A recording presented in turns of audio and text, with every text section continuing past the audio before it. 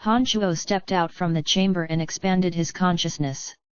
The full scene of the entire Brettle city projected into his mind.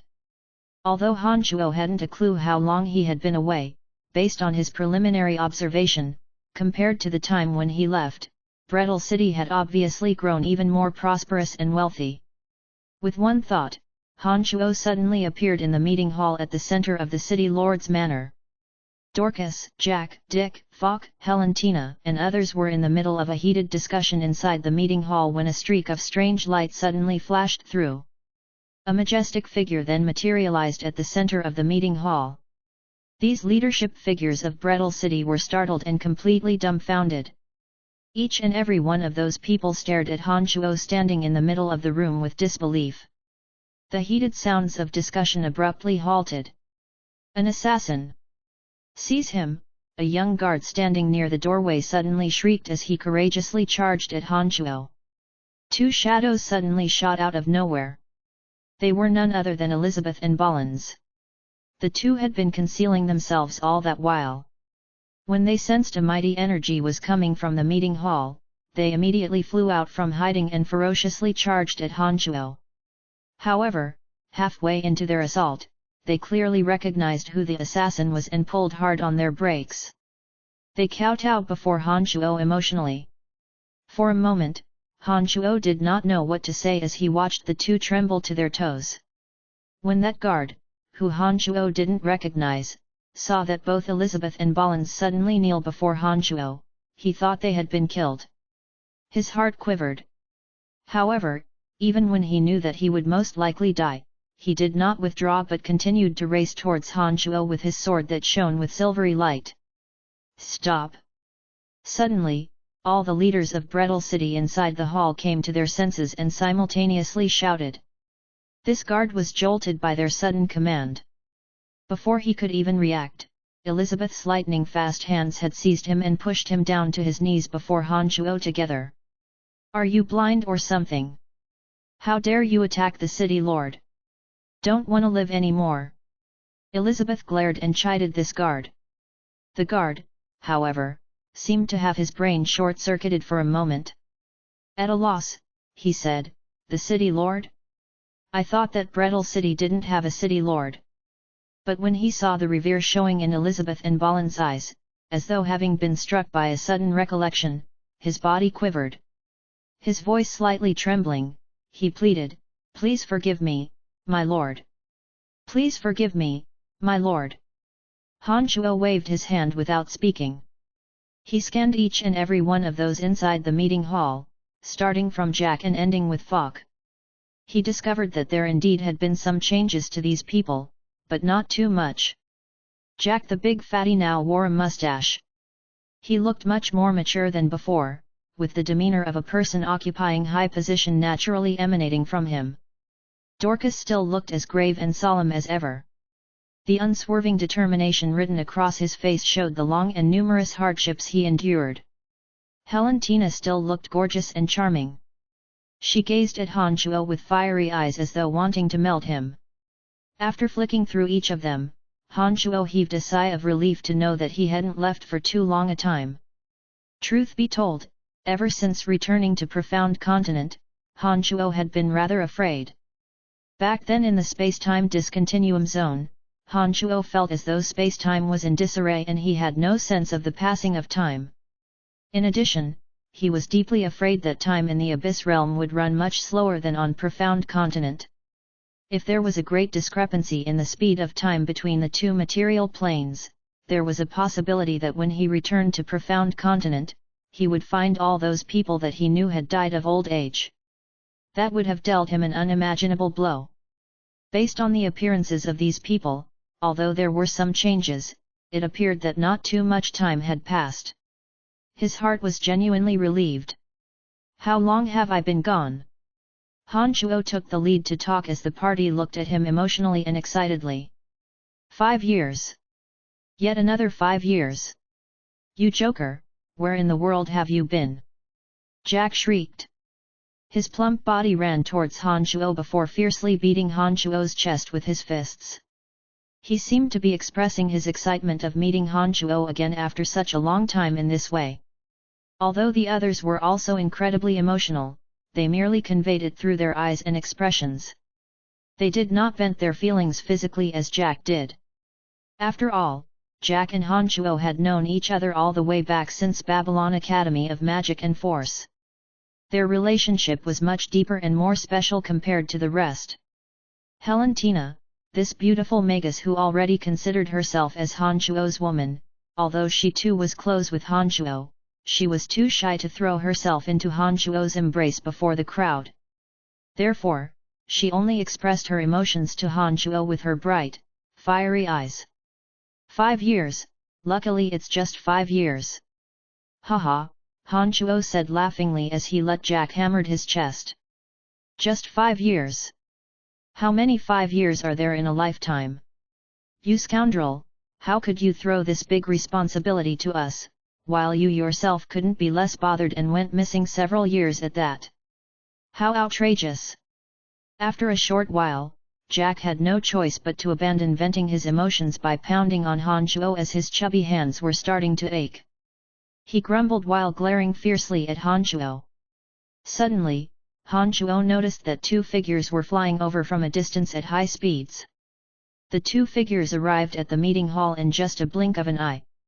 Unexpectedly, they were the Emperor of the Flames and Stratholm the Old Monster. Upon seeing Hanchuo, the 2 appeared more astonished than Hanchuo. Both of them gazed at Hanchuo in disbelief. I thought you were killed by that Soul Race tribal king. Hanchuo and Stratholm said the same words at the same time while staring at each other. Soon after, they both broke into laughter. Where is my son? Where have you put my son? The Emperor of the Flames started asking Hanchuo using that shrewish voice of hers. Hanchuo was stunned. He forced a smile, looked at the no-nonsense Emperor of the Flames and the handsome-looking Stratholm, and asked, how come the 2 of you are here? What happened after I left? It's a long story, Stratholm the Old Monster said smilingly. He glanced at the crowd gathered in the meeting hall before continuing. 3 years ago, a war that spanned throughout the whole of Profound Continent broke out. Some very interesting things happened during these few years. With certain forces behind the scenes fanning the flames, the entire continent is now engulfed in war. It's hard to explain it all succinctly. Oi, youngster, hurry and tell me, where is my son? The Emperor of the Flames, concerned about Fire Elite Zombie, noisily shouted again. Given the fact that this brutish Emperor of the Flames was inside Brettle City, Hanchuo deduced that she must have provided ample assistance to Brettle City. 5 years earlier, the Emperor of the Flames was a demigod existence. 5 years after, nothing had changed. However, this wouldn't be the same case for Fire Elite Zombie who was currently digesting the fire element energy of a low god. Once he successfully digested Cecrop's energy, his strength would surely exceed that of the 5th stage Emperor of the Flames. He is cultivating. It will take some time before he can see you. After a short pause, Hanchuo looked at this shrewish middle-aged woman in all smiles and continued, the next time you meet him, you will see just how much he has transformed. It will surely be beyond your imagination. Humph! Deliberately mystifying. I'm going back first. Take good care of that kid for me. The Emperor of the Flames rushed to the meeting hall to protect these leadership figures. When she saw that the intruder was Hanchuo, she lost her interest and left at high speed after finishing those words. From Elizabeth and Balin's performance as well as the arrival of Stratholm and the Emperor of the Flames, seemingly guarding against something, Hanchuo knew that Brettle City probably wasn't as secure and steady as he imagined. Stratholm, tell me about the current situation, Hanchuo creased his brows and asked the old monster. Chapter 584, A New Situation. GDK 584, A New Situation. Please continue reading on, Ox. Val. M. During those 5 years, Profound Continent was engulfed in war. Lancelot Empire, Kasi Empire, the Brute Merchant Alliance, Angela Empire, Odin Empire, all nations big or small participated in the war. With Helentina and Bertzilli cooperating in the dark, Lancelot Empire's military campaign to invade the 7 Grand Duchies was a success. Odin Empire, the mightiest nation on the continent, formed an alliance with Kasi Empire to constantly expand their territories. Countless smaller nations that bordered the two were annexed. Angela Empire even lost more than half of its territories to them. Brute Merchant Alliance too was in a perilous situation, hardly resisting Odin Empire's stronger and stronger assaults. Soon after occupying the 7 Grand Duchies, Lancelot Empire faced the invasion coming from the Kingdom of Orcs. This round of military offense from the Orcs was much fiercer and more violent compared to previous times. Even Firenze, the commander of the Howling Legion, had great difficulty defending the southern border. With the majority of Lancelot Empire's troops allotted to the southern border, the military strength of the entire nation was basically held up by the southern border. While the southern border faced constant assault from the Orc Kingdom, Kasi Empire took advantage of the situation to launch their attacks on Lancelot Empire. After taking down the 7 duchies with great difficulty, Lancelot Empire wasn't given the time to digest its repercussions before having to suffer heavy blows from enemies.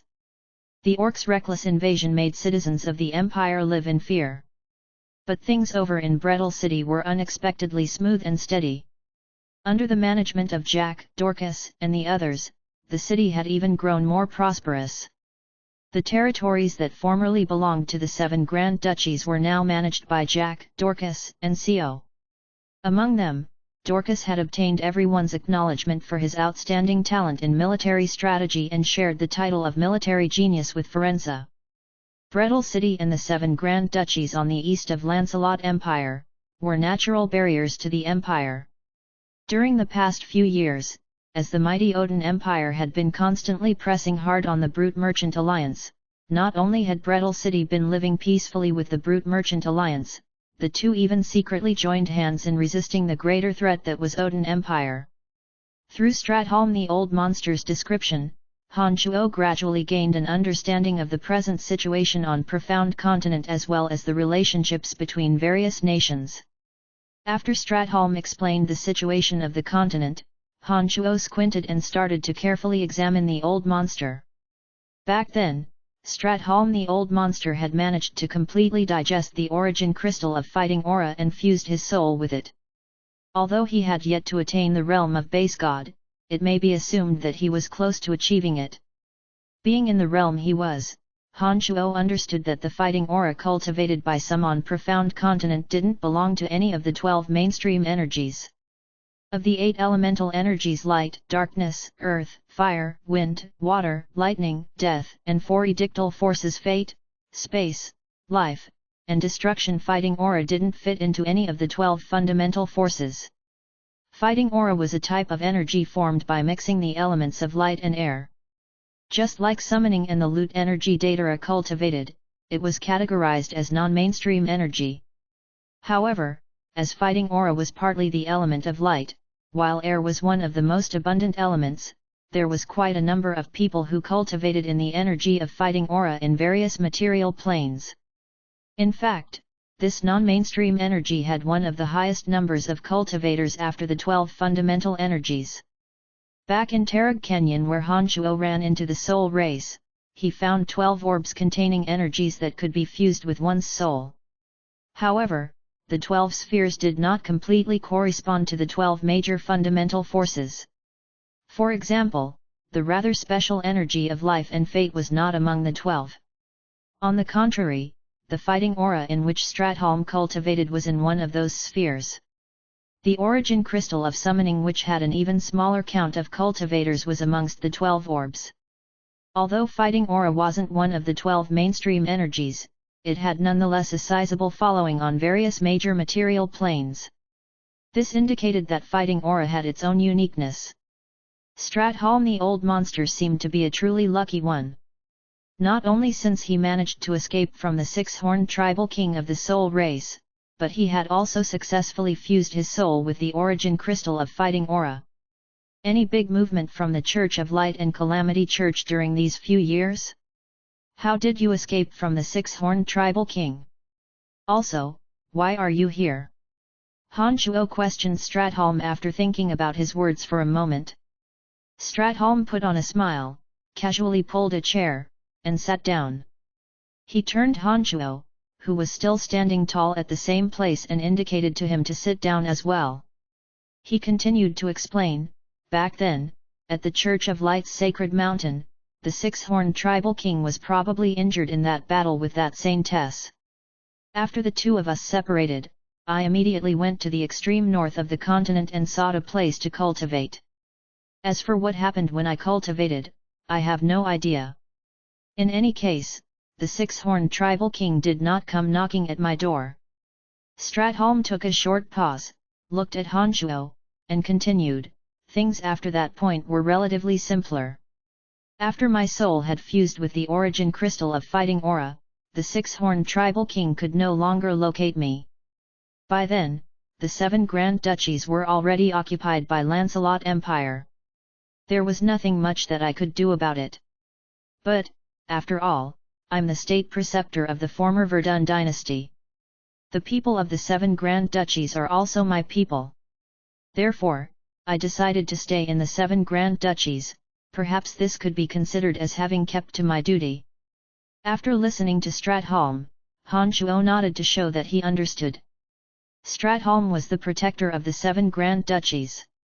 Even though the 7 Grand Duchies were now captured by Lancelot Empire, with Stratholm within them, Lancelot Empire and Brettle City would surely take him into consideration and not do anything they shouldn't to the people of the duchies. The Calamity Church and the Church of Light, have they been quiet these few years? Han Shuo again asked. The old monster forced a smile and shook his head. He answered, the ceaseless war that swamped Profound Continent had very strong religious influences. The 4 major religions on Profound Continent, Calamity Church, Church of Light, Shrine of Ice, and the Druidic Order, all participated in the war. Even some of the smaller religions took part in it as well. Odin Empire, the strongest nation on the continent, has the Church of Light vigorously backing them.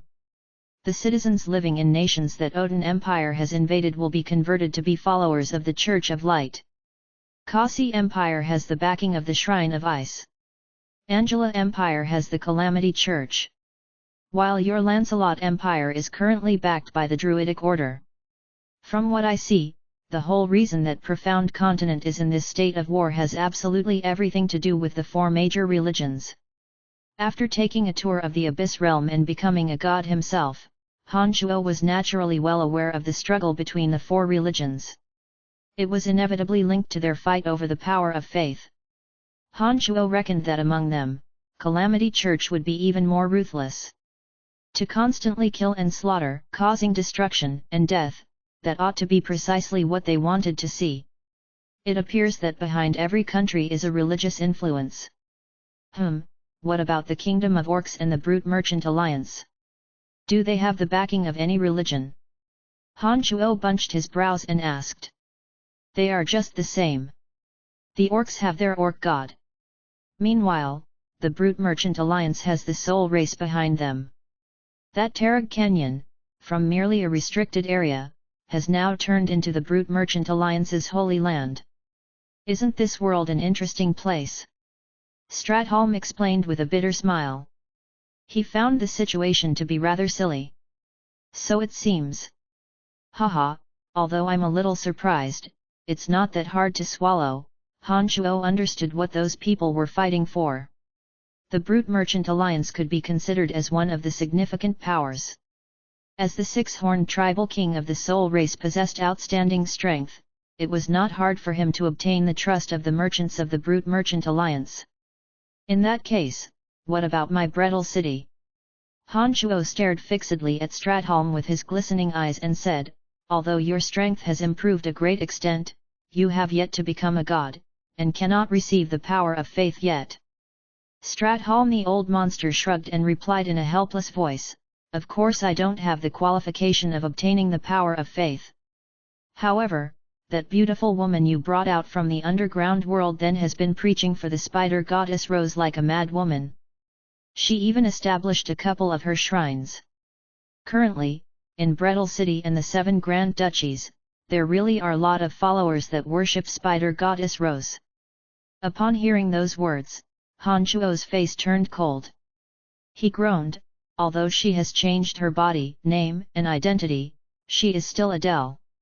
How dare she cause trouble right on my turf? She must be tired of living. After a short pause, Han Chuo creased his brows, looked at Stratholm the old monster, and asked, others might not know of her intentions, but you should. Why didn't you kill her? Stratholm forced a smile and shook his head. He answered, although I could kill her, I would have to give you face, wouldn't I? What do you mean? Han Chuo was puzzled. She claimed herself to be your woman, and have close relationships with several of your other women. What's more, she has obtained the trust of His Majesty the King. What position am I in to harm her? After a short pause, Stratholm furrowed his eyebrows dramatically and added, besides, this woman is not simple. She seems to have experts secretly protecting her. Even I would have some reservations. She sure has some capability, but this would be the end of her, Han Chuo sneered. There were quite a lot of people who live in Brettle City and the 7 Grand Duchies. All that power of faith added up would make a considerable amount of energy. Han Chuo, as the master of Brettle City, would absolutely not allow others to take what belonged to him. Chapter 585, Die Once More. GDK 585, Die Once More. Please continue reading on, Ox. Val. M. If it wasn't for the primordious dragon cutting Han Chuo off the interplanar portal, he would have killed Adele 5 years ago.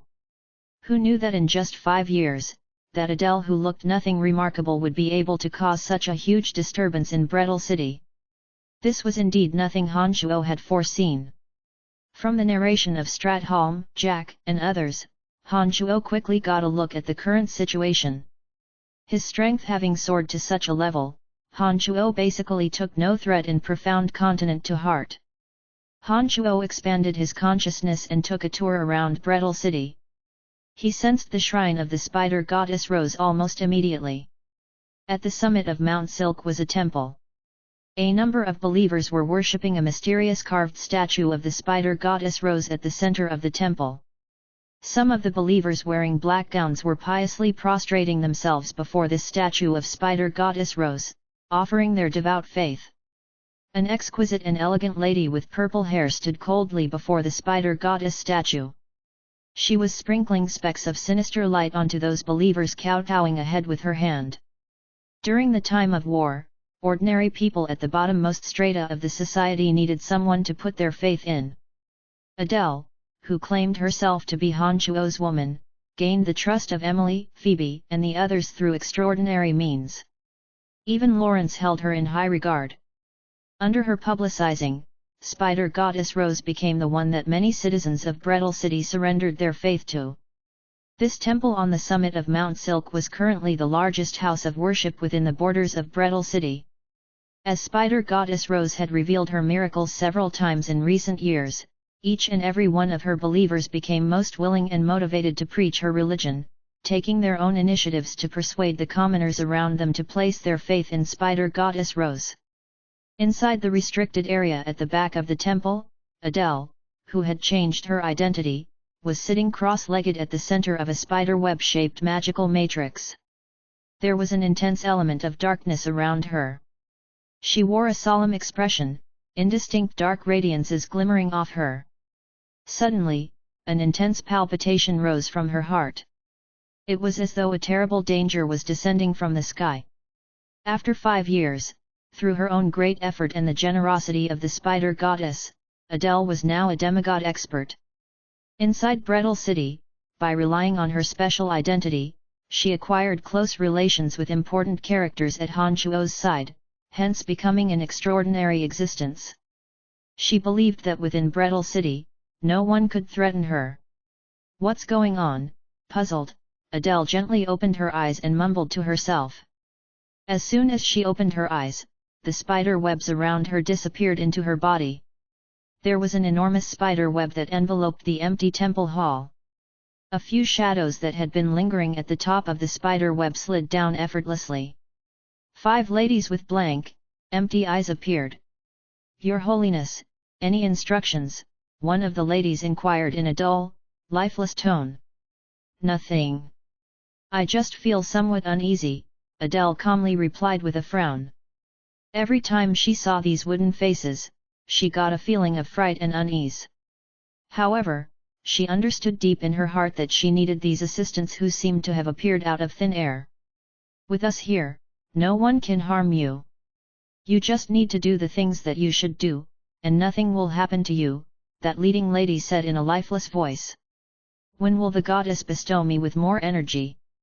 When each and every citizen of Brettle City wholly acknowledges the existence of the goddess, when all their power of faith belongs to the goddess, you will be bestowed with more energy," the lady replied in the same dull tone. A cold voice suddenly sounded from outside the temple, "You will never ever get that chance." The next moment, a majestic figure could be seen walking in step by step. "Brian! It's you! It's really you!" Adele cried out in surprise. With resentment filling her eyes, she started to shriek rather hysterically, "You are alive, you're actually still alive! Good, very good! Ha ha ha!" Watching Adele chuckle, Han Shuo replied with a heart of ice, "What? Why have you stopped your masquerading all so suddenly? Back then, I concealed my real identity only because I couldn't kill you. But now, you will be dead without a doubt. So what for should I continue pretendin'?" Adele resentfully glared at Han Shuo. A familiar aura reappeared from her body. She continued word by word, "Everything I have done is to make you pay the price. Merely by yourself." Han Shuo sneered while looking coldly at Adele. "Not me."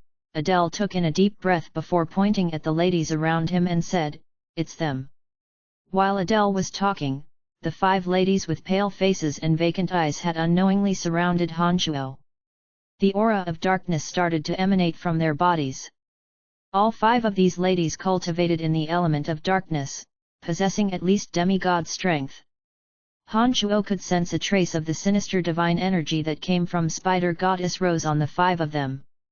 Han Shuo nodded and callously said, "No wonder even Stratholm the old monster has misgivings. So it turns out it's these few fellas who are present by your side. Are you frightened? Ha ha!" Adele sure looked beautiful when she laughed, but her eyes were filled with rancor as she stared fixedly at Han Shuo and continued, "How wonderful it is that you are still alive. Now I get to watch you die a slow death." 5 years ago, Han Shuo came to possess demigod strength when he cultivated his demonic arts to the carnal realm. With each rise of realm in demonic arts, one's strength would increase by tens or even hundreds of times. Han Shuo, who was at 9 changes realm, currently didn't have a clear understanding as to where his actual strength stood.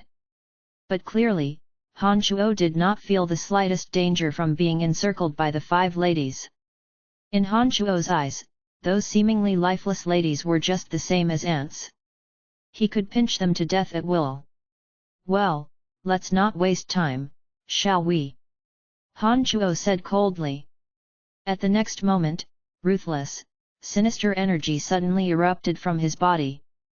The 5 expressionless ladies that surrounded Han Shuo in the middle gently trembled. It was absolutely smooth and easy to slaughter existences with strength classes lower. When the ruthless, sinister energy was released from Han Shuo's 2 hands, exploding noises sounded from around him and a few trails of bloody lights flashed in the gloomy hall. The 5 ladies, who couldn't even react to the attack, had truly turned into lifeless bodies. After spreading the demonic blades, the cold, incisive blades arrived next to the smooth skin on Adele's neck. Han Shuo looked coldly at the appalled Adele and said, "5 years ago, I could easily finish you. 5 years later, you still have not the slightest chance against me. All the effort you have put in has been for a foreordained ending. Die once more. No. I cannot accept this." Adele started to shriek as though she had gone mad. Her pair of resentful eyes glared at Han Shuo as she said, How did you become so strong? How is it that the servants meticulously cultivated by the goddess have no ability to resist whatsoever? Perhaps Adele had taken too much shock, she paid no attention to the demonic blades placed next to her neck. As she hollered, she shook her head so much and came into contact with the blades, causing her neck to be bloodstained. Han Shuo did not kill Adele immediately.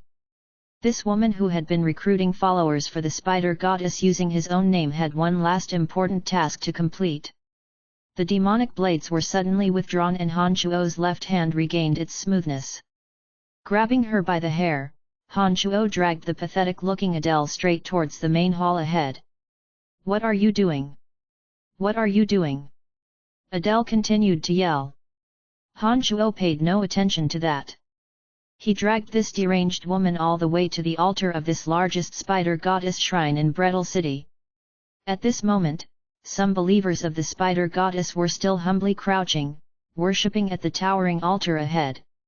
Saintess, the elegant lady who presided over the ceremony, shrieked at the top of her voice when she saw the master of the shrine being dragged like a beaten dog.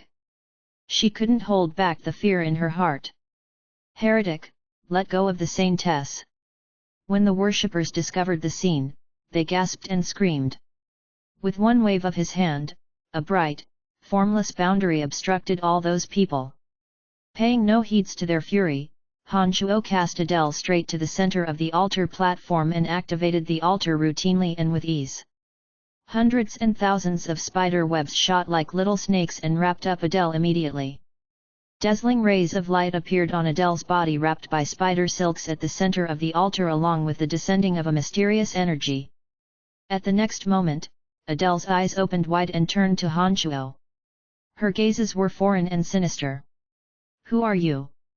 How dare you meddle with my business?" Adele was suddenly speaking with an unfamiliar voice unlike her own. "I'm the master of Brettle City. If you want to steal the power of faith that belongs to me, come here and take it yourself," Han Shuo said calmly as he looked coldly at Adele, who was channeling the divine soul separated countless material planes away. Adele's eyes stared deeply at Han Shuo for a while. After a moment of silence, she suddenly said, "I will go there in person." "Very well. It's about time to straighten things out," Han Shuo shouted.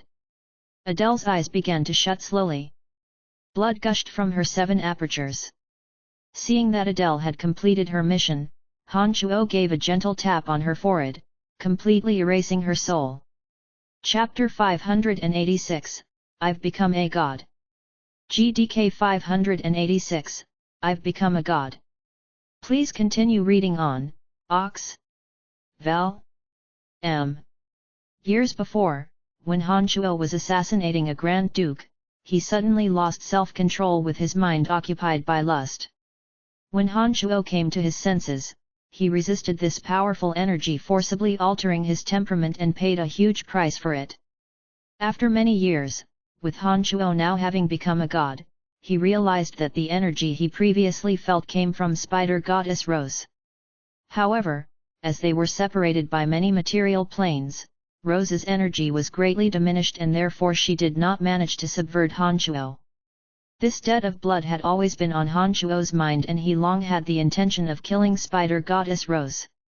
When he returned to Brettle City to learn from Stratholm that Adele had actually established shrines within his territories and appropriated his power of faith from the citizens of Brettle City, naturally, Han Shuo was outraged. By using the altar at the center of the temple and with Adele as the medium, Han Shuo had successfully conveyed his wrath to spider goddess Rose. After obliterating Adele's soul, she had absolutely no possibility of another resurrection. All signs of life on her completely vanished. After casually letting go of her, Adele's powerless body collapsed onto the pool of blood. Han Shuo placed one finger on the center of the altar. Ruthless energy was suddenly released, shattering the altar into pieces.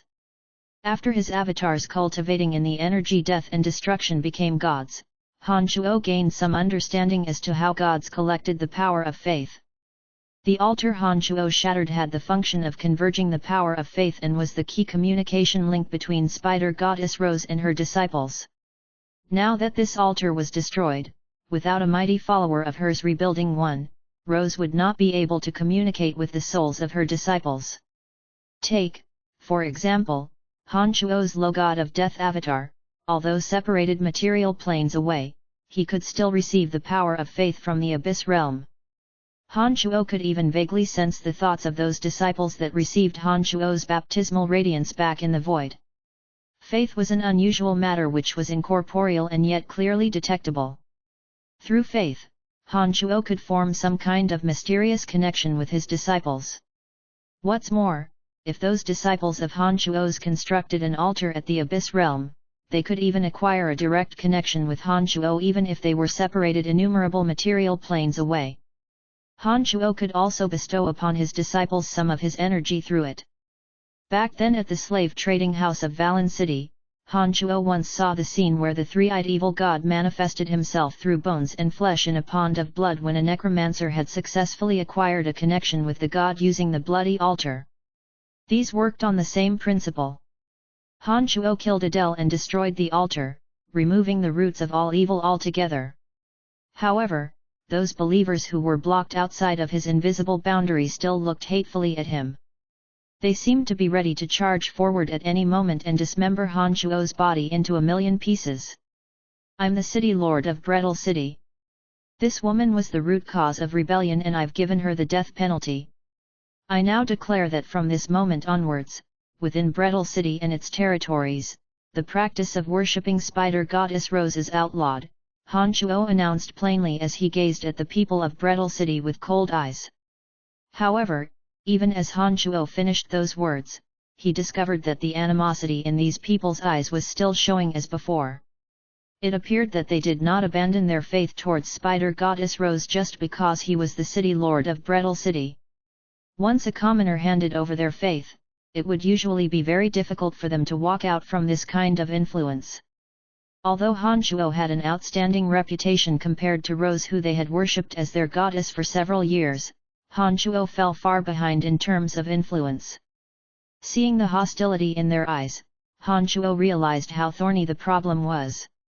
Unless Spider Goddess Rose somehow died or these people somehow realized just how impotent their religion was by themselves, Han Chuo had no way of immediately making these people leave from this kind of influence. These people were citizens of Brettle City. Although their minds were deeply poisoned by Adele's brainwashing, they mustn't be killed. It appeared that all Han Chuo could do was to give it time and slowly purge the influence from their souls. From today onwards, all temples of the Spider Goddess within Brettle City will be destroyed. No one shall pray and worship in her temples anymore, Han Chuo bluntly commanded. Every time a believer piously worshipped at a shrine or temple, their dependence towards the god they believed in would deepen, increasing the influence on their soul. Due to reasons such as how staunch one's willpower was and the length of time one had practiced the faith, different believers would be dependent on their faith to different degrees. For example, the zealots of the Church of Light were some of the most extreme and fanatical believers. For these people, the god they believed in was their everything. Unless the god they believed in was killed, there would be no way to convert them. Additionally, this sort of people would kill others practicing any other religion without a care for their own lives. For their kind, it was only through killing that all sins could be ridden. When it came to Rose's followers in Brettle City, as the indoctrination had been rather brief and not as intense, they have yet to sink to that level of fanaticism and zealotry. As long as they were slowly rehabilitated and guided step by step, they would walk out from the influence of Spider Goddess Rose sooner or later. After the trip to Mount Silk, Han Chuo met with Jack, Dorcas, and the others one by one to gain a better understanding of their current situations. 5 years. How could you leave for 5 years just like that, you heartless bastard? Helentina said in her soft voice as she fixed her fiery eyes on Han Chuo. Even after 5 years, Helen still looked seductive and beautiful. Her immense longing for Han Chuo had tormented her for half a decade. Now that the two finally got to see each other alone, Helen finally couldn't restrain her excitement and threw herself into Han Chuo's broad chest. Wrapping Helen in his arms, taking in the faint, delicate fragrance coming from this beauty in his embrace, and sensing her emotions run as deep as the sea, Han Chuo put on a tender smile and said, I've returned, haven't I? Helen's lovable body had unwittingly rose boiling hot while a kind of passionate feeling was brewing inside the badly lit room. After the long period of separation, Helen could no longer contain herself. With her hands on Han Shuo's back, she took the initiative to stand on the tips of her toes, trying to give Han Shuo a peck. When their lips touched, as though a runaway reaction, the two lost control with themselves. With one arm, Han Shuo lifted Helen by the waist. As she puffed and blew, Han Shuo impolitely ripped apart her fiery red magical gown and scaled her towering, smooth, tender peaks with his big hand. Oh! 5 years, I have waited for 5 years. Brian, give it to me, I don't want to wait any longer, Helen said as she cried tears of joy while firmly hugging Han Shuo with all her strength. The romantic memories they had in Helen City, the various beautiful sceneries they had visited as they travelled hand in hand, flashbacks as though it was just yesterday came back into Han Shuo's mind one after another. Feeling the passion of the beauty in his arms, Han Shuo's hands became more and more unbridled. He tore off Helen's silken undergarments, removed her weaker and weaker resistance, and finally, she succumbed. For the next few days in succession, all temples of the Spider Goddess in Brettle City and the former 7 Grand Duchies were demolished. Those who were still stubborn and obstinate were beheaded without the slightest mercy. The followers of the Spider Goddess were banned from carrying on with their worshipping and praying. They were also not allowed to set up an altar in private. At the same time, at Han Shuo's instructions, the city lord's statue was to be erected on previous sites of the Spider Goddess temple. The glorious achievements of the city lord would be publicized and broadcast throughout the city. Then, drawing from the reverence and admiration the people of Brettle City had towards him, through some simple ceremonies, he would reorganize their faith to make them willingly offer their everything. Han Shuo used his low god of destruction avatar to receive the power of faith from the citizens of Brettle City and the former 7 Grand Duchies. Having the experience from the low god of death avatar and having received guidance from Bekimos about the edict of destruction when they were outside of the void, Han Shuo's avatar cultivating in the energy of destruction could now deploy its own domain of divinity and receive the power of faith. The series of thunderous operations Han Shuo conducted in Brettle City during the past few days had caused a tremendous transformation on the city. When Stratholm the old monster became aware of Han Shuo's conduct and deeds, he finally came looking for Han Shuo by himself. Strange lights glowed from his eyes as he asked in a deep voice, "You have become a god." For the past several days, Han Shuo raised everything that Adele built in the past 5 years to the ground as though he was breaking dried twigs. Moreover, he started to publicize his own great acts within Brettle City and its territories. By revealing his powerful might through certain methods, some of those citizens who had long adored him willingly offered him their faith. Although Stratholm had yet to become a god, he understood that only a true god could use the power of faith. It was after pondering about Han Shuo's recent series of actions that Stratholm came to an extremely shocking conclusion: Han Shuo had become a god. Therefore, he had so impatiently sought for Han Shuo, eager to verify if his judgment was correct. Looking at the Stratholm keen to seek confirmation, Han Shuo put on a smile and openly admitted, "That's right, I've become a god." Although he knew in his heart that this would be the answer, Stratholm nonetheless was ineffably shocked to hear Han Shuo's affirmation. Stratholm stood silent for a long while before he looked at Han Shuo with a somewhat embarrassed face and asked, "Do you mind giving me some advice?" Han Shuo involuntarily laughed before he answered frankly, "No problem." He added after a short pause, "However, you will still need to rely on yourself for the most important breakthrough." Han Shuo had long had a favorable impression towards Stratholm. Currently, he was just one step away from the realm of base god. Contrary to what one might expect, Han Shuo was most willing to assist him. Chapter 587, Multitasking. GDK 587, Multitasking. Please continue reading on, Ox. Val. M. Are you really willing to help me? Stratholm was actually rather shocked to see Han Shuo agree so simply. Even he himself felt absurd when he said those words, as in his heart he didn't think that Han Shuo would ever help him. After all, he was very clear as to what it meant to become a god. He felt that the friendship they had with each other didn't run deep enough, and therefore such a heavenly favor was not to be expected. Meanwhile, Han Shuo found the old monster's amazement to be funny. From Han Shuo's point of view, Stratholm was just a demigod who was about to break through as a base god. He still had an insurmountable distance to go to become a low god. In Han Shuo's eyes, one base god could certainly pose no threat to him, given that of the demons he had in the Abyss realm, a great majority of them were in the realm of base god, even though they did not make that breakthrough by themselves. A mere base god was nothing to Han Shuo, who possessed 2 low god avatars. Back then in Tarag Canyon, Han Shuo had once collaborated with Stratholm in fighting enemies. From their interactions, Han Shuo knew that the old monster was one worth making friends with. Moreover, Stratholm had been serving as a protector in the vicinity of Brettle City years by then. This made Han Shuo's opinion about him rise even higher. You have formed a soul of element after fusing your soul with the crystal of fighting aura. To advance further, you need to concentrate your efforts on your body. You are a swordsman to begin with. The fighting aura you have been cultivating has been in your body all along.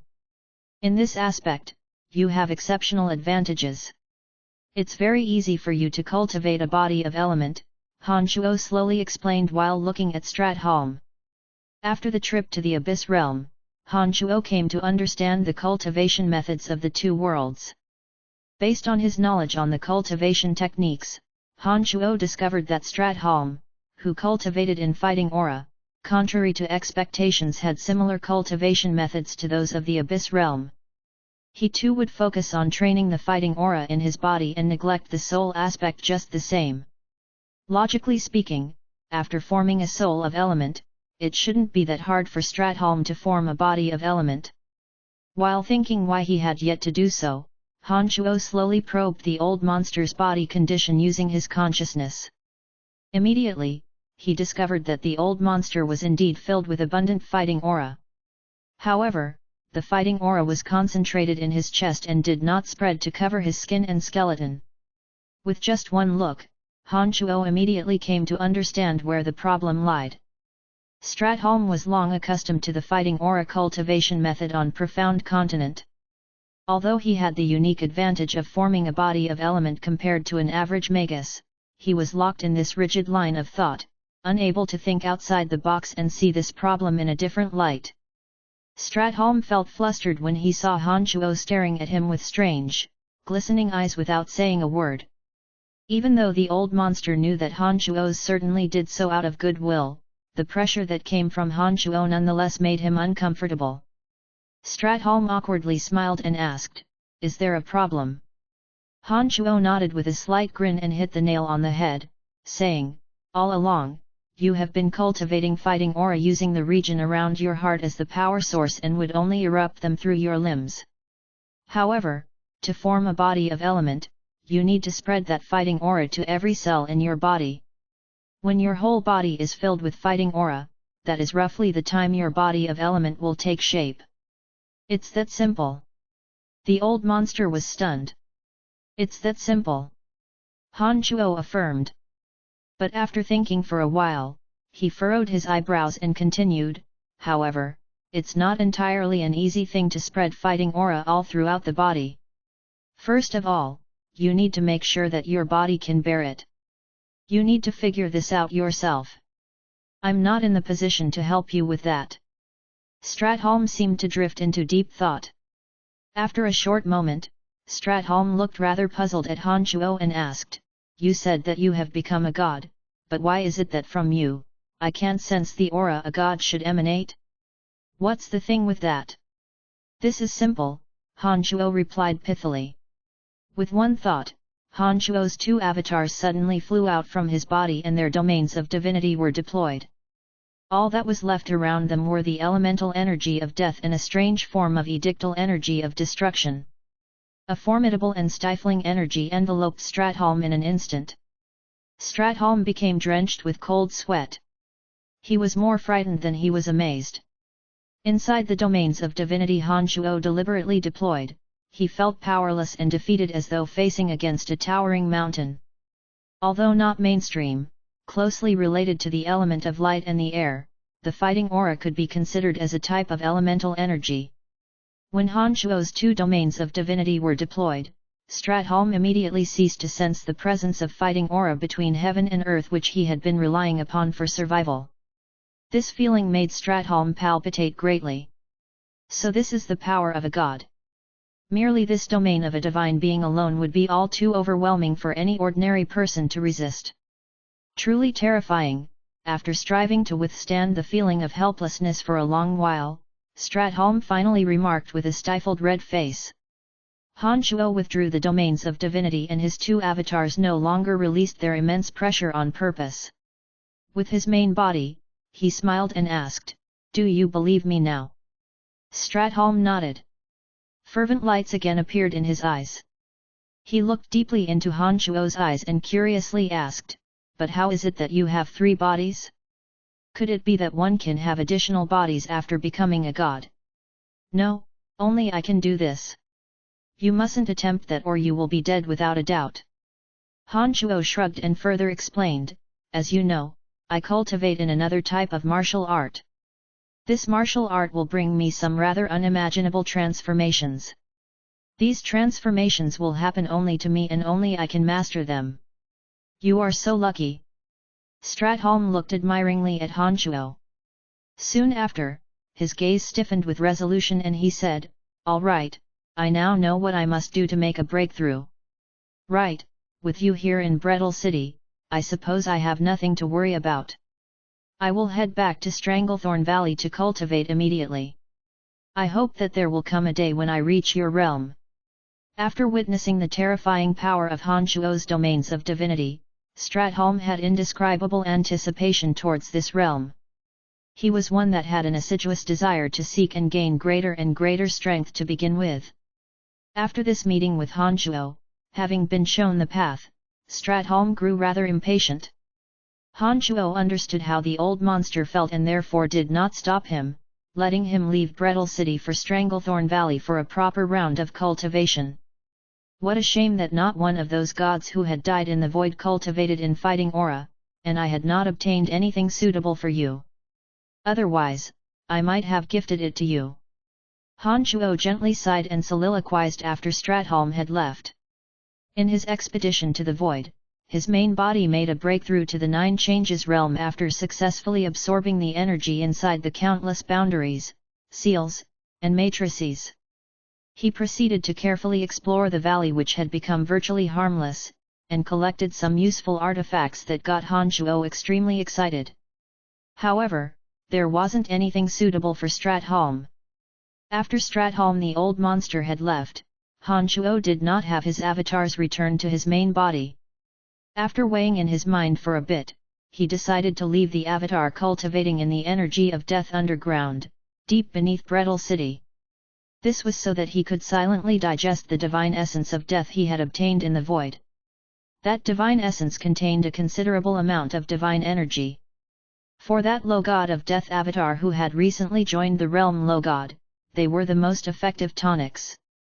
Compared to slowly collecting the power of faith from the abyss realm, it was way faster to obtain divine energy from divine essences. By Han Shuo's estimations, the divine energy contained in one piece of divine essence was more than the power of faith he would collect from his followers in the abyss realm over a 20-year period. Moreover, it didn't take much time to be absorbed and digested. It was no wonder the 4 demon kings would forego their agreement with Bekhimos and get into a fight for one piece of divine essence. Indeed, the divine essence was an extremely precious item, especially for a god. Absorbing one was the most direct and fastest way to raise one's strength. One tiny little piece of divine essence could contain over 20 years of the power of faith from the entire abyss realm. How frightening is that? While the avatar of death stayed in Brettle City, the avatar of destruction would head to Lancelot Empire's Ossen City via the transportation matrix in Brettle City. Emily, Phoebe, and Fanny had been in Ossen City for the last 5 years. If Han Shuo didn't hurry up and head to Ossen City before his 3 ladies found out, they would surely run amok. Besides, he had to meet Lawrence. However, Han Chuo was not about to use this body of his avatar to get intimate with his three ladies. Although his avatars could transform into clones of himself, as they were not composed of flesh and bones, Han Chuo could not get over himself mentally. He had only thought of his two avatars as two of his mightiest weapons and nothing more. When he came to the thought of this, Han Chuo knew that he had a ton of explaining to do when he saw his three ladies who would devour him bestially otherwise. Meantime, Han Chuo's main body returned to the cemetery of death using the transportation matrix under his city lord's manor. After returning there, Han Chuo quickly briefed Jasper and others before leaving them again in haste. He headed for the dark forest where the skeleton of Dark Dragon Gilbert was buried. After countless years of waiting, it was finally the time to rebuild Gilbert a new body. Only the main body of Han Chuo's that cultivated in demonic arts could perform this operation, and two low god avatars could do nothing to help. This time, not only did Han Chuo possess the best materials, he had even obtained some divine materials from the void. Han Chuo believed that the resurrected Dark Dragon Gilbert would be more powerful than ever. Chapter 588, Rebuilding the Dragon's Body. GDK 588, Rebuilding the Dragon's Body. Please continue reading on. Ox. Val. M. Dark Forest. Inside the valley of the place of extreme fire where the Emperor of Flames once stayed. This valley that had once suffered a volcanic eruption had an unchanging reddish-brown color. The coolness of the dark forest could not be felt at the center of the valley. No verdant and lush plants covering the ground, only barren red soil and an abnormally high temperature.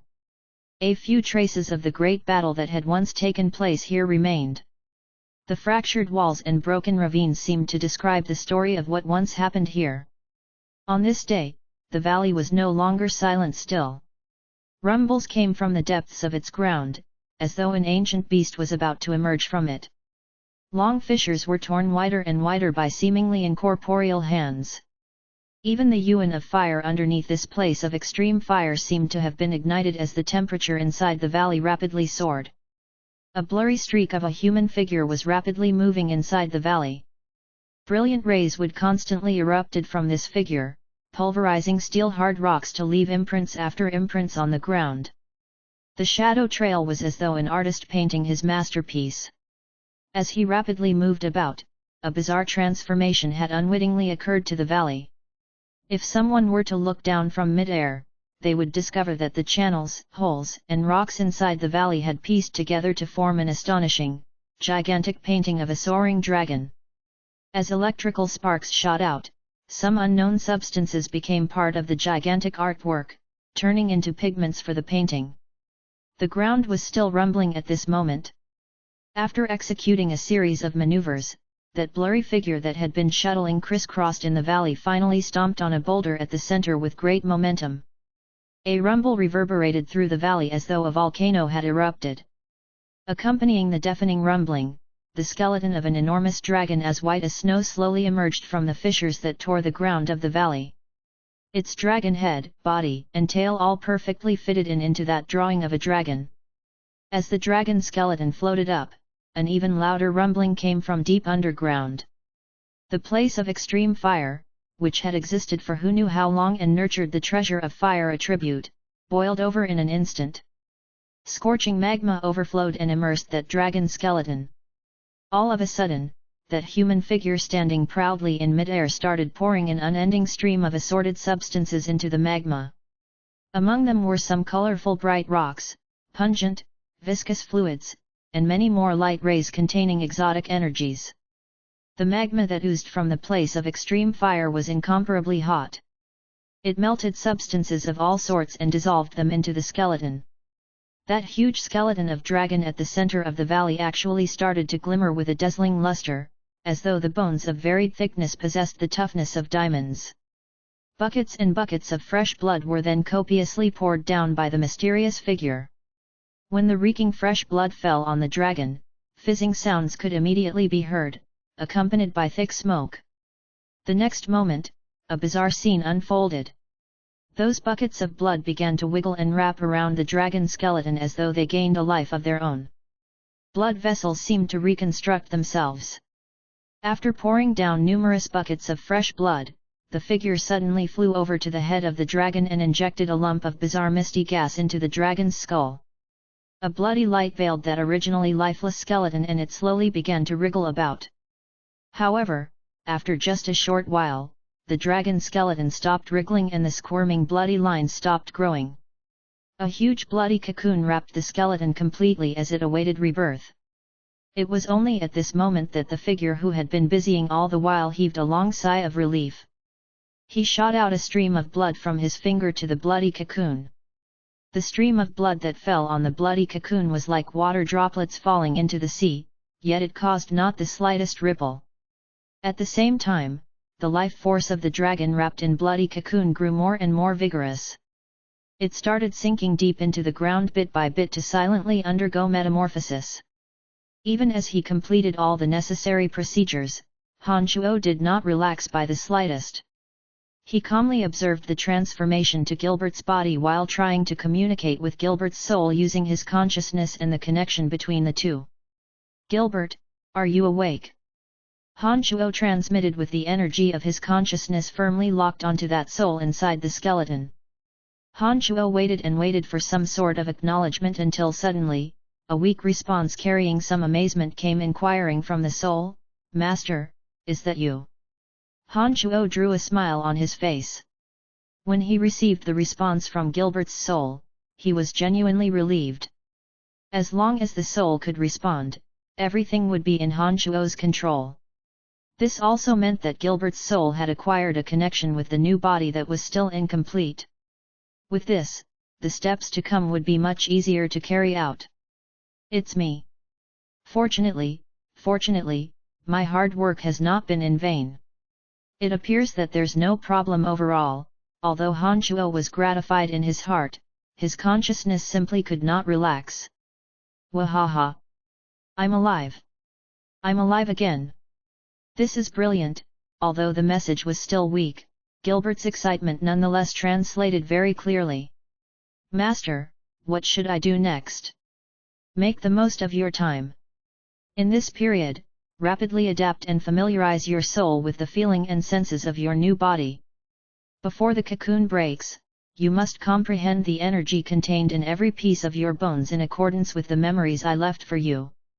Most importantly, you need to employ all your intelligence to attempt to dissipate the divine energy inside the fragments of divine essence of darkness scattered in your skeleton.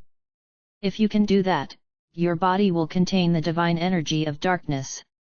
Although not a lot, if you are to carefully comprehend it, you will come to understand its presence and how to obtain it. This will build a solid foundation for you to become a god of darkness." Han Shuo calmly commanded. "Understood, Master. To become stronger, I, Gilbert, will surely make good use of this opportunity." "Very good. I've investigated intensively before coming to this clever idea of forcing small bits of the divine essence of darkness into your body. I hope that you will live up to my expectations. As long as you grasp onto this opportunity and comprehend the presence and methods of using the divine energy, your path to becoming a god will certainly not be too far away." "I will try it immediately." Gilbert obviously understood just how great and special an opportunity it was to come by. After finishing those words, Gilbert took the initiative to cut off communication with Han Shuo. As his body slowly sank deeper into the ground, he concentrated his complete attention onto his new body. Han Shuo felt gratified to see Gilbert being so assiduous. Gilbert must have deeply recognized the importance of strength. Back then, in order to rescue his grandfather and the race of Dark Dragon, Gilbert and Han Shuo had to hurry to this place of extreme fire to obtain the scorching energy contained here. However, as Gilbert did not have sufficient strength, he burned his life force in exchange for a boost in his flying speed beyond what his body could endure. He ended up losing his life in precisely this valley of flames. For the past few years, Gilbert, with only his soul left, had truly tasted the bitterness of being in solitude. He had stayed inside the perpetually dark soul ring all that while, constantly tempering his soul using the method imparted by Han Chuo. Through his tenacious willpower, he had cultivated his soul to the degree where he could possess another body. It was precisely because of this that he understood what greater strength would mean for him. He had abandoned his vainglorious attitude and pressed ahead in pursuing greater strength. As this was the most critical moment for Gilbert, Han Chuo dared not to be anywhere far from him. He found a boulder nearby and sat cross-legged on it, silently protecting Gilbert while resting to regain the demonic yuan he had exhausted. At this time, his avatar had arrived at Lancelot Empire's Asen City from Brettle City via transportation matrix. There weren't many changes to Asen City's landscapes compared to 5 years ago. The only difference was in the crowd that came and went. No matter if it was commoners or soldiers, they seemed to lack the usual cheerfulness and gaiety. In fact, their faces were dark, solemn, and heavy. Lancelot Empire wasn't in an encouraging situation. It had to face the reckless assault from the Kingdom of Orcs on the southern border while Kasi Empire, backed by the Shrine of Ice, came pushing in from its west. There had been countless big and small battles during the past several years. The people of Lancelot Empire had come to recognize the cruelty of war. In addition to Lancelot Empire not being the victor of those battles, it was only natural that the populace would feel terrified and scared. After 5 years, Han Chuo's 3 women had become the most attention-catching women in the whole of Lancelot Empire, owing to their unordinary backgrounds and their position on the correct side during the Civil War. Emily became a high-level leader of the Dark Mantle, wielding control over Lancelot Empire's covert forces. She was the youngest Dark Sacred Magus in Lancelot Empire. Phoebe too had become the youngest Sacred Sword Master in the Empire. As the owner of the Booze Merchant Guild, she possessed the greatest wealth in the Empire. Fanny, the Dean of Necromancy at Babylon Academy of Magic and Force, was herself a Necromancy Grand Magus. She had a terrifying father behind her back. These 3 women had always been in the limelight throughout the Lancelot Empire. During the 5 years that Han Chuo had disappeared, an innumerable amount of young, handsome, talented men had tried pursuing them. They didn't at all mind the obvious fact that the 3 already belonged to Han Chuo. They would even plague the 3 through various means with the pretext that Han Chuo had died. But in fact, all these were because of the ladies' current positions and power, not to forget their unusually close friendship with Lawrence, the king of Lancelot Empire. Chapter 589, He has returned. GDK 589, He has returned. Please continue reading on, Ox. Val. M. Lancelot Empire. Inside Boots Merchant Guild. In a region of artificial mountains overgrown with vines laid an elegant pavilion, complete with a small bridge over a stream of flowing water. The fragrances of flowers and plants filled the air. It was a serene and beautiful scene. Phoebe, in a plain white gown, was sitting and swaying on a swing. Her beautiful face was downcast with sorrow. After 5 years, time had not left any traces on her face. On the contrary, she seemed to have only grown more beautiful and distinctive. Whenever she completed her tedious work, she would routinely stare blankly at the small crack in the artificial mountain, with her mind unwittingly recalling the scene a few years back. In that narrow crevasse, 2 persons once squeezed through skin to skin, so close that each other's scent swift into their noses and they could even feel each other's hearts beating. Even after all those years, the scene was still as vivid in her mind as it had been in the moment. A round of rapid footsteps approached. When Fabian saw the dazed Phoebe lost in thought, he sighed to himself before asking gently, "Miss, thinking about him again?" "Oh, you're here," Phoebe put on an apologetic smile after waking up from her trance. She then pointed at a chair beside her and said, "Have a seat." Fabian casually sat down at Phoebe's gesture. He felt somewhat worried to see the weariness lightly visible on Phoebe. After some hesitation, he carefully said, "That Crown Prince of Angela Empire came over again." Phoebe, who was still gazing at the artificial mountain ahead, showed vexation on her charming face as soon as she heard those words. She bunched her brows and impatiently said, Can this guy be any more irritating? How many times have I said it to him, why is he still coming? Fabian frowned, thinking that Phoebe ought to know his purpose for coming here. After another moment's hesitation, Fabian explained, before coming over, Prince Hagrid visited the Imperial Palace and met with Lord Carroll. Phoebe's face turned cold. She groaned and said, I've made up my mind. No one can influence my decision, that includes those two. Fabian's expression contorted even more even though he was somewhat admiring in his heart. He looked deeply at Phoebe and said, but, Lord Brian hasn't shown up for 5 years. There are rumors out there that, Fabian did not complete his sentence. That Brian is dead. Phoebe sneered and disdainfully continued, how could Brian be dead? He only went cultivating. Don't listen to their nonsense. But, it's the Church of Light that put out the information. Even the Pope of the Church of Light himself authenticated it, although unwilling, Fabian said it as it was. So what? The Pope of the Church of Light can't tell lies. Phoebe, having cultivated to the realm of Sacred Sword Master, became much more refined in her conducts. However, every time anyone raised this subject to her, she would behave rather abnormally. Disarrayed footsteps pattered outside. Soon, a party of people came into view. The party was headed by a man around the age of 30. He looked outstanding, mature, and dependable. There was an intense air of nobility coming from his body. Obviously, he was one of eminent status. Following behind him were 2 Grand Magi, 1 Great Sword Master, 3 Archmages, and 2 Earth Riders. They were all in sumptuous clothing and looked at this man with complicated emotions. Phoebe, however, revealed an obvious feeling of loathing in her eyes as soon as she saw him.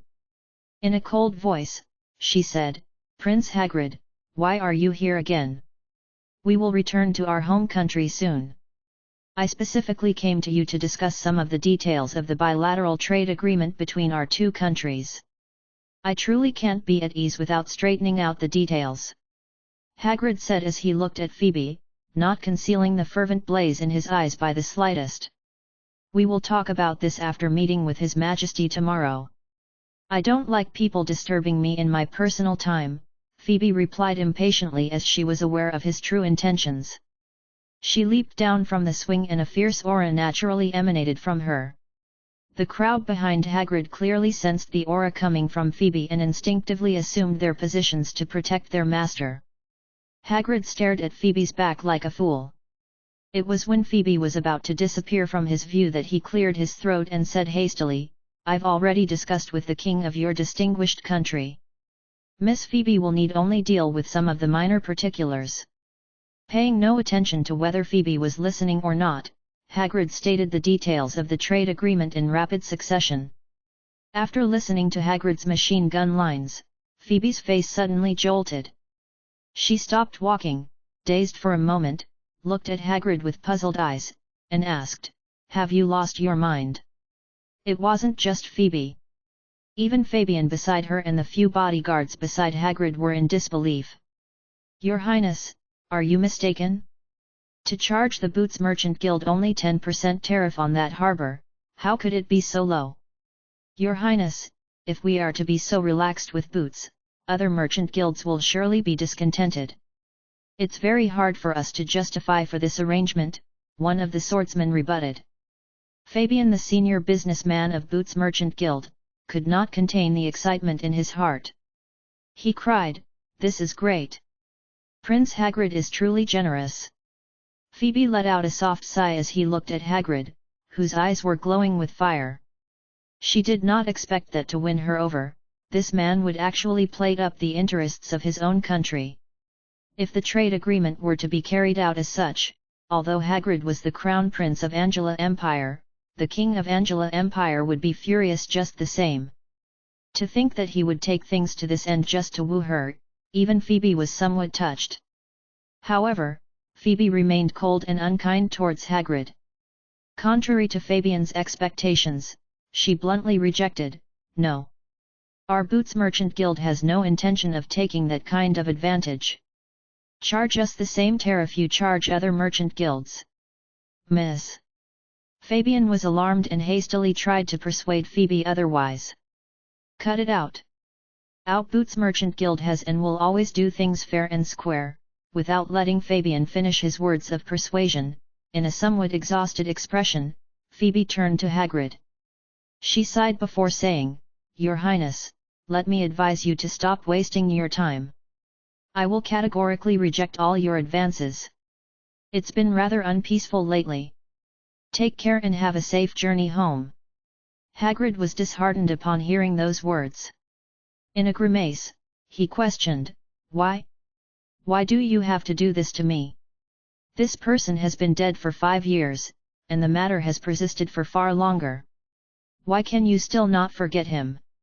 What's so good about him? How can a mere city lord compare to me? Angela Empire will be mine in the near future. I can provide you with everything he could and more. Just give me one chance. This has nothing to do with benefits. Phoebe said as she looked at Hagrid somewhat pitifully. After a short pause, she coldly continued, You will never understand. I understand. How could I not understand?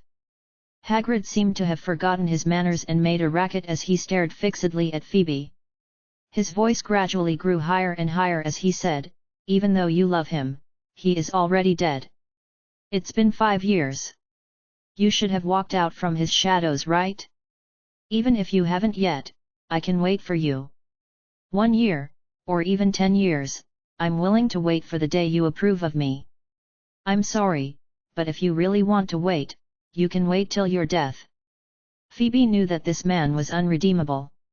Although she was somewhat touched by his actions, she remained staunch in her position and expressed it clearly. It doesn't make sense. Don't tell me that you want to live the rest of your life alone for a dead man. This has nothing to do with you. Phoebe's face only grew colder. She was rather irritated and so she waved her hand and said to Fabian beside her, Please send His Highness out. Afterward, Fabian bowed ceremoniously, pointed at the exit in a manner conforming to etiquette, and coldly said, Your Highness, honored guests, that way to the exit. Deep in Fabian's heart, he too wished not to see his miss perform any action of betrayal to a person, even when the person seemed to be dead. Hagrid looked furiously at Phoebe, but in the end, he helplessly sighed. Looking at Phoebe's ice-cold back, in a deep and low voice, he said, I will still wait for you, I will wait until you forget him. Upon finishing those words, Hagrid waved his hand feebly and started walking out with his men. It was at this moment, yet again, that a sound of hurried footstep arrived. After just a short while, wearing a black gown, Chester the Bandit came into appearance. He first performed a bow at Phoebe and respectfully said, Miss Phoebe, Lord Emily has mail for you. Hand it over, Phoebe demanded as she held out a hand. Meanwhile, she muttered in a low voice, Ugh, it's been almost half a month since she came to visit me. What in the world could she be so busy with? What a heartless fella! Phoebe casually tore open the envelope. Her lovable body quivered at first glance of its contents. Her fair white face was incredibly emotional and inconceivably rosy. The emotion on her face was 60% surprised, 30% hopeful, and 10% shy. The Phoebe at this moment sent alluring beams of beauty all over, appearing to be beautiful beyond all comprehension. Hagrid was immediately stupefied and his heart was crammed with question marks. Having pestered her for such a long time, Hagrid had never seen this kind of emotion on Phoebe's face. He was astounded with not a clue of what happened to Phoebe. Fabian stood very closely next to Phoebe. Out of curiosity, he turned his head to take a look. He discovered that there were only big 3 words beautifully written on the letter held in Phoebe's hand. He has returned. Chapter 590, When I'm free, I will destroy the Church of Light. GDK 590, When I'm free, I will destroy the Church of Light. Please continue reading on, Ox. Val. M. Fabian was somewhat puzzled at first. But after a while, he was jolted by a sudden recollection. He seemed to be pleasantly surprised. "Where is Emily?" Phoebe inquired with an urgent, quivering voice as she fixed her eyes on Chester. Anyone could tell that she was emotionally stirred up. "Her lordship has just returned from duty and is likely to be briefing certain matters at the headquarters at this moment," Chester answered respectfully. Hagrid, the matter is concluded as such. Please leave.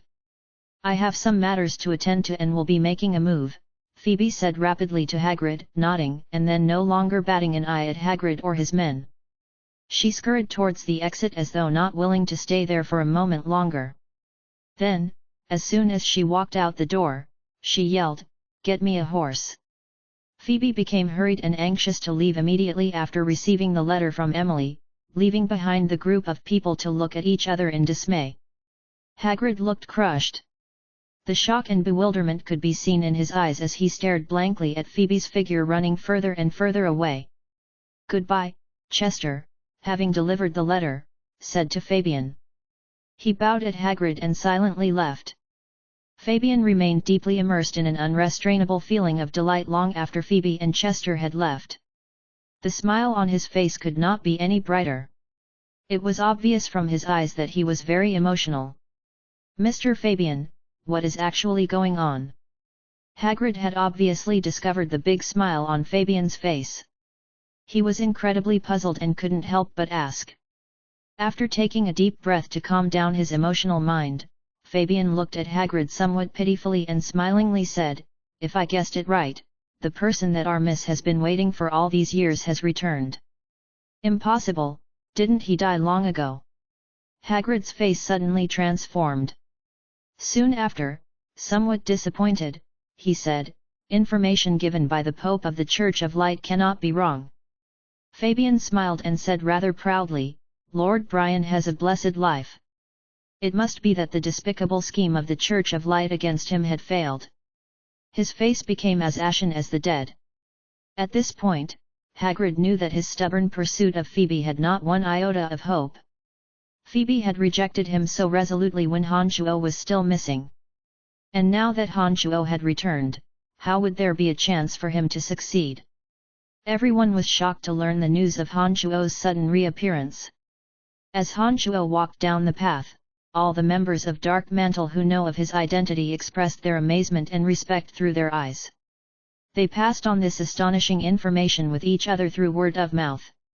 The legendary character of Dark Mantle has returned.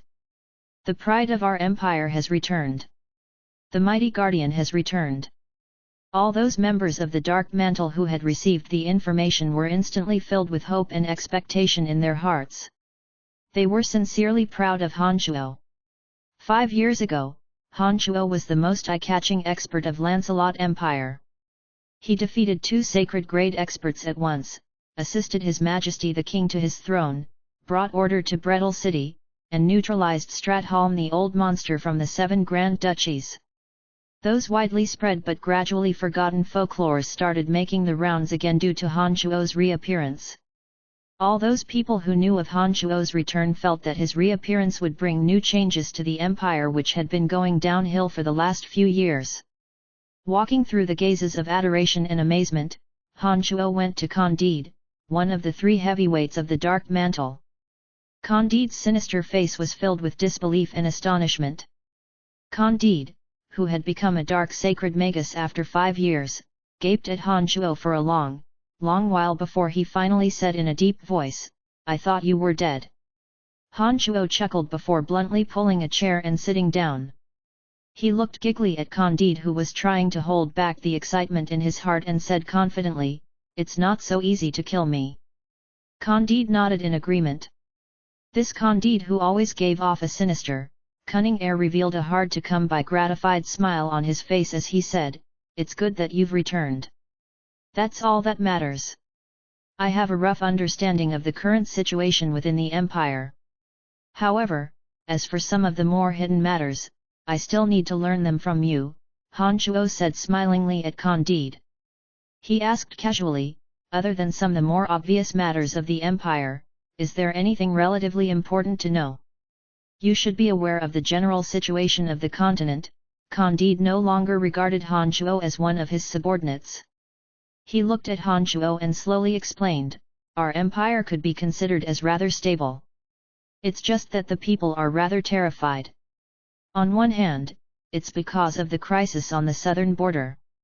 On the other hand, Kasi Empire is closing in. During the 5 years you disappeared, our empire reached an agreement with the Druidic Order to cooperate. They had played a rather significant role in the battle.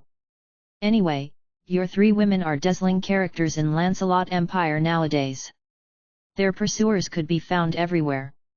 Even when the Church of Light stated clearly that you were eliminated, the 3 wouldn't accept their words and persistently awaited your return. Young man, what kind of spell did you cast on them?" Candide tirelessly explained some of the things that happened in the past 5 years to Han Shuo. Han Shuo felt rather guilty towards Emily, Phoebe, and Fanny. He was touched when he heard those words from Candide. 5 years was quite a long time, especially when the Church of Light had been publicizing his own death. The bonds between them were stronger than Han Shuo had expected, given that the 3 ladies had been waiting for him from start to finish. "Congratulations, you have become a sacred magus," Han Shuo smilingly and sincerely congratulated Candide after lamenting in his heart. "This was all thanks to you. If it wasn't for that notebook you gifted me back then, how could I possibly have come to comprehend the true essence of the elemental energy of darkness, attaining this new realm in just a short few years?" Candide open-heartedly admitted that it was all because of Han Shuo's assistance as he grinned at Han Shuo. "These are the fruits of your own hard work." Han Shuo did not claim credit for himself. He laughed, "However, a dark sacred magus is merely the starting point up the ladder of strength. There's still a long path ahead." Candide put away his smile, took a quick glance at Han Shuo, and said gravely, "Why isn't there the aura of a necromancer coming from your body, but an intense killing intent? What actually happened back there?" "Nothing much. The Church of Light schemed against me with their shameless methods. Hehe, they thought I was dead long ago. But I'm lucky. Not only did I not die, I had a fortuitous encounter." Han Shuo laughed deceptively as the desire to commit massacre glowed brightly from his eyes. "What realm are you currently at?" Candide solemnly asked after staring at Han Shuo for a long while. Han Shuo shrugged and said relaxedly, "When I'm free, I will destroy the Church of Light. By then you will know what realm I'm at." That confidence that Han Shuo emanated as these incredibly arrogant words came out from his mouth left Candide flabbergasted. After staring blankly for a long while, Candide finally forced a smile and shook his head. He advised, "From the boldness of your words, I know your strength must have soared. However, the Church of Light is the most influential religious organization on Profound Continent. No matter how mighty you are, that is impossible to accomplish with the strength of just one man. The days ahead are long. Take it step by step." Han Shuo smiled nonchalantly and did not reply. It was as though wrecking the #1 religious organization on Profound Continent was an insignificant, trivial matter. After the two chatted for a while, Han Shuo smilingly said, "Emily has just returned. Go see her then." When Han Shuo got up, Candide thought for a moment and said, "After you talk with Emily, you should go meet His Majesty. I believe he will be very delighted." "Got it," Han Shuo said in a dashing smile and was ready to leave. "Hold on," Candide suddenly interrupted. He hesitated for a moment under Han Shuo's gaze before saying somewhat awkwardly, "That, although you have been away for 5 years, Brettle City has grown richer and more powerful. Even the former 7 Grand Duchies could be considered as territories of Brettle City. Jack, Dorcas, and the rest of them are all your people, and will only listen to your command. It appears Brettle City has transformed into another country. His Majesty, after all, is the king. The empire hasn't been in a prosperous state these years. About that approach where your subordinates independently govern Brettle City, that." Han Shuo gestured with his hand to stop Candide's gibbering. He looked deeply at Candide and said kindly, "Say no more. I know what to do." Candide was relieved. He nodded and said, "Very well. His Majesty the King could not be fully at ease when you were gone. But as you have now returned, he won't have to worry about that anymore." Yet, His Majesty seemed to have become more and more convinced of the prophecy of Grace the astrologer. "Simply put, the empire just doesn't thrive without you." Han Shuo was dazed and thought about it for a moment. He truly admired the deceased astrologer. The prophecy she made right before her death was exceptionally accurate. By now, Han Shuo had long been aware that the astrology that Grace cultivated was, in fact, the most mysterious energy among the four major edictal forces, the Edict of Fate. However, Grace obviously did not gain a deep understanding of the subject. She could only predict a certain fate and did not even know the most fundamental method of utilizing the edictal energy of fate. Of the four major edictal forces, fate, space, destruction, and life, it was rather rare to find people cultivating in the edict of destruction and life. The cultivators of the edictal forces of space and fate were even less common to come by. The reason for that was because these two edictal forces were simply too mysterious. Without the guidance of an expert, one would have no way of figuring out the cultivation method. "All right, Emily is here. I should go." Han Shuo briskly left and headed towards Emily's room. Chapter 591, Reunion. GDK 591, Reunion. Please continue reading on, Ox. Val? How could you leave me for such a long time? Emily said emotionally as she tightly embraced Han Shuo with all her strength after throwing herself into his arms. Having received Han Shuo's nourishment and transformed by the rebirth pill, Emily's skin became fairer and more tender. It was as though she had grown younger in those 5 years. She had risen to become a dark sacred magus. A mysterious, charming quality naturally emanated from her body. Her fiery eyes that gazed at Han Shuo were radiating soul-hooking beauty. Gently patting on Emily's back, Han Shuo too was feeling very emotional. He put on a tender face and softly consoled her. "Where have you been all these years? The Church of Light said you were dead. We were very worried for so long, no clue if you were alive or dead." Although Emily, Phoebe, and Fanny scoffed at the Church of Light's statement in the public, in their hearts, however, they were extremely distressed. Now that she was in Han Shuo's arms, she finally stopped feigning grit and revealed her weak side.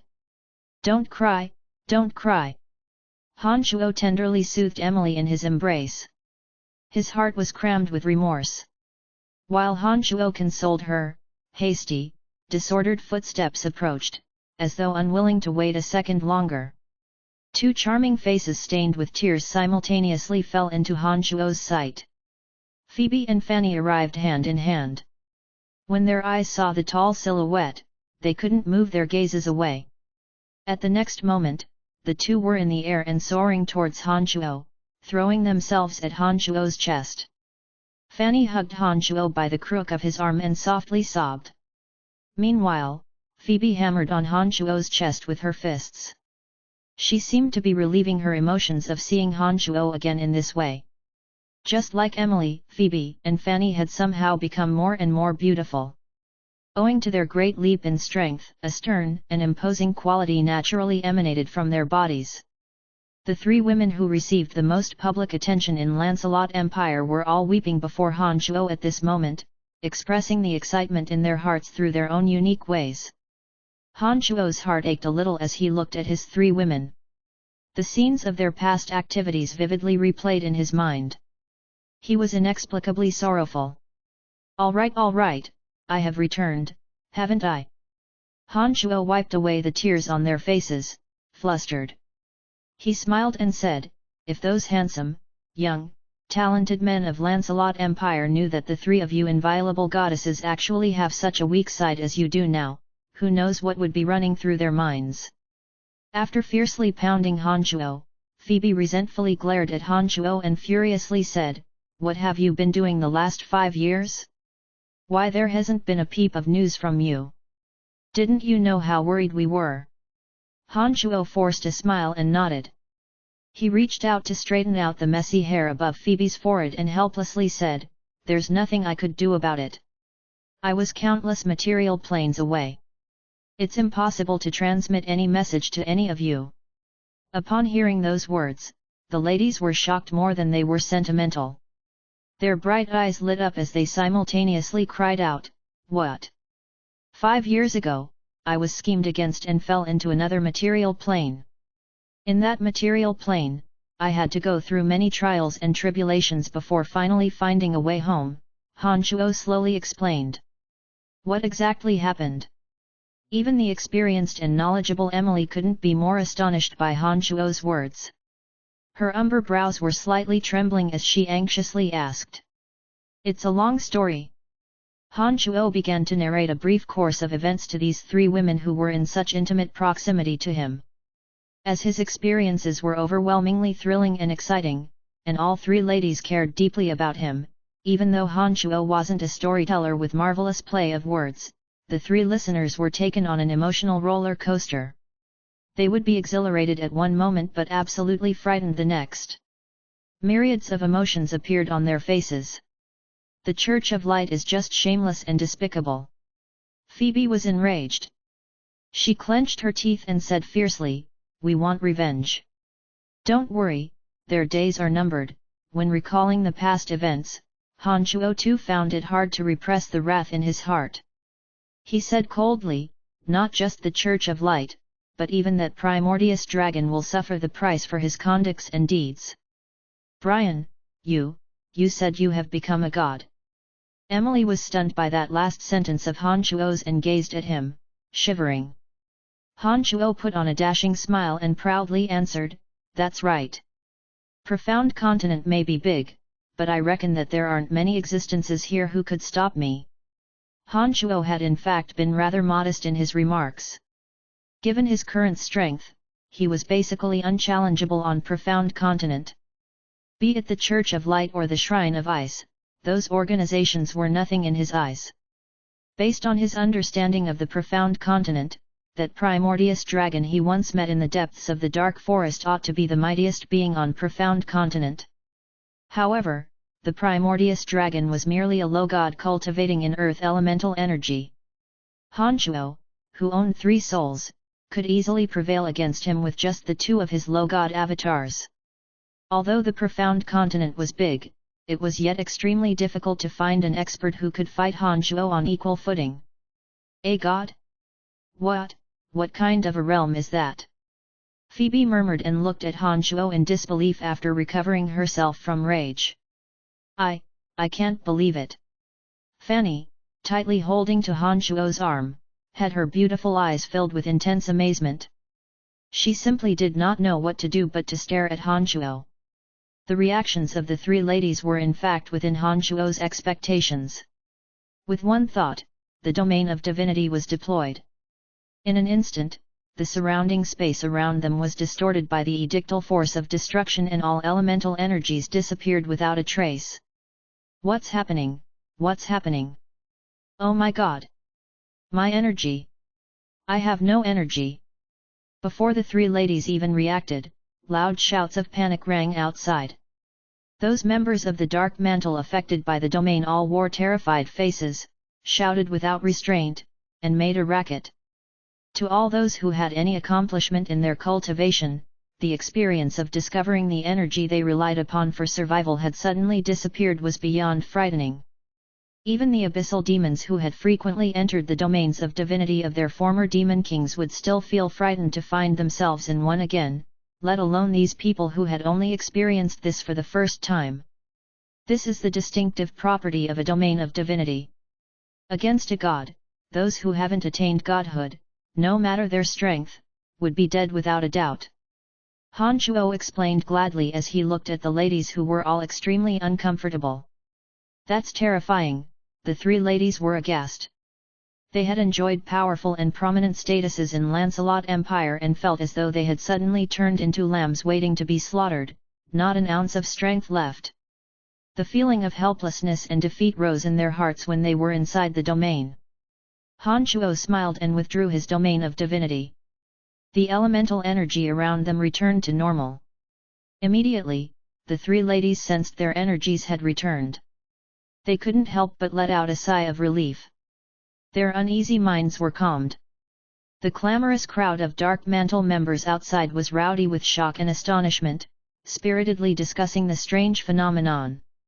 Although some hypothesized that it was merely an illusion, the great majority of them understood it was nothing imaginary. Their boisterous discussions had led them nowhere near the actual answer. The three ladies' gazes towards Han Chuo were filled with admiration and were greatly awed by the power Han Chuo demonstrated. Han Chuo put on a faint smile before withdrawing a piece of green crystal from his space ring. He took Fanny's hand and placed the crystal in her hand before saying in a deep voice, "This piece of crystal contains a great amount of the element of death. I will teach you a method that will allow you to absorb the element of death from the crystal into your body. This will make you form the body of element and cause your strength to advance greatly." This piece of death element crystal was what Han Chuo had previously obtained from the divine body of a base god in Netherworld. That person's soul was stolen by Han Chuo and transformed into his avatar, cultivating the energy of death. The essence of that base god's physical body congealed to form this death element crystal. Back then, Han Chuo had gifted Phoebe with the divine weapon Starry Sky and Emily with the origin crystal of darkness. After 5 years, both Emily and Phoebe became sacred grade experts. Among them, as Emily had repeatedly received wonderful treasures from Han Chuo, her strength advanced at an even more astonishing rate. Based on Han Chuo's observations, she was on the verge of breaking through to the realm of demigod. But Fanny did not receive any treasures from Han Chuo. Even the origin crystal of death was given to Little Skeleton, who also cultivated in the elemental energy of death. Therefore, she was still a mere necromancy grand magus at present. For me. Fanny was extremely surprised. Her 2 hands were trembling as she held the green crystal, sensing the enormous amount of the elemental energy of death contained within. She was so happy and overjoyed at the unexpected gift that she was at a loss for words. Every cultivator would want to advance further. During these years, Fanny had always felt rather inferior when she saw Phoebe and Emily grow stronger and stronger, but she couldn't catch up to them no matter how hard she tried. This made her very much frustrated. She is Han Chuo's woman too. She did not want to be any inferior to the others. However, as her aptitude in necromancy was limited, lacking the guidance of a good mentor and not obtaining much benefit from Han Chuo, she hadn't been making significant progress. "Of course it's for you," Han Chuo affirmed. He then extended a hand and pressed it gently on her back. With his mouth placed next to Fanny's ear, he whispered, "Listen and feel very carefully. This is a cultivation method for the body that originated in the Abyss realm. Try to master it. Once you've absorbed the element of death in that piece of crystal, you will be able to form a body of element." Chapter 592. GDK 592, I came back to help you take down this world in one go. Please continue reading on, Ox. Val. M. It's very difficult for one to calm down once they have suddenly gotten the one thing they had been wishing for a long time. Fanny was in this position that very moment. First there was Han Chuo's return, then, it was the joy of learning that her strength would soon advance by leap and bounds. These made it absolutely impossible for Fanny to calm down. After trying for a while, Han Chuo discovered that Fanny's soul had been in an excited state all along and had no way of carefully sensing his actions. For the lack of a better option, Han Chuo gave up. When he noticed Fanny growing more anxious, he said soothingly, "It's okay. There's no need to rush this. Yet, just leave it for today. This wretch has returned in any case. There's plenty of time in the future," Phoebe smilingly consoled Fanny. Something suddenly came to Han Chuo's mind and he took a quick glance at Phoebe and Emily. He noticed an unfeigned happiness on their faces. They were feeling happy for Fanny instead of being envious and discontented as he imagined. When he left Profound Continent, he knew that there were still some barriers between his 3 ladies. He had even thought of excuses to placate his other 2 ladies. To his surprise, the 3 actually got along very well. He certainly did not expect such behavior. Emily's round eyes circled on Han Chuo's face and seemed to understand what was on his mind. She put on an adorable smile and said, "You must be thinking that we would be jealous." "A little. I did not anticipate that your relationships have become so close," Han Chuo admitted with a doubtful face. "You were gone for 5 years. During those long days, it was only by getting together and sharing with each other about our previous interactions with you that the three of us could feel your presence. In those 5 years, the three of us had to gather and meet every other day to get by. There were no longer any barriers or divisions between us," Emily explained to Han Chuo, giggling. Phoebe too scowled at Han Chuo.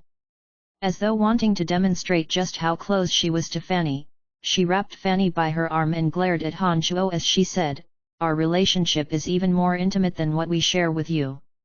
Han Chuo was stunned for a moment before he cried out in surprise, "Even more intimate? Could it be that you three have been doing a certain kind of activity while I've been away?" Blushes immediately appeared on the ladies' faces and they refuted at the same time, "Of course not. You wretch, what are you thinking?" Phoebe gave Han Chuo a fierce slap. She blushed as she furiously said, "We aren't as licentious as you are. However, that dark elf that you brought back did propose that to us." "Adele." Han Chuo was alarmed and angrily said, "You did not let her have her way, did you?" "Who is Adele?" Phoebe asked. "She's that dark elf you mentioned." Her real name was Adele, Han Chuo quickly explained before he hurriedly said, "That woman is nothing good. Hell, the three of you are my women and no one other than me can touch you. Not even for another woman." Emily creased her brows and solemnly replied, "We did not do that." Although she claimed to be your woman, her origins were vague and unknown. "We have always been on guard against her." After taking a short pause, Emily continued, "She is an overly scheming person and would even do so towards her own people. We didn't like that and had only been feigning civility with her." "You definitely have a shrewd judge of character," Han Chuo let out a sigh of relief and explained, "That woman came to Brettle City with atrocious objectives and mucked around in my territory. The very first thing I did after returning was to kill her." "You killed her? How would you be so willing to kill such a beautiful lady?" Phoebe looked at Han Chuo up and down in a strange manner and doubted, "You raped her before murdering her, didn't you?" Han Chuo was speechless. Han Chuo stared at Phoebe with a look on his face that was so clearly agitated by her comments. He noticed that she had grown smarter and smarter.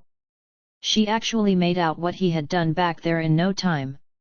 As to cover up his acts, Han Chuo pretended to grieve bitterly and said, "My God, Phoebe, how could your mind be so perverted? You might as well ask if I killed her before raping her. It took her a lot of effort just to kill me. Of course I cannot give her any chance of succeeding." "Brian, what really happened?" When Fanny heard that Adele had actively plotted to kill her man, she had not the slightest bit of sympathy towards Adele and even became rather angry. Naturally, Han Chuo would not divulge his crime of raping and murdering Adele. Instead, he accused Adele of some vicious deed and dodged the matter. All right, let's not talk about this anymore. I'll take a trip to the palace to talk to Lawrence. I will come back for you all right after." Han Chuo had proper businesses yet to complete. Even if it wasn't for Lancelot Empire, for all those people that he cared deeply about, Han Chuo would still lend Lawrence a helping hand. At this point in time, Han Chuo felt that Grace's prophecy truly was incredibly accurate. It was because of his appearance that Lawrence could ascend to the throne and conquer the 7 Grand Duchies. Later, when he disappeared, Lancelot Empire sank into a predicament. Now that he had returned, the Lancelot Empire was soon to see the return of its glory days. All signs had indicated that as long as he stayed in the Lancelot Empire, the empire would thrive and flourish. This was true to Grace's prediction word for word. "The Edict of Fate is indeed a miraculous energy," Han Chuo lamented. We had waited for you to return for such a long time and it hasn't been easy. Can't you keep us company for just a little longer?" All three of the ladies had bitterness showing in their eyes when Emily said those words. "We will have plenty of time in the future," Han Chuo smilingly explained. Soon, after giving it a quick thought, he seemed to realize something from that bitterness shown by Emily. He forced a smile as he shook his head and said, "I have explained already. This is not my original body. When it comes to that matter, it's just not convenient." Upon hearing Han Chuo's reminder, the three immediately came to their senses. Knowing that Han Chuo had figured out the urge they had in their hearts, the three suddenly exchanged glances and immediately blushed. They bashfully shouted, "Fine, off you go. Don't worry about it. When my main body returns, I will feed you all until you are fully contented. We shall have an orgy again." Han Chuo laughed heartily and complacently. His body then turned into a flash of light and disappeared from their sights. "This wretch, such indecency!" Phoebe said furiously with rosy cheeks. After a short while, when she noticed that the other two ladies were not talking, she couldn't help but gaze at Fanny and Emily in confusion. She noticed the two blushing, their bright eyes filled with amorous feelings, their tender bodies soft and powerless. It was as though they were imagining some wonderful activity. "You two little bitches in heat, just look at your aroused appearances right now. If those admirers were to see you right now, they would surely be so shocked that they get heart attacks." With just one look, Phoebe knew what was on their minds and rebuked with a smile. "Aren't you just the same? Look in the mirror before criticizing us. You aren't looking any better than we are." Fanny rebuked as she giggled uncontrollably. The room was filled with joyous giggles. The worries that burdened them for the last 5 years ceased to exist any longer. "Lord Brian, you truly are a role model for us. You managed to subdue the 3 great goddesses of the Empire and make them so docile." "You don't say? Lord Brian is the legend of our dark mantle, the pride of our empire. Only a character like his lordship have the means of making the 3 goddesses of our empire capitulate and willingly wait 5 long years for his return. He must be a god." Those members of the Dark Mantle who heard the melodious laughter were simply in awe of Han Chuo, worshipping him like the Almighty. Han Chuo effortlessly made it through the layers of defences around the imperial palace of Lancelot Empire. He arrived at Lawrence's personal office room unimpeded and noiselessly. Compared to his former self, the Lawrence of that day appeared even more reliable. Although it was obvious from his face that he was exhausted, he still read and examined the documents with all his attention. He appeared so focused that it seemed he could do it continuously for years if no one disturbed him. Through Jack, Dorcas, and the enormous engine of the empire that was the Dark Mantle, Han Chuo learned that Lawrence was indeed a good emperor. For the past few years, Lawrence had deployed all his wisdom on the internal affairs of the country that returned spectacular results. Not a single citizen of the Empire would dare deny Lawrence's contribution towards Lancelot Empire. Even as Lancelot Empire was confronted with violent assaults from the Kingdom of Orcs and Kasi Empire, under his guidance, the territories of his empire were still well defended and fortified. For this reason, even as the people of Lancelot Empire were rather fearful, they still had great confidence in the nation. The empire was astonishingly cohesive. Not even a single bout of civil unrest had broken out during his reign. These great feats were all of Lawrence's accomplishments.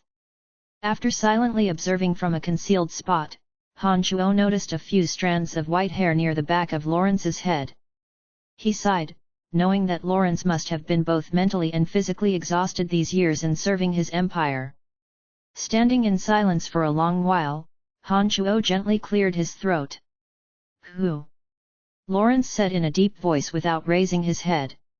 "Long time no see," Han Chuo said as he walked out from behind with a fat smile slapped across his face.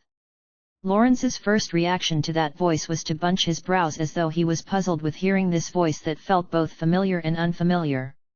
After pondering for a while with his brows knitted, his eyes widened and his jaw dropped halfway down his neck. He suddenly raised his head, turned around, and cried out in great delight, "Brian? Is that you?" "It's me. I'm back," Han Chuo replied, grinning. He took a short pause and put on a solemn face before he continued, "Back to help you take down this world in one go."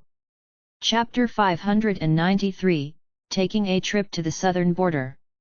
GDK 593, Taking a Trip to the Southern Border. Please continue reading on. Ox. Val. M. Came back to help you take down this world in one swoop. Although it was just one sentence, it had instantly lifted the King of Lancelot Empire from the immense worries that plagued him for the past few years. Lawrence, gazing at Han Shuo, who looked almost the same as he had when they last met, felt, for some reason, an indescribable confidence and trust towards him. It was as though as long as Han Shuo was in Lancelot Empire, there would be nothing that he and his country had to worry about.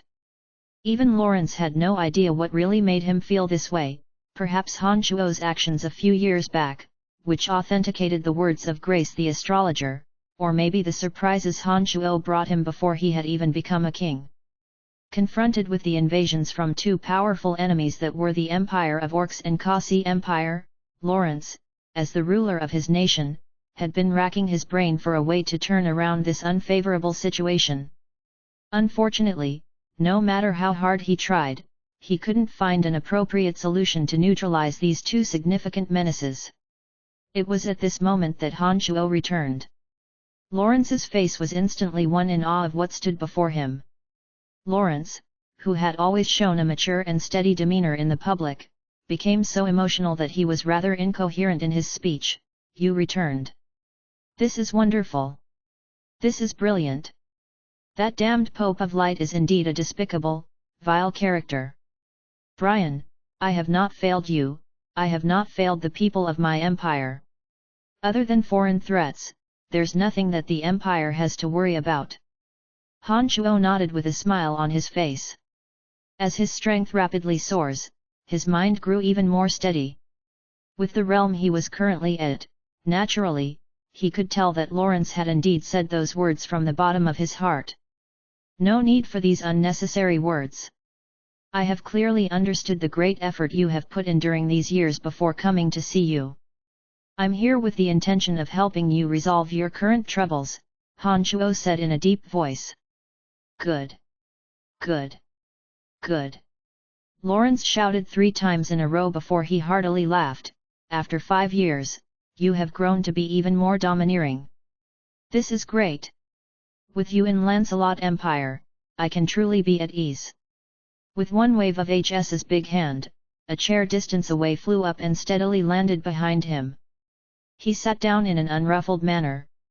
Then, looking at the emotional Lawrence, Han Shuo reclined to the back of his chair to get comfortable before he indolently said, "Although the current situation of the continent appears complicated, it was in fact, nothing more than struggles between those few major religions. The Church of Light and Shrine of Ice has enormous influences. Therefore, Odin Empire and Kasi Empire backed by the two had all the superiority." That's right. Before Han Shuo, not only that Lawrence did not display that high and noble air that a monarch should have, he had even deliberately humbled himself in attitude. He furious said, "At first, I did not believe that something as enormous as a nation could be swayed by a religious organization. But I was sadly mistaken. The presence of just one overwhelmingly powerful expert has an immeasurable effect on a religious organization as well as a country." Han Shuo put on a smile after hearing Lawrence's words. He understood that Lawrence must have realized certain things during these few years. It appeared that the two demigod existences of the Church of Light and Six-Horned Tribal King of the Soul Race allowed him to deeply understand the threat that an overwhelmingly powerful expert would pose to a nation. Ease up. From today onwards, those experts will not be able to pose us any threat, not anymore. Meanwhile, just like our previous conquest for the 7 Grand Duchies, our Lancelot Empire will capture the entire profound continent in one swoop. These words of Han Shuo's were not just resolute and decisive, they were incredibly bold. However, not only was Lawrence confident that Han Shuo was not just being ludicrous, he also felt an ineffable peace of mind and excitement. Han Shuo held up a finger and egotistically said, 1 month. In 1 month, I will sweep away all the experts of hostile religions for you." Those words, even for Lawrence who had complete confidence in Han Shuo, were just too much to swallow. It's not that he didn't believe Han Shuo was mighty, but he understood the terror in the strength possessed by those enemies Han Shuo would be up against, and 1 month's time was just too short. Han Shuo's assertion that he would sweep all the experts working for religions hostile towards Lancelot Empire off the profound continent, in the short time of just 1 month was pure madness, absolute insanity.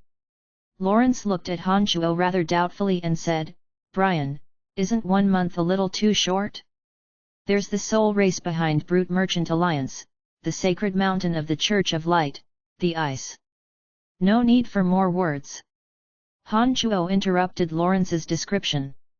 In a bossy and domineering manner, he explained, "All you need to do is mobilize the full military might of the entire empire and pick up the pieces after me. In the future, there will only be one empire on the profound continent, and it will be our Lancelot Empire." When he was done, Han Shuo stood up from the chair and in spite of noticing that Lawrence wanted to speak, he said with a half-smile, "If you trust me, get them ready." "Of course I trust you, but..." Lawrence was between laughter and tears. He thought to himself, he hasn't changed much in appearance, but how has he become so insolent and domineering in character? "Good then. We will execute this project in tandem. I will be the main assault force, you will be the auxiliary force. These will suffice." Han Shuo delineated the master plan. With an unruffled smile, he said, "Well, I should make a move now. I shall start with the Empire of Orcs at the southern border. Our Lancelot Empire's conquest for world domination has officially begun." Han Shuo's body shot into a dark spot in the room like an erratic ghostly shadow and disappeared without a trace. Lawrence, who was looking at Han Shuo with his eyes wide open, felt as though he had simply fused into the darkness, not leaving a trace.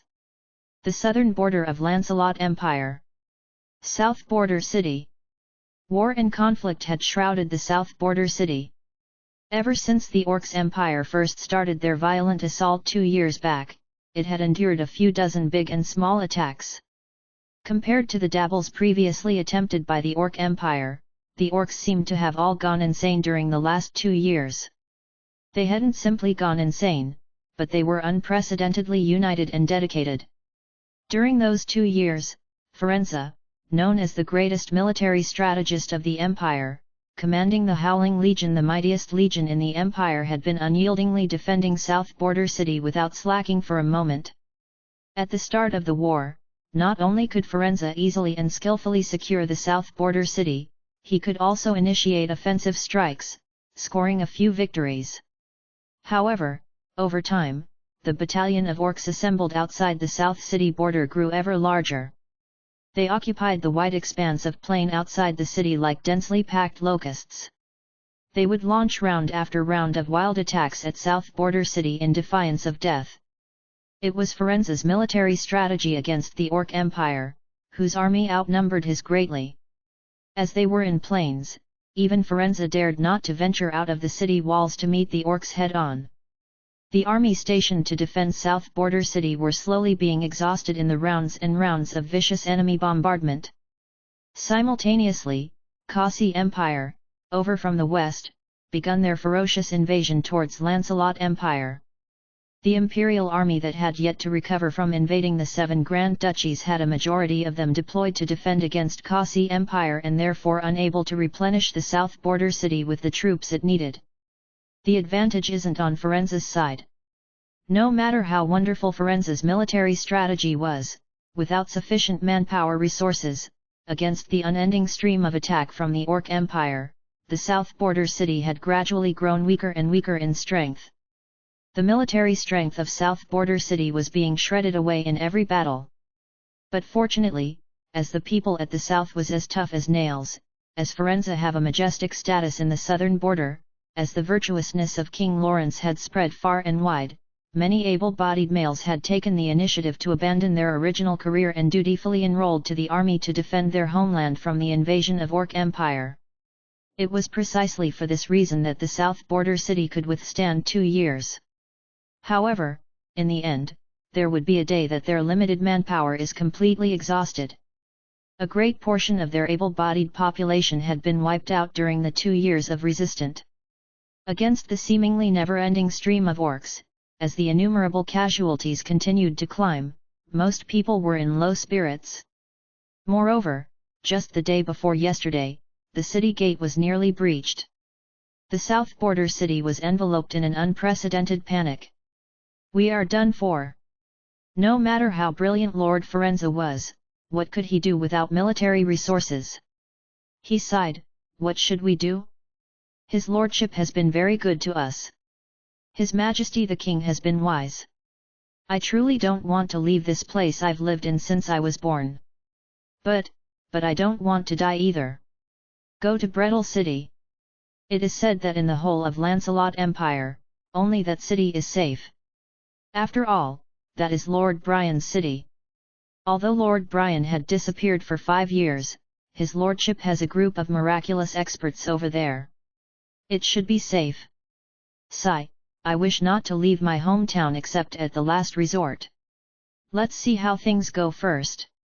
If it goes horribly wrong, to stay alive, we would have no choice but to travel thousands of miles and migrate. Conversations similar to this had been floating around frequently during the recent period of hardship. With their lives in danger, they surely would make plans for themselves. Brettle City, which had been relatively peaceful and tranquil for the last few years and enjoyed rapid growth in military and financial resources, became the first choice for the commoners to seek refuge. On this day, at a time when the people of the south border city were frightened, the magical transportation matrix in the city that had not lit up for a very long time suddenly blossomed splendid brilliance. It's the young lady has returned, the chief of guards cried out in surprise and was extremely excited when he saw Fanny. Where's my father? The no-nonsense Fanny straightforwardly asked with her brows knitted. His lordship is on the city wall, reinforcing it along with the commoners. Sigh, he's been up there for a full day and night. The chief of guards seemed worried for Firenze. Come, let's go to my father. Fanny pulled Hanchuo and flew straight towards the city wall. Who's that guy? The chief of guards asked after staring blankly for a moment. No idea. I thought that Miss Fanny would reject all advances no matter how talented or handsome. Why would she change her mind all so suddenly? Another knight was just as shocked. Lord Brian disappeared for so many years. It appeared that even the young lady had forgotten about his lordship. Sigh. Let it be. We are mere lowly troops, what for do we worry about this? However, the young lady doesn't seem to be as loyal as we imagined, he sighed again, no one stays good in this world, no one. Their conversation gradually turned into silence. Chapter 594, Do you think of yourself as a god? GDK 594, Do you think of yourself as a god? Please continue reading on, Ox. Val. M. South Border City. Its border wall was ravaged and riddled with holes. Smoke rose over a segment of the wall where a haggardly Firenze, military genius of the empire, was directing the army civilians to work. Sometimes he would even participate in the work directly, helping to move the massive rocks to repair the section of damaged wall. Firenze, busying himself in the crowd, was no longer as neat and tidy as he looked back in those years. His hair was messy. His armor covered in a layer of greyish sand and lacking the usual gloss. If it wasn't for Hanchuo's extraordinary memory, it would have been very difficult to recognize him from the crowd and he be taken as some commoner who had passed his prime. The hard battle had brought on greater and greater pressure on the populace of the southern border. As the protector of the southern border, Firenze had endured far greater pressure than the rest. Father! How come you have turned to this? A cry filled with sadness came from Fanny. She flew to Firenze's side in the blink of an eye. Tears started to accumulate in the rims of her eyes. It was as though they would overflow at any moment. Fanny, what are you doing at southern border? Firenze was shocked in the best way possible to see his daughter. He shouted loudly in a smile and spread his arms to give Fanny a hug. However, Firenze suddenly froze rigid in his tracks as if he remembered something, wiped away the surprised smile on his face, and said gravely, "What are you doing here? Didn't I send you letters telling you not to come? It's very dangerous here at the southern border. I don't want you to take unnecessary risks. You are barely holding up, what do you worry about me for?" Fanny angrily shouted in her small voice. The tears flooding the rims of her eyes could finally no longer be contained. 2 long trails of tears streamed down her fair, delicate face as she said, "I know that you are concerned about me, but didn't you know that your daughter is just as worried for her father?" A trace of happiness and comfort flashed across Firenze's eyes, but he had concealed the feelings well.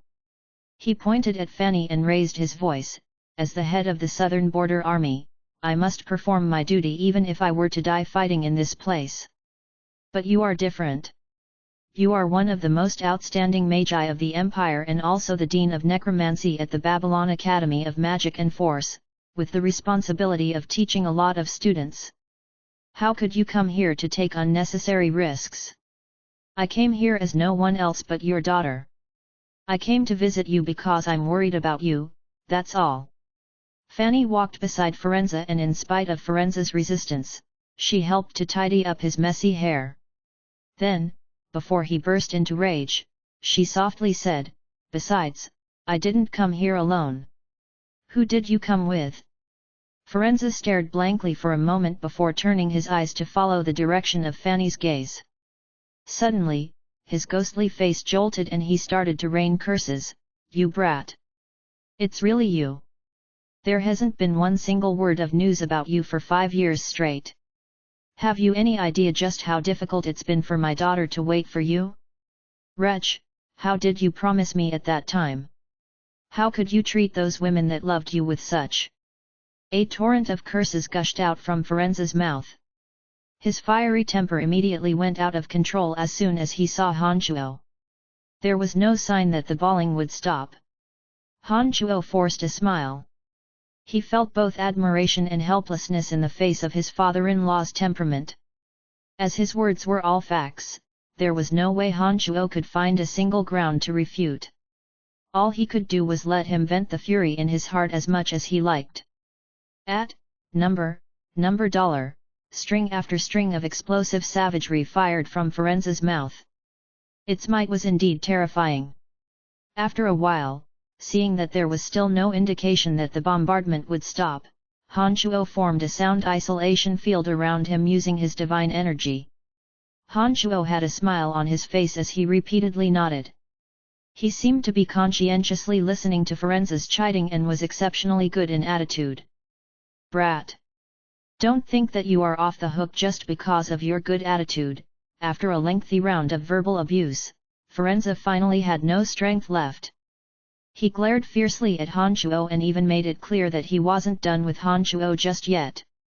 Hanchuo, who had only smiled at Firenze despite being unable to hear his cursing, could sense from the fluctuation of Firenze's soul that the immense pressure in his heart had successfully been vented through this round of verbal abuse. Although he appeared to be utterly exhausted from the bawling, Hanchuo knew that his mental state had indeed improved. After Firenze was done venting, Hanchuo first gave a fairly sincere apology before he unruffledly said, "Let's not talk about personal matters for the time being. I have come here to lend you a hand to eliminate the threat of the Empire of Orcs." "What? Eliminate the threat of the Empire of Orcs? Have you become mentally handicapped from being missing for too long?" After finally beginning to calm down, Firenze again started to jump up and down like ignited dynamite. His face reddened as he started to shout at Hanchuo and he looked at him as though looking at a lunatic. "You heard me right," Hanchuo said confidently, "as I'm here, the crisis faced by the southern border is as good as over. Brat, you truly have gone mad. You think you are going up against 1 or 2 orcs? You think that merely with your powers alone, you could defeat an army of a few 100,000 orcs? Do you think yourself a god?" Hanchuo's words had almost driven Firenze mad. Hanchuo's words were to him pure absurdity. Well, actually, to most people, I am indeed a god." Han Chuo said proudly. Firenze jumped as he fumed with rage. His face flushed with anger and pointed a finger at Han Chuo. His mouth gaped, but before he could say anything, Han Chuo waved his hand to stop him from speaking and arrogantly chimed, "No need for more words. Seeing is believing. You will soon witness with your very own eyes." Not giving Firenze a chance to throw any more insults, as soon as he said those words, Han Chuo swaggeringly climbed the air like steps and headed away from the city. In the puzzled gazes of the many army civilians of South Border City, he flew towards the dense mass of orcs encampment ahead. "Who's that guy? How dare he speak to Lord Firenze like that?" a muscular civilian asked in amazement. "Lord Brian. He is Lord Brian. I have had the fortune to meet him when I served in Asen City." "There's no doubt about it," claimed a military officer who once participated in Lancelot Empire's civil war many years ago. The crowd was startled.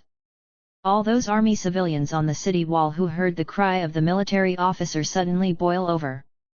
Cheers of pleasant surprise erupted from every corner of the city wall. "Lord Brian has appeared. The one who had challenged foreign experts and has never been defeated has come. The south border is redeemed. The situation at the southern border will surely take a turn for the better. Lord Brian is the city lord of Brettle City.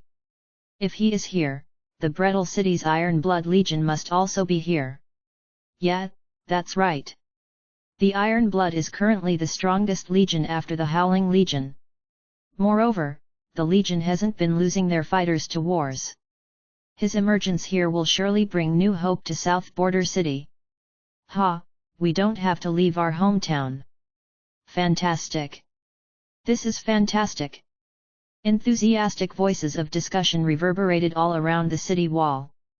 Everyone who heard of Han Chuo's arrival was brimming excitement and joy and, for the first time in years, relief. This brat who is arrogant beyond cure actually makes all these people feel safe. Let's see what they think when they see him being torn to pieces by the orcs. This wretch really doesn't know the limit to his abilities. He really thinks that he can save the situation just by himself? Resolving the crisis that we couldn't defuse for 2 years, in a low voice, Firenze said to his daughter with his teeth gnashed. "Perhaps? Nothing is absolute in this world." Fanny laughed with one hand covering her mouth. Soon after, as she rocked Firenze's shoulder, she lovably pleaded, "Father, Brian had been held up until now because he fell the Church of Light's scheme. Can you forgive him, please?" "Of course not." Firenze, in a straight face, glared at Fanny furiously and chided her in a low voice, "Did that wretch go mad as well?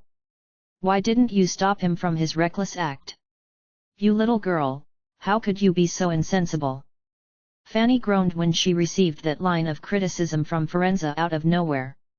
Knowing that no words would convince him, Fanny decided not to explain any further but gazed at Han Chuo with glimmering eyes, waiting for Han Chuo to strike. Lord Brian is actually charging at the Empire of Orcs. Oh my god! Is Lord Brian insane? That's an army of over hundreds of thousands of orcs. What's going on with him? How could Lord Brian be so senseless? Oh god, what should we do? When the army civilians on the city wall finally discovered the objective of Han Chuo's actions, they began to squirm. The clamor on the city wall became ever louder and more chaotic. Just as everyone was being concerned for Han Chuo either secretly or overtly, a streak of bright light suddenly flashed across the sky. An enormous bone dragon tore through the sky at the next moment. Riding on the bone dragon was an overlord of death with a demeanor of superiority over the entire world. Little skeleton, wielding a long and narrow bone spur, quietly recited summoning chants. The little low god cultivating in the elemental energy of death had shown enormous improvement in necromancy magic. In the attentive gazes of the crowd, thousands upon thousands of undead creatures appeared from the bright flashes in the sky. They arranged themselves into neat and tidy lines before marching towards the Empire of Orcs in an organized fashion. Bright flashes continued to light up the sky. The element of death was intense. Summoned by Little Skeleton, hordes of undead creatures gushed from the netherworld and they completely occupied several expansive fields in just a short moment.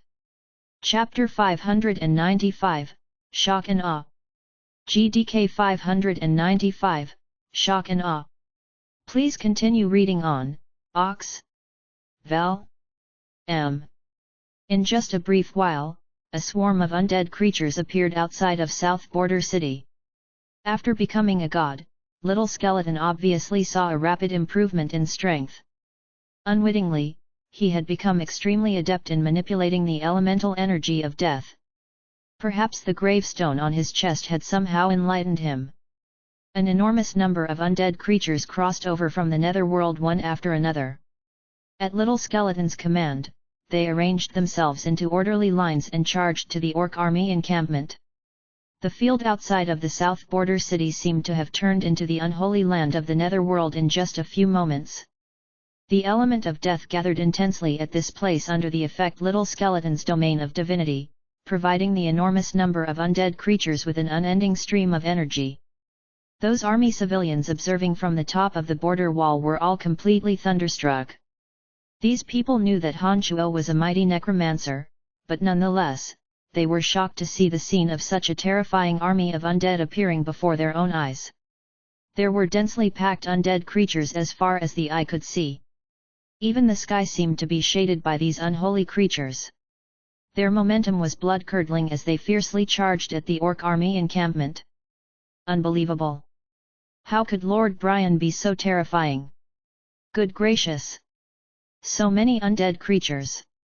So it turns out that necromancy magic can actually be incredibly powerful when cultivated to such great heights. We are redeemed. Haha, now these damned orcs will suffer for their actions. What's going on? He's so powerful. Firenze was obviously also shocked and rather hastily inquired Fanny beside him. I am not too sure either. I did not expect the realm he's in to be so terrifying. Fanny, as someone who also cultivated in necromancy magic, naturally understood the fact that each undead creature consumed some mental strength of its summoner. She simply could not imagine just how much mental strength was needed in order to summon the thousands upon thousands of undead creatures assembled outside the South Border City. Fanny, how is it that this kid has suddenly reappeared? Do you know where he's been these 5 years? Firenze was suddenly extremely interested with Han Chuo's previous disappearance. He indeed was awed when he witnessed Han Chuo had yet again obtained an inconceivable increase in strength. I'm not too sure. But I do know that he came to assist the southern border as soon as he returned. Han Chuo's journey at the Abyss Realm was simply too unimaginable. Those ordinary people whose strength had yet to reach a certain realm might not even believe the story. Therefore, Fanny decided not to disclose it to her father. Humph, at least he still has some conscience. Firenze groaned after listening to Fanny's words. His tone had obviously become much more moderate. Look! The fight has begun, a joyous shriek sounded from the top of the border wall. When the crowd looked ahead, they discovered that the army of undead creatures which had covered all visible ground had finally made physical contact with the orcs. Dark clouds made up of gargoyles dove downwards along with several wingless bone dragons that carried an enormous amount of the element of death. On the ground were legions of undead creatures comprised of old fey zombies, bone demons, mummies, evil knights, hate warriors, and zombie warriors headed by skeleton kings and king zombies. At this moment, there was still a steady stream of undead creatures appearing along with bright flashes in the sky, adding to the already enormous army of undead. The large-scale invasion of the sinister undead creatures immediately caused the army of orcs great surprise. After a long, blaring battle horn sounded, all the orcs were roused. The orcs at the front line were already fighting with the undead creatures rapidly charging over. Those orcs further back had no idea what was actually happening. They grabbed their weapons and asked those around them what was actually happening in their orc language. Several mighty orc shamans, upon seeing the gargoyles pouring down, hastily took into the sky. Riding on strange beasts they formed contracts with, they recited the unfathomable ancient orc language, forming all sorts of barriers that would defend their fellow orcs. It was at this moment, Hanchuo, who was motionless after summoning Little Skeleton from the netherworld, suddenly transformed into a gigantic bloody awl that shot towards the army of orcs. Midway through his flight, this avatar of Hanchuo's transformed to its original form. A long sword glistening with bloody light was drifting along with bloody waves. Energy similar to the energy of destruction enveloped the entire battlefield in an instant. At this moment, no matter if it was from the orc encampment or the south border city's city wall, everyone could sense the apocalyptically destructive energy. Awed by the enormity of this energy of destruction, everybody's gazes turned on that long sword emanating a most vicious aura. "That's Brian!" Fanny cried out in surprise.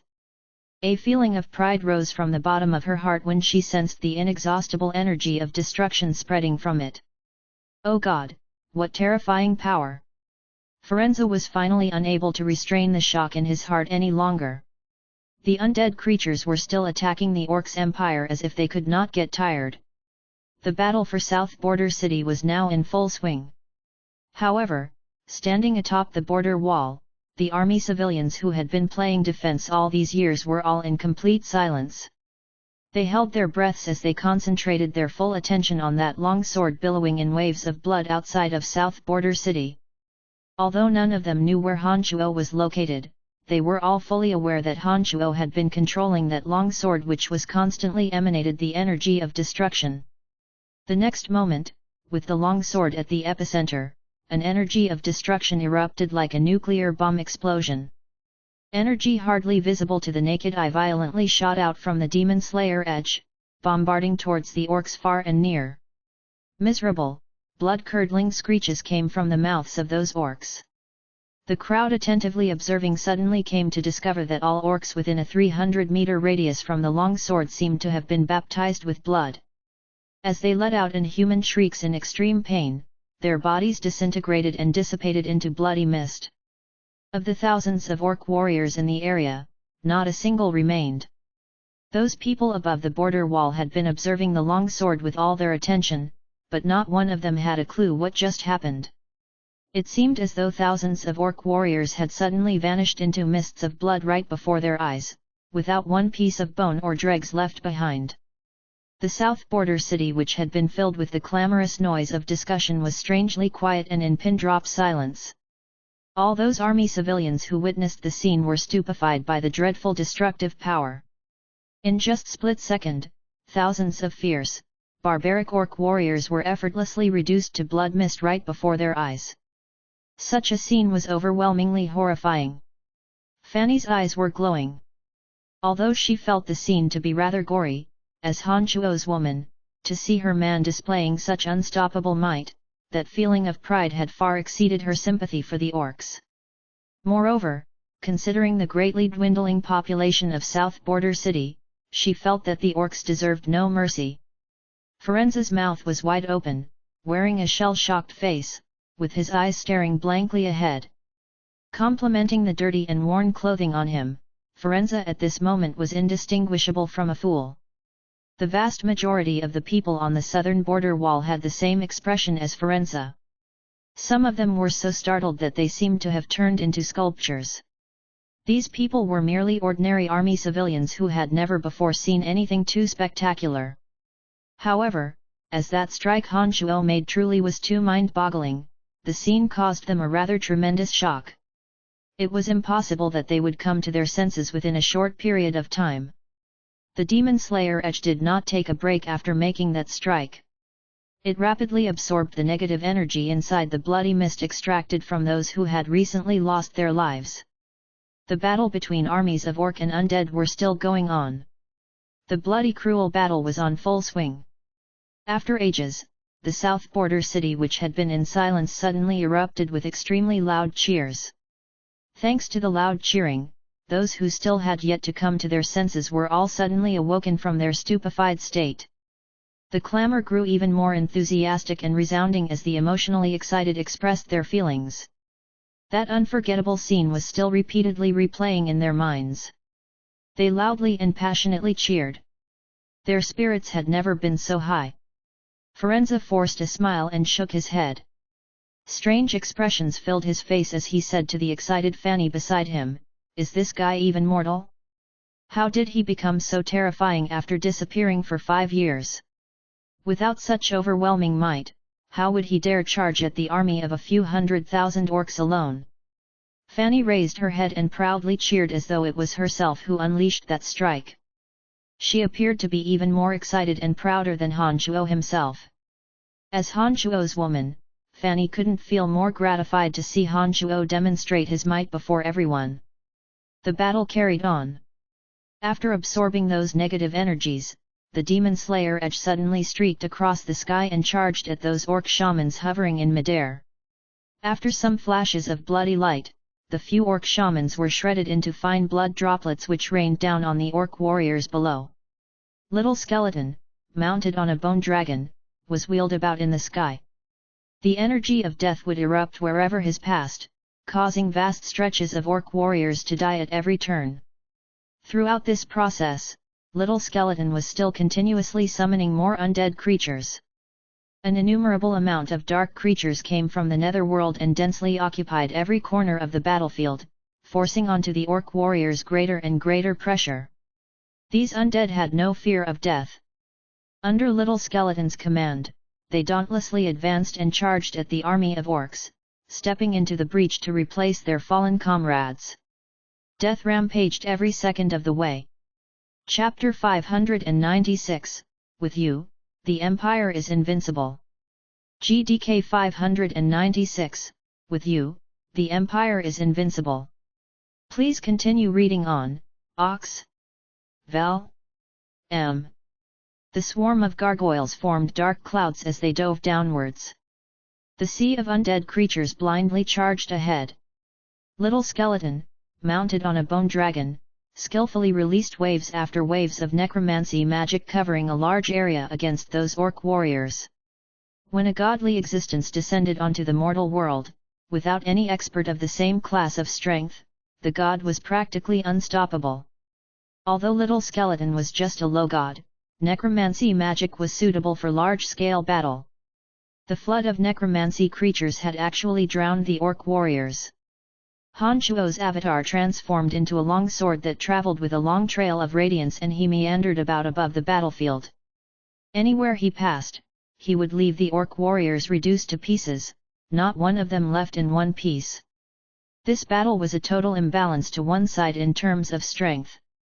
Against Han Chuo and Little Skeleton, two low god existences, these orc warriors who had been acting like overlords for the past few years, all turned into sitting ducks waiting to be slaughtered.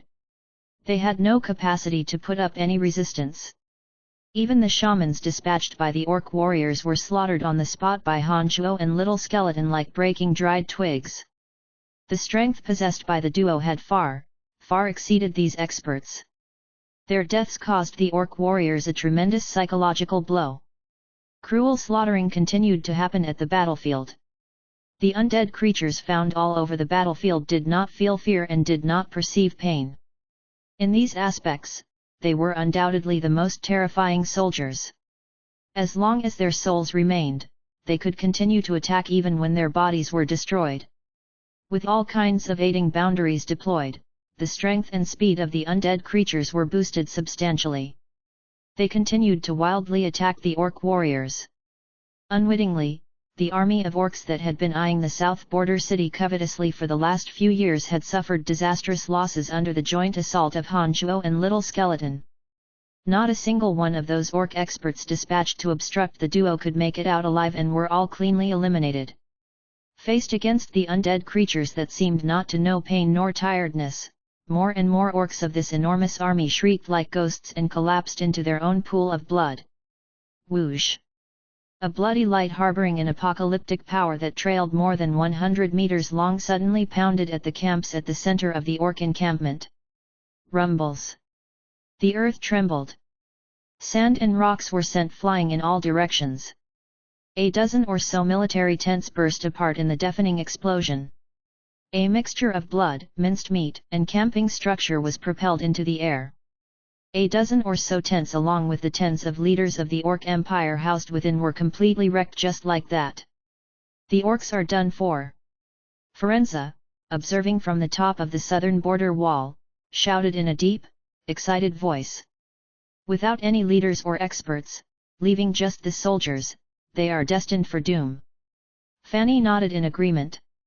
Gazing ahead at the orc warriors being massacred, she shook her head and gently sighed. Why were these orcs so determined to invade our land? Now that they've been wrecked by Hanchuo, how many of them will be left? Such is the cruelty between countries. You don't have to sympathize with them. South Border City has lost a lot of men in the past few years. Their weapons are stained with the blood of the people of South Border City. Perhaps Brian's arrival is the punishment they deserved for their transgression. As a general, Firenze was not a naturally merciful character. Having lived through so many battles, death was just all too normal to him. His heart did not feel the slightest discomfort for the deaths of these orc warriors. Without the leadership of their leaders, without the protection from their experts, these orc warriors, who had been on the defense throughout the battle, were completely crushed as expected. As blood spurted in all directions, more and more orc warriors collapsed to the ground for good, becoming just another body lining the ground. 2 towering altars were erected at the center of the battlefield at some point. The energy stones on the altar emitted a dazzling radiance. 2 cyclones of constantly changing shapes collected the strands of energy drifting about above the battlefield, supplementing divine energy for the 2 deployers of the altars. Of the 2 altars, one was shrouded with an intense aura of death, while the other had strange, indistinct light, which appeared to come from the Edict of Destruction. The 2 altars emanating auras of different energies were simultaneously operating at the center of the battlefield. Bit by bit, they sucked in and absorbed the unique energies formed due to death and destruction. As the energy of death and destruction on the battlefield increased, the number of orc warriors decreased. Along the passage of time, the miserable cries continuously reduced in frequency to become intermittent before they completely ended. Hanchuo transformed back into his human form and hovered loftily in midair. He looked below and discovered that every inch of the ground was hidden beneath the bodies of orc warriors. It became exceedingly difficult to find any orc who had yet to perish. Other than the carcasses of orcs, there was the undead creature mechanically scavenging for any living targets. It appeared that the battle was at an end. As he floated above, Hanchuo could sense that strands and strands of energy were flowing into his body a little at a time via the altar in the center of the battlefield. The energies then fused with the divine energy in his body. He watched closely as his divine energy increased. Hanchuo gradually came to comprehend the motive of the 2 overgods of death and destruction. Through some unique means involving altars and soul brands, even if separated by multiple material planes, the 2 overgods could acquire energy from death and destruction. The higher the death toll, the greater the energy they would obtain. As Hanchuo absorbed the energy of destruction on the battlefield made available with the deaths of the several 100,000 orc warriors using the altar he deployed, he clearly felt his divine energy rapidly increasing.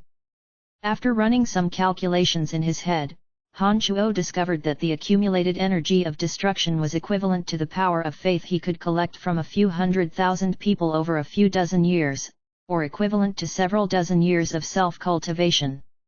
It was no wonder that the overgods of death and destruction were so desperate to dispatch lesser gods under their control to bring on death on other material planes. It was much easier to harvest energy using this method compared to painstaking cultivation.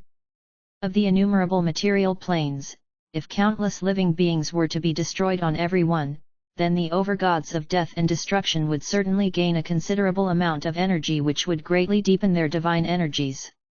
Father, they are of no threat anymore. I must return and digest the energy I just obtained, Little Skeleton transmitted while Hanchuo was thinking to himself. Hanchuo raised his head and saw Little Skeleton silently hovering over the altar of death on his bone dragon. The gravestone on his chest looked as though a small whirlpool that was rapidly whirling. The altar below him seemed to have exhausted all its energy and no longer sparkled with light. Okay, Hanchuo replied. He noticed that the gravestone on Little Skeleton's chest seemed to have the function of accelerating his gathering and absorption of the energy of death. Han Chuo had deployed his altar at nearly the same time as Little Skeleton did, but at this moment, not only had Little Skeleton vacuumed away all the energy of death around the altar, he had even completed the energy conversion inside his body, while Han Chuo was only halfway there. Naturally, Little Skeleton would not be courteous with Han Chuo. After he recited some miraculous incantation, the altar beneath him, which was originally used for gathering the energy of death, suddenly glowed with a hazy neon green light. The swarms of undead creatures rushed to the center of the altar and faded away among the light. The undead creatures went as quickly as they came. It took only a short while before the enormous amount of undead creatures returned to the netherworld via the altar below Little Skeleton. After seeing that all the undead creatures had orderly entered the altar, Little Skeleton turned to Han Chuo and transmitted, "All right. Please send me home, Father." Although Han Chuo felt somewhat astonished, he did not voice it out. After reciting a simple necromancy incantation, Little Skeleton seemed to be grabbed by space-time and disappeared in a bright flash of light. "This kid is getting more and more miraculous," Han Chuo lamented with a smile. Instead of rushing to leave, Han Chuo hovered at the same place and silently absorbed the energy of destruction above the battlefield using the altar below him. The energy of destruction produced by the death of a few 100,000 orcs was considerable. Without a miraculous treasure like the Little Skeleton's gravestone, Han Chuo needed to spend more time and effort to absorb the energy. Han Chuo was in no hurry. He hovered in midair as he linked his soul to the altar below him. His domain of divinity deployed to form a barrier similar to spiderweb and absorbed the energy of destruction collected inside the altar bit by bit. Han Chuo took a deep breath before flying downwards with the palm of his hand facing at his altar. It seemed to be shrouded by an incorporeal canvas as it disappeared inch by inch. Han Chuo gazed all around at the battlefield. He looked at the dead bodies, weapons, and armor scattered all about, shook his head, and flew towards South Border City. Before, Han Chuo would surely have stayed over to collect the weapons and armors. However, times had changed. Those weapons and armors were no longer worth anything in Han Chuo's eyes and therefore he wouldn't waste his time on this junk. After a streak of light flashed through, a majestic figure appeared beside Firenze who was still gaping at the battlefield. South Border City will not be confronted by any threats from the Orc Empire for a while. Right, do clean up the battlefield. Some of the items might be worth some money, Han Chuo smilingly said as he looked at Firenze beside him. Firenze was suddenly awakened and turned to look at Han Chuo. This tough man who had been unrestrained and crude all that time was now fumbling for words. He stared blankly for a while before forcing a smile and nodding as he said, "Hundreds of thousands of orcs all gone just like that. Even if the Orc Empire still has troops left, they will never dare infringe on our South Border City again until they figure out the matter." Han Chuo grinned and calmly said, "Oh, good then. After I take care of the big menace that is Kasi Empire, we can reassemble our military and invade them instead." Firenze listened, then kept silent again for a long while as he looked deeply into Han Chuo's eyes. After ages, he finally proclaimed, "With you, the Empire is invincible." Chapter 597, Becoming a Legend. GDK 597, Becoming a Legend. Please continue reading on, Ox. Val. M. In just one day within the South Border City, Han Chuo's prestige had risen far above that of Firenze's, who was the lord of the southern border. For the last 3 years, Firenze had been strenuously defending South Border City with the Howling Legion, the mightiest legion of the empire. But against the army of several 100,000 orcs, they were steadily losing ground. Han Chuo, however, managed to exterminate the few 100,000 barbarous orc warriors in less than a day as soon as he emerged from his 5-year disappearance, all using his own power. Such an incredible accomplishment was unprecedented in Lancelot Empire even since its founding. Many of the army civilians of South Border City had witnessed the feat with their own eyes. Having been oppressed by orc warriors for many long years, the excitement of the people of South Border City to see the thousands of orc warriors being annihilated was absolutely insuppressible. Unexpectedly, even with no one orchestrating, the people of South Border City flooded towards Han Shuo to express their gratitude through all kinds of means. Some of them offerings of home-cooked food, some presented armor and weaponry handed down through their families for generations, and some even offered their own daughters, hoping that Han Shuo would keep them as his servants. But most of them just cheered for Han Shuo over and over again, screaming his name at the top of their lungs. Han Shuo's deeds that day were bound to become legend among the people of South Border City. With the threat of the Orc Empire neutralized, the people of South Border City gathered on the streets and cheered. They eagerly passed along the remarkable story of how Han Shuo wiped out hundreds of thousands of Orc warriors all by himself. The atmosphere of fear that had shrouded South Border City had been dispersed by Han Shuo. The people of South Border City began treating Han Shuo as a god before he even acknowledged it. Many of the commoners who had been suffering without mental support even carved Han Shuo's name on tablets, kneeling and bowing at it. To slay several 100,000 savage orcs in the short span of an hour with his powers alone, other than a god, who could achieve that? As it should be, Han Shuo received the most honorable treatment in South Border City. As he walked with Firenze to his mansion, the people he met en route were falling over each other in their eagerness to kneel and kowtow. They were most willing to worship Han Shuo as their god. Han Shuo did not feel much when he saw the people of the city swarm to kowtow at him. After weighing in his mind for a short moment, he erected a divine altar in the city. He then landed at the center of the altar and unfolded his domain of divinity. A dignified, divine aura as imposing as towering mountains unfurled and gently extended in all directions. The people of South Border City, as well as the soldiers of the Howling Legion who fell into the domain of divinity, couldn't help themselves but feel most obliged to pledge their allegiance to Han Shuo and wished to worship him for eternity. Offer your faith to this altar, and I will ensure that your South Border City is safe and sound, the voice Han Shuo made using his divine energy echoed on and on in his domain of divinity. The voice carried a bewitching power that hooked the soul, causing these people who were already most delighted to worship Han Shuo to be even more passionate. After being shocked by the unequaled might Han Shuo just displayed and now further affected by his domain of divinity, the people of South Border City, whose passion were raised to the ultimate, absolutely did not hesitate before respectfully offering their souls to the divine altar, becoming Han Shuo's pious believers. After he finished decorating his divine altar, Han Shuo gave a few more resounding speeches. Once he was assured that the ceremonies were carried out in accordance with his instructions, he left with Firenze and Fanny, returning to Firenze's mansion in South Border City. I have worked very hard for 3 years straight to keep South Border City safe. The most that those people would do is to pray for my safety. But you have only been in this city for 1 day and they have started treating you like a god. Sigh, Firenze lamented as he shook his head bitterly after they entered the mansion.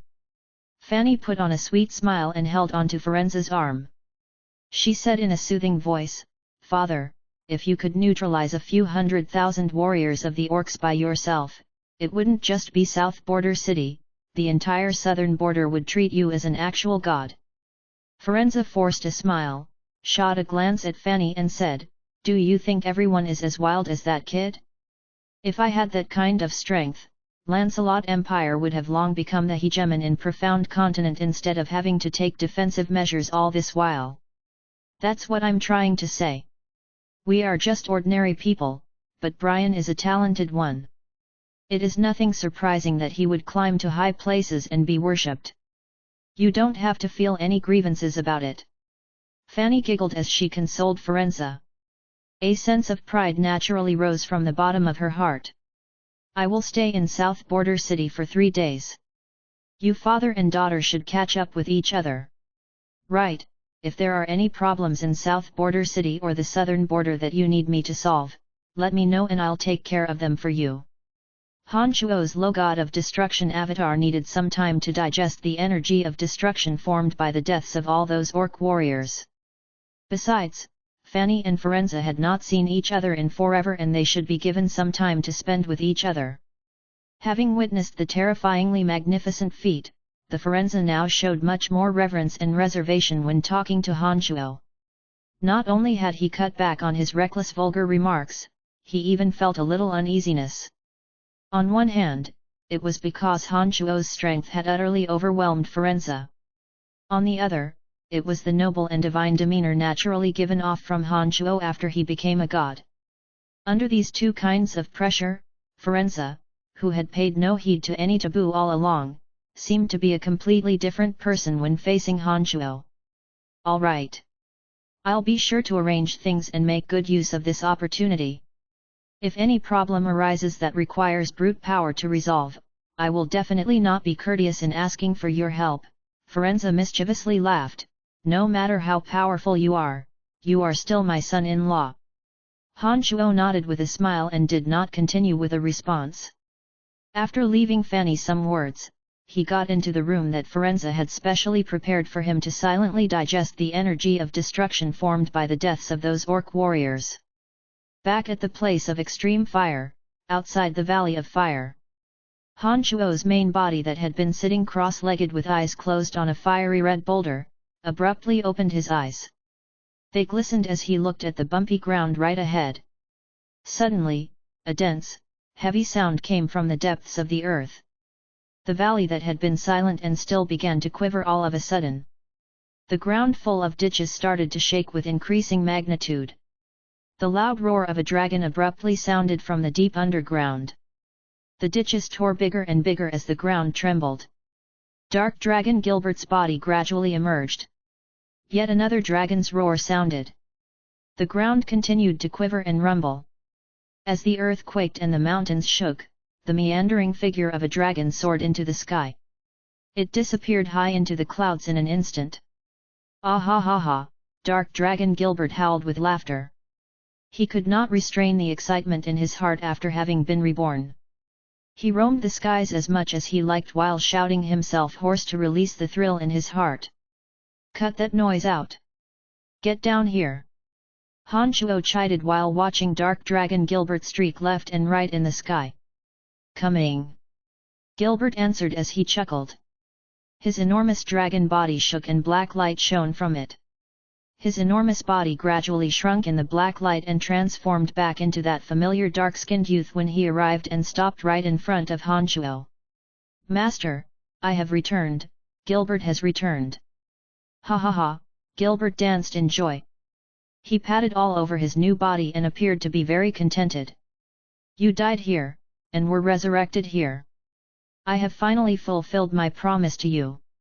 Han Chuo smiled at Gilbert and asked, "What do you think about your new body?" "Good. Very good," Gilbert answered immediately. He stretched his neck and threaded and kicked with his two legs before he added, "My body is packed with energy. Although it's not quite the same as the original energy, it feels much more powerful."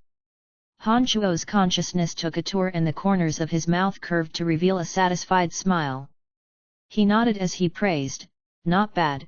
You have actually melted that small piece of divine essence. Very good. As long as you carefully feel and comprehend it, it will not be a challenge for you to become a god." "Thank you, Master." "Haha, thank you, Master." After listening to Han Chuo's compliment, Gilbert couldn't help but laugh out loud in happiness. His voice spread far into the distance, prompting many low-level magical creatures to retreat. "This is what you deserve. Right, your new body has some special abilities. I believe you can feel them already. Take some time to understand some of those special abilities. This will be greatly beneficial to you in the future," Han Chuo said sternly. "Don't worry, Master. Having experienced death once, I will treasure this second opportunity at life," Gilbert assured to Han Chuo after withdrawing that smile off his face. "Good. I believe you ought to know the importance of strength much better now," Han Chuo said as he nodded. "Master, I want to return and visit my grandpa," Gilbert suddenly said in a saddened voice. "My father is dead and many of my fellow dark dragons were lost. I want to see how they are doing now." "Of course. And one more thing, do check out how those lizardmen are doing while you are in the underground world. Help them with any troubles they may have." Han Chuo had once promised the ancient lizard king to look after the lizardmen. there could be changes to the underground world due to Adele's revival. This resurrected Gilbert possessed far greater strength than before. Perhaps there were things that Gilbert could do to help the lizardmen living in the underground world. Understood, Master. I shall make a move. Gilbert had been missing his fellow dark dragons. He was worried that the Shrine of Ice went back to give the dark dragons trouble while he was gone for the past few years. Therefore, he hastily left after telling Hanchuo. This chap is still as impatient as always. Hanchuo couldn't help but laugh when he saw Gilbert scurry off quickly. However, after a short while, his face turned cold. He recalled that hatred carved into his bones and engraved on his heart when he gazed at the depths of the dark forest. Chapter 598, An Angel? GDK 598, An Angel? Please continue reading on, Ox. Vel. M. 5 years ago, right there in Dragon Valley at the depths of the dark forest, Hanchuo was grievously wronged. The Primordius Dragon was the mightiest existence Hanchuo had met on Profound Continent. This Primordius Dragon who had been guarding the Profound Continent possessed the strength of a low god. However, Hanchuo did not know how long he had remained in this stage. Hanchuo had not forgotten of this debt of blood.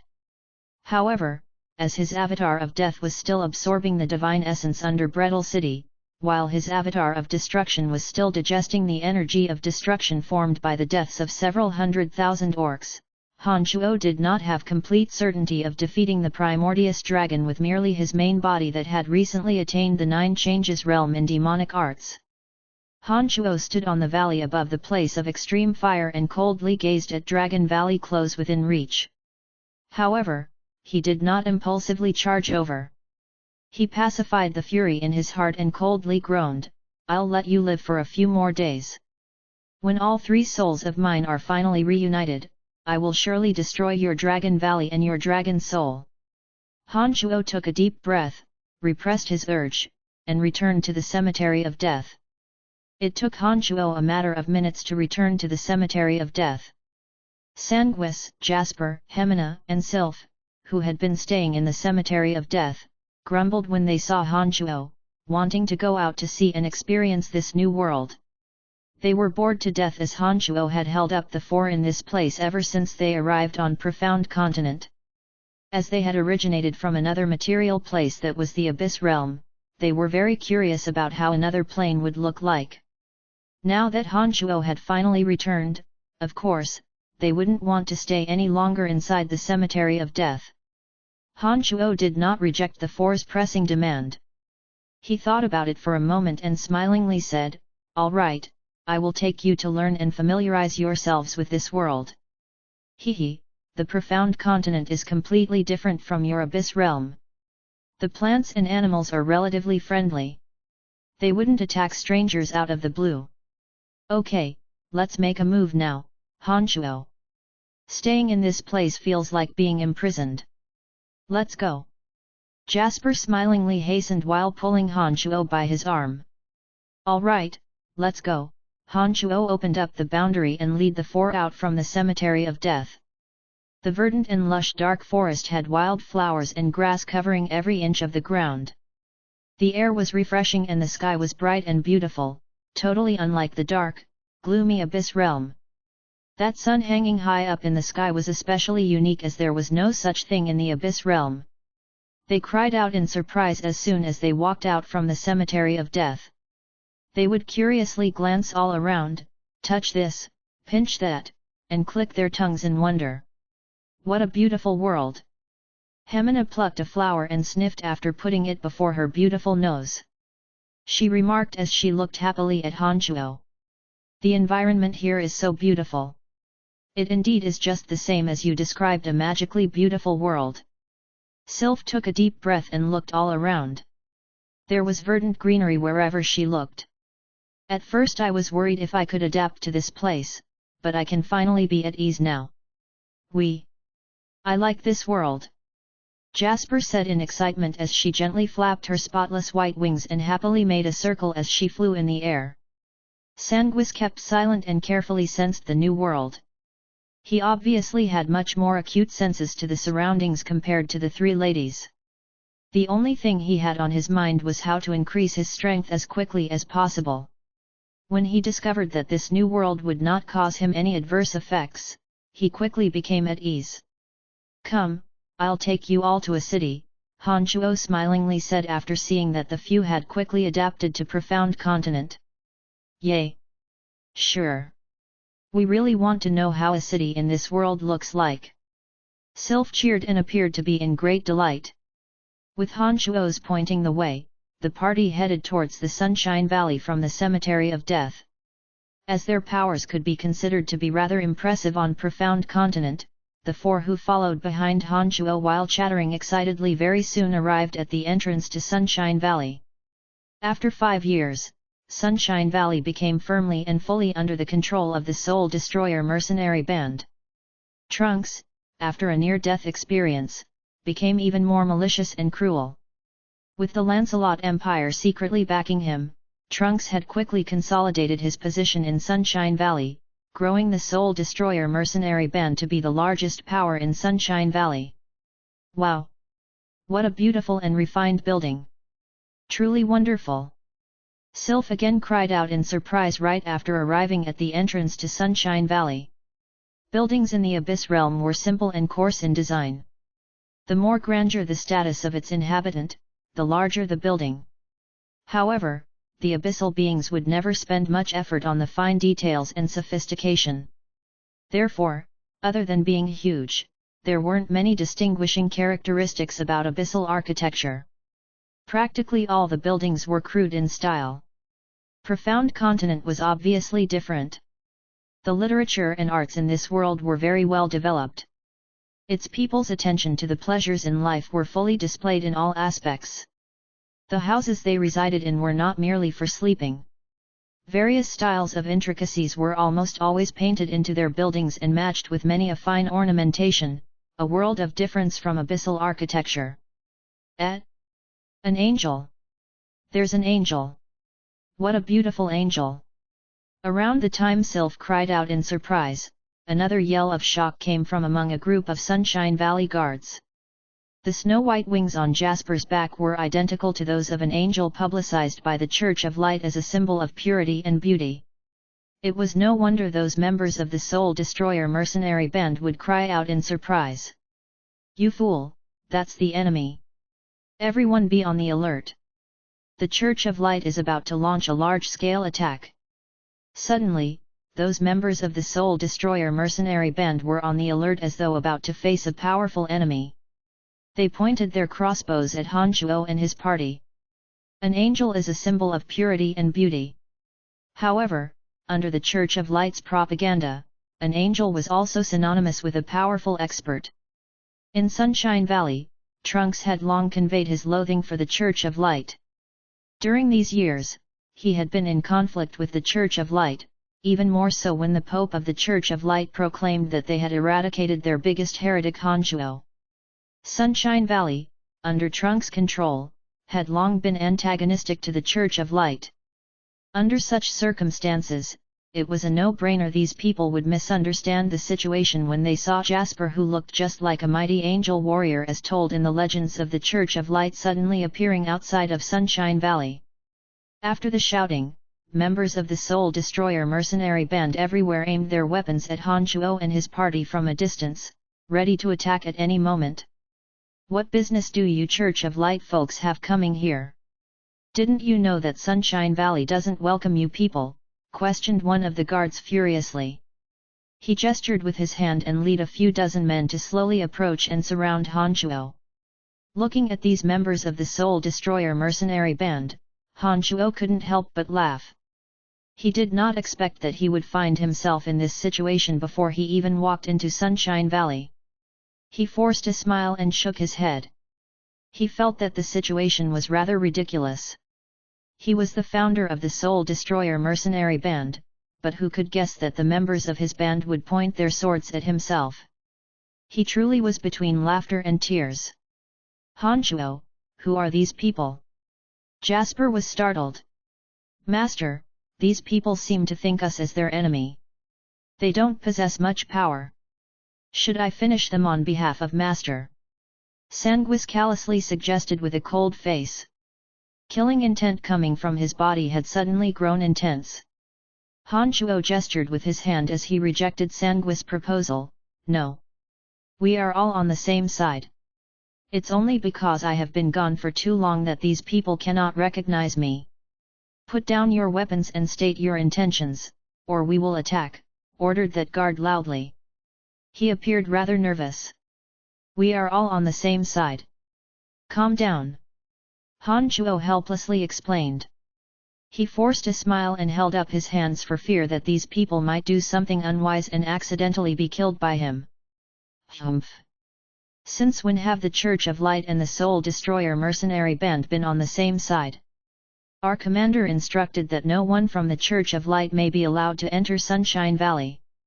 If you have any business you better speak now, otherwise, don't blame us for being impolite, that guard replied in an angry voice. Ask Trunks to see me.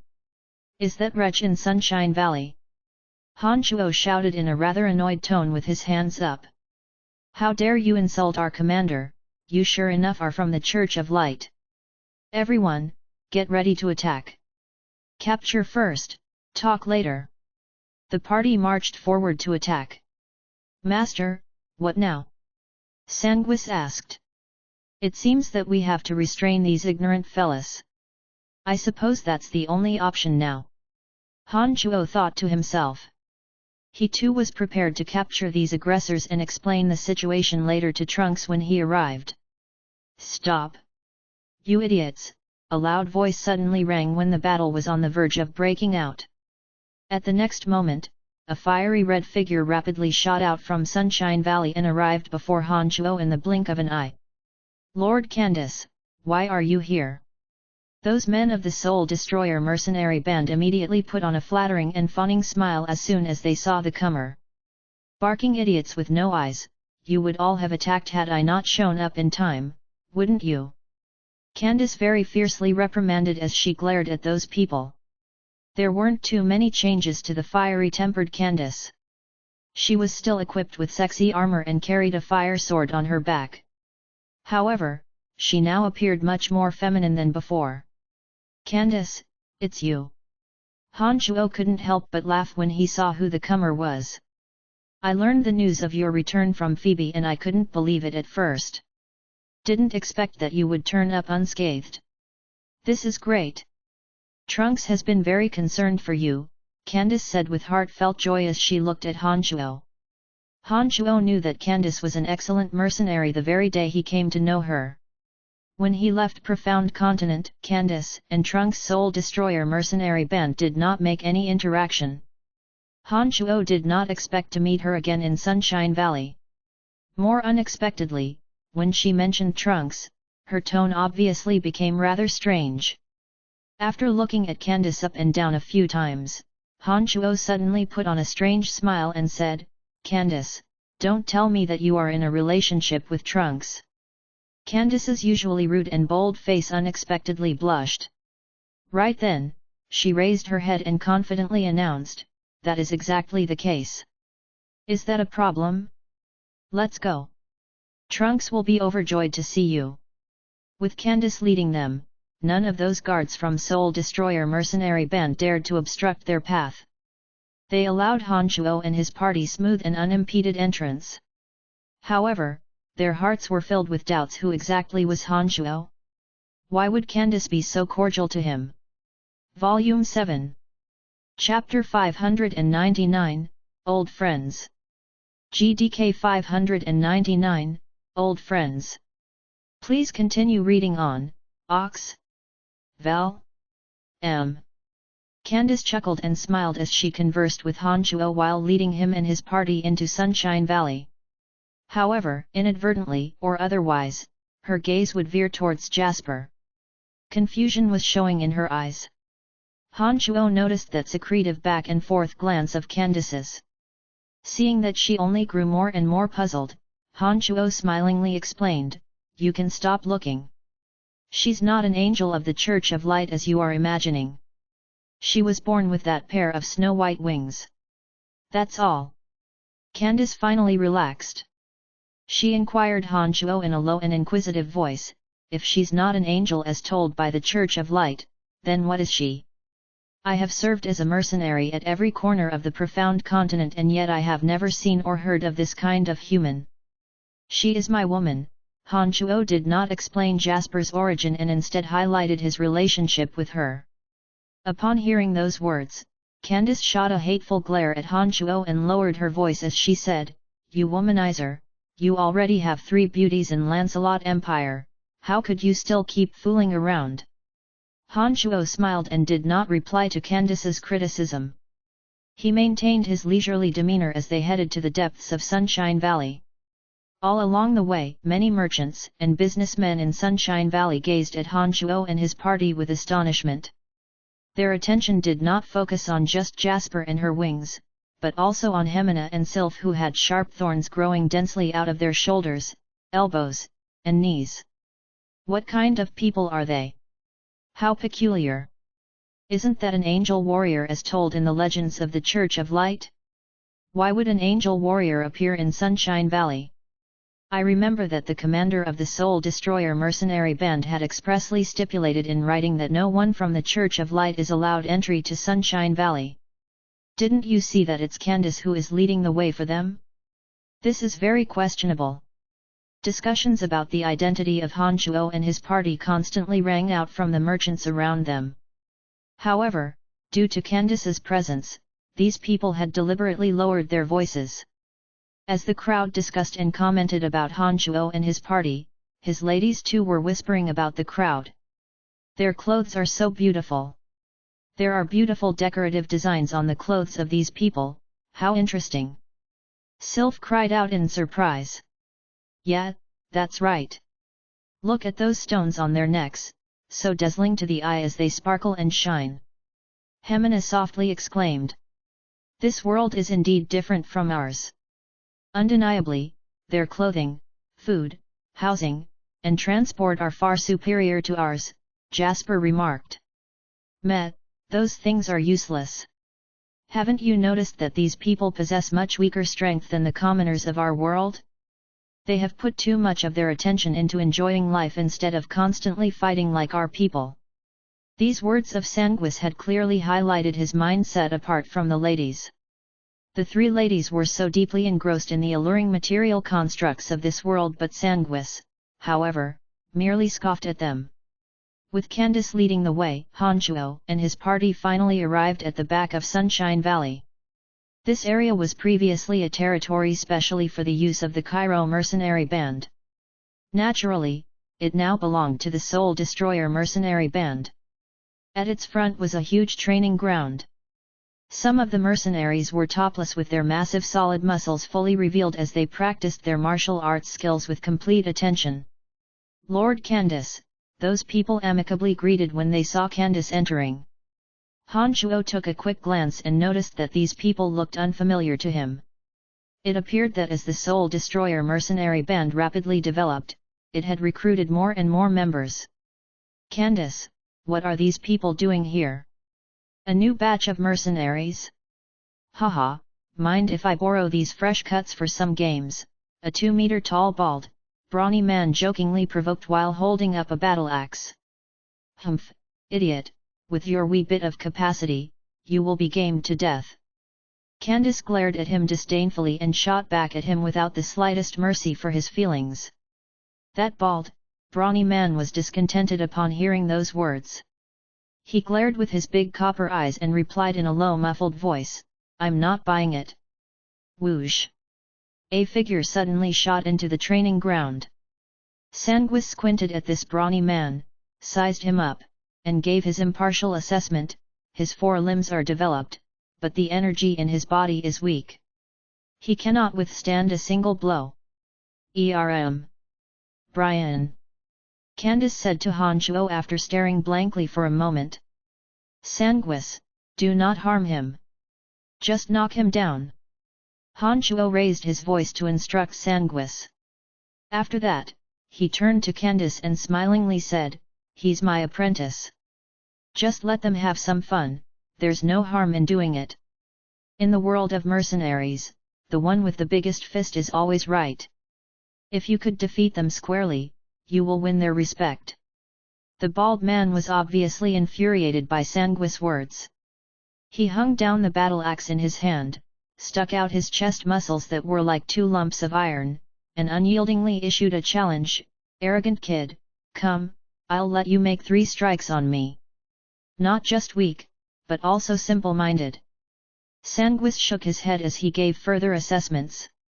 "Kid, cut out the nonsense, knock me down if you can," the bald, brawny man furiously roared like a bear after listening to Sanguis mock him over and over again.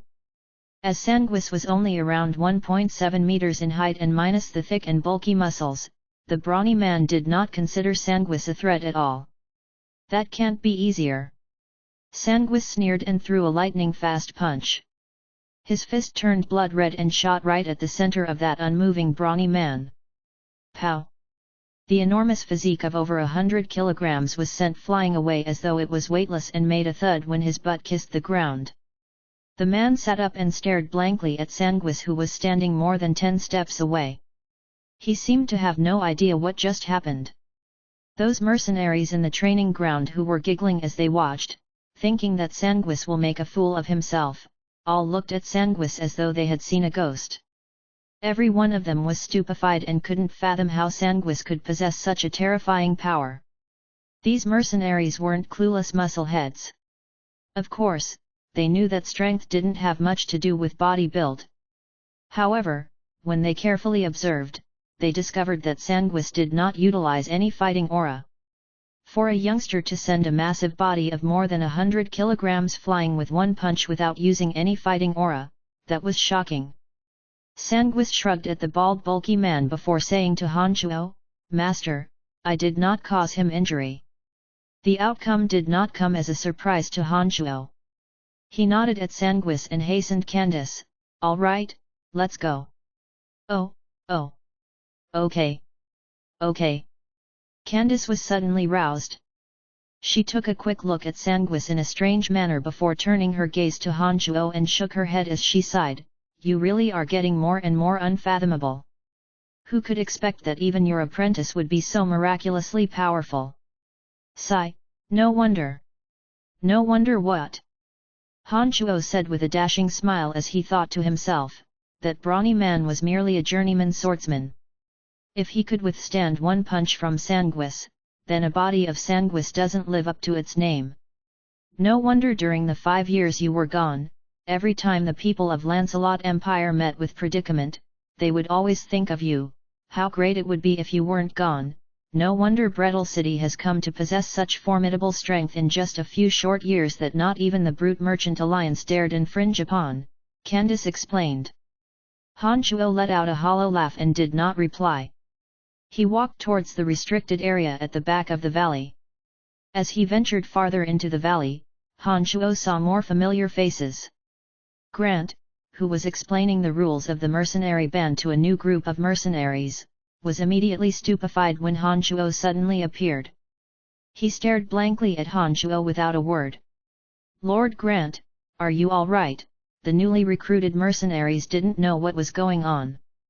They couldn't help but question when Grant suddenly became silent halfway through his explanation. "Ah!" An ear-piercing scream rang from Grant. Those mercenaries attentively listening to his lecture were jolted. Under the watching eyes of those newly hired guns, Grant shot towards Hanchuo at lightning speed and cried out in surprise, "Lord Brian! You are still alive! I don't die very easily, hee." Hanchuo nodded and smiled. His heart was filled with warmth to see Grant being so pleasantly surprised from the bottom of his heart. "Brian? Who called Brian?" A cry of shock sounded from a stone chamber. Shortly after, a person stumbled out in a flurry and turned his gaze towards the source of the voice. Yet another shout that reverberated through the entire valley, "Ah! Holy shit! It's really Brian!" Odysseus was wild with joy. Just like Grant, he rushed to Hanchuo's side, laughed heartily and gave Hanchuo a firm hug. Odysseus and his company had a closer relationship with Hanchuo and had joined the Soul Destroyer mercenary band because of him. Nowadays, Odysseus and those few had all risen through the ranks of the mercenary band. They were still as outspoken and uninhibited as before. "You guys are still here, haha, this is great. It seems that the Soul Destroyer mercenary band is getting better and better." Han Shuo too was very happy to see his old friends. "Come, let's go get trunks and drink away. That chap has been locking himself inside for cultivation all the time, he's getting more and more hard-working." As Odysseus joined the mercenary band at Han Shuo's invitation, he knew that the real owner of the Soul Destroyer mercenary band was Han Shuo. Although everyone had immense reverence towards Trunks, Odysseus, on the other, treated him as a partner just as before. The party chatted and laughed as they walked to the back of the valley. Trunks came out from his cultivation after having heard the news. As soon as he saw Han Shuo, Trunks rushed to him and they shared a firm man hug. Soon after, he yelled, "Brothers! Bring out the booze! Today we will empty them all!" After finishing those words, Trunks firmly hugged Han Shuo and exclaimed, "I knew it wouldn't be that easy to kill you." "No kidding. They need to scheme much harder." Han Shuo laughed. After a short while, all of Han Shuo's old friends gathered together. Soon after Trunks gave the instructions, large bowls of liquor and big chunks of meat were served. Mercenaries paid no regards to table manners to begin with. Upon hearing their leader's words, these people did not restrain themselves and started to drink and chomp loudly and rowdily. After those mercenaries who had recently joined the Soul Destroyer mercenary band realized Han Shuo's identity, they were ineffably excited. They took the opportunity to toast to their idol and expressed their veneration by drinking to the limits of their capacity. Back then, Han Shuo was truly an idol in Sunshine Valley. He also had a record of never being defeated in Lancelot Empire. These mercenaries had the utmost admiration for such characters. Therefore, as soon as they heard that the legendary expert had arrived, each and every one of them was thrilled. In an instant, Sunshine Valley was brimming with joyous atmosphere. Chapter 600, 9 Changes. GDK 600, 9 Changes. Please continue reading on, Ox. Val. M. After the feast of liquor and meat, everyone started to get tipsy. Han Shuo and Trunks left for the back of the valley by themselves. They came to a secluded cliff. The refreshing mountain breezes blew onto their faces. The two were in great moods to see each other again. Trunks still had the strength of a great sword master. Having remained in the same realm for 5 years, Trunks' fighting aura became purer and purer. However, perhaps because he had yet to encounter a fortuitous opportunity, he had not made a breakthrough. 5 years felt almost as if it were a lifetime ago. Especially for Han Shuo, who had turned from a mortal to an actual god during that time. Although he did not deliberately demonstrate his power, Trunks could still vaguely sense the mighty presence coming from his soul. "Brian, what realm are you currently at? Why is it that I couldn't sense any aura of magic or fighting aura coming from you?" Even after carefully observing Han Shuo for a long while, squinting, Trunks still couldn't make out what martial art Han Shuo cultivated in. The demonic arts that Han Shuo's main body was cultivating in gave no auras of death nor destruction. All the energy was concealed deep within his body. Therefore, it was nothing surprising that Trunks couldn't see a clue. Han Shuo put on a smile. He did not give any explanation to Trunks' question and he questioned Trunks instead, "By the way, have you settled that grievance of yours with Caesar City?" Trunks shook his head and gently sighed before he answered, "Not yet. Bradley Pilon's Caesar City is bordered by tight security. Kasi Empire has been pressing in on us harder and harder during these years while Valen City, however, has been very passive. Although my Sunshine Valley has been growing rapidly, we are fundamentally merchants and mercenaries. Compared to a body of governance, we are still some ways behind." Han Shuo nodded and understood the facts. Sunshine Valley was wedged between 3 countries, right in the middle of a mountain range. This geography had provided them with both advantages and disadvantages. It was already a difficult feat for Trunks to grow Sunshine Valley to such scales. But to move one step further, to gain the capacity to contend against a country, that challenge would be beyond difficult.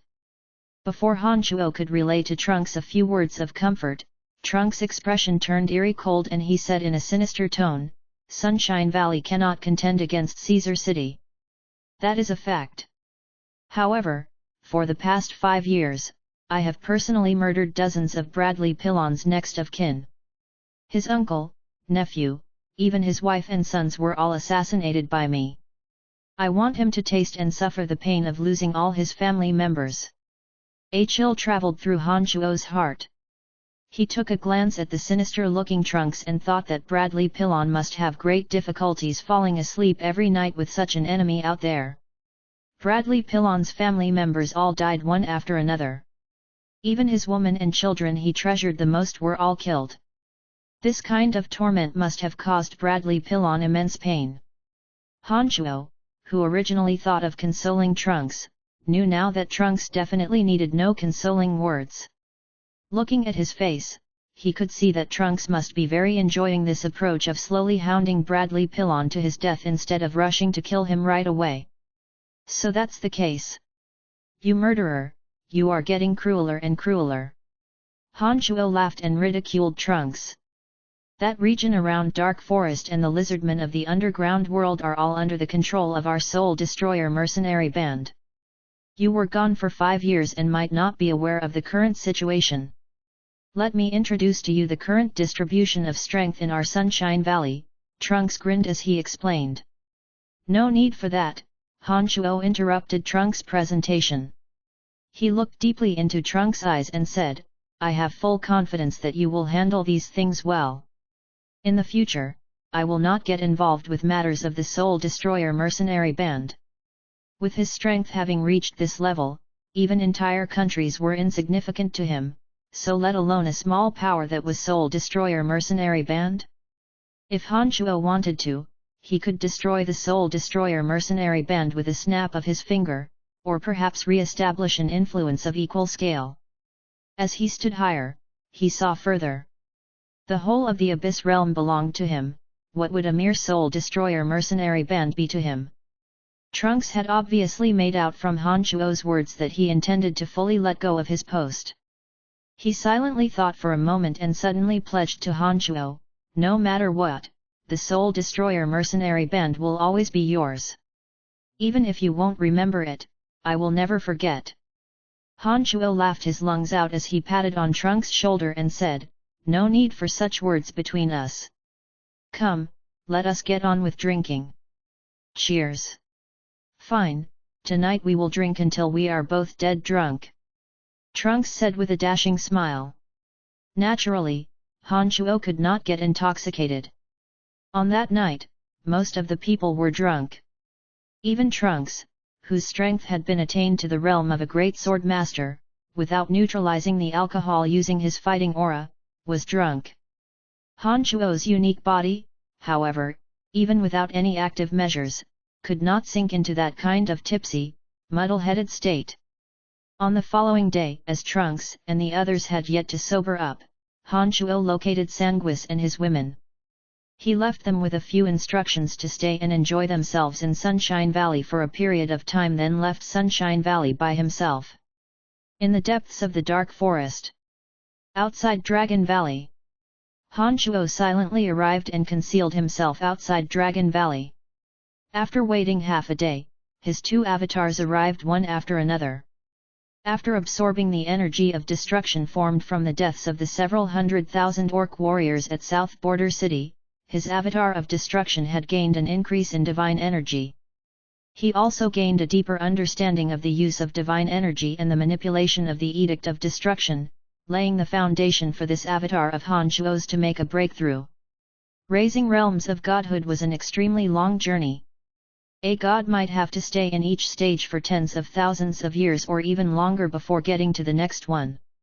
A god who had stayed in a realm for long periods could, more often than not, be far ahead in the use of elemental energies or edictal forces compared to another god who had recently stepped into the same realm. Therefore, precisely for this reason, each realm of godhood was further divided into 3 stages: early stage, mid stage, and late stage. Of two gods in the same realm, the one who had cultivated to the apex the late stage would have much greater strength than one who had just joined the realm. Although Han Shuo's two avatars were both low gods, as they had only recently entered the realm, their divine energies were relatively weak, and their comprehension towards divine energy and their respective fundamental forces were not profound enough. They were early-stage low gods. They were far from achieving the middle stage. The reason that Han Shuo did not rush in seeking the Primordius Dragon for vengeance was that he had no clue which of those stages the Primordius Dragon was actually in. A late-stage low god had absolute certainty of defeating an early-stage low god. There was no doubt about it. After his two avatars arrived, Han Shuo carefully inspected them for a while. It must be said that the process of upgrading to the next realm of godhood was definitely very slow.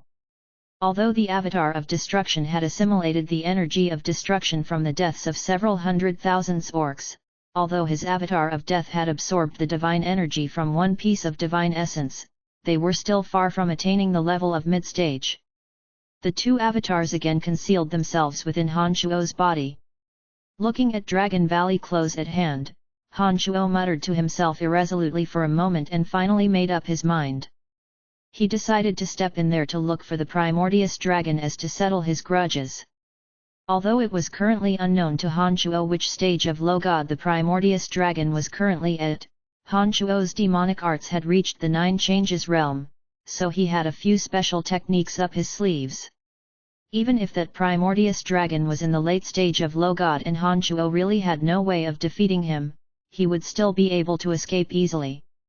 Han Shuo, who had 3 souls, was confident of overpowering a mid-stage low god. However, if the Primordius Dragon was actually in the late stage, Han Shuo did not have full certainty of the outcome. And yet, with his demonic arts, he wasn't at all worried about not being able to escape. With everything thought out, Han Shuo no longer hesitated. Scrapping the low profile, he raised his head and roared. His body turned into a streak of light that shot right towards Dragon Valley. That boundary in the way couldn't stop Han Shuo at all. With one stroke of the demonic blades on Han Shuo's hand, the boundary was undone. It caused not the slightest obstruction to him. Dragon Valley was alerted of the presence of a forceful intruder the very moment that Han Shuo cut open the boundary. While Han Shuo roared and charged inside, a loud dragon roar suddenly came from Dragon Valley. A silvery third-stage greater dragon meandered its enormous body threateningly towards Han Shuo. It let out a thunderous snarl, "Puny human, how dare you trespass upon Dragon Valley? Courting death? Haha, lizard, let's see who is actually puny." Han Shuo sneered and grabbed towards that silvery greater dragon. As Han Shuo attempted to get a hold of the silvery greater dragon, his body flying rapidly higher began to grow bigger and bigger. When his big hand finally reached the silvery greater dragon, Han Shuo had become a 50-meter tall giant. Before the silvery greater dragon could even react, Han Shuo the giant had grabbed its head in one hand and its tail in the other. The 20-something meter long silvery greater dragon, compared to the giant Han Shuo, looked nothing more than a slightly big reptile.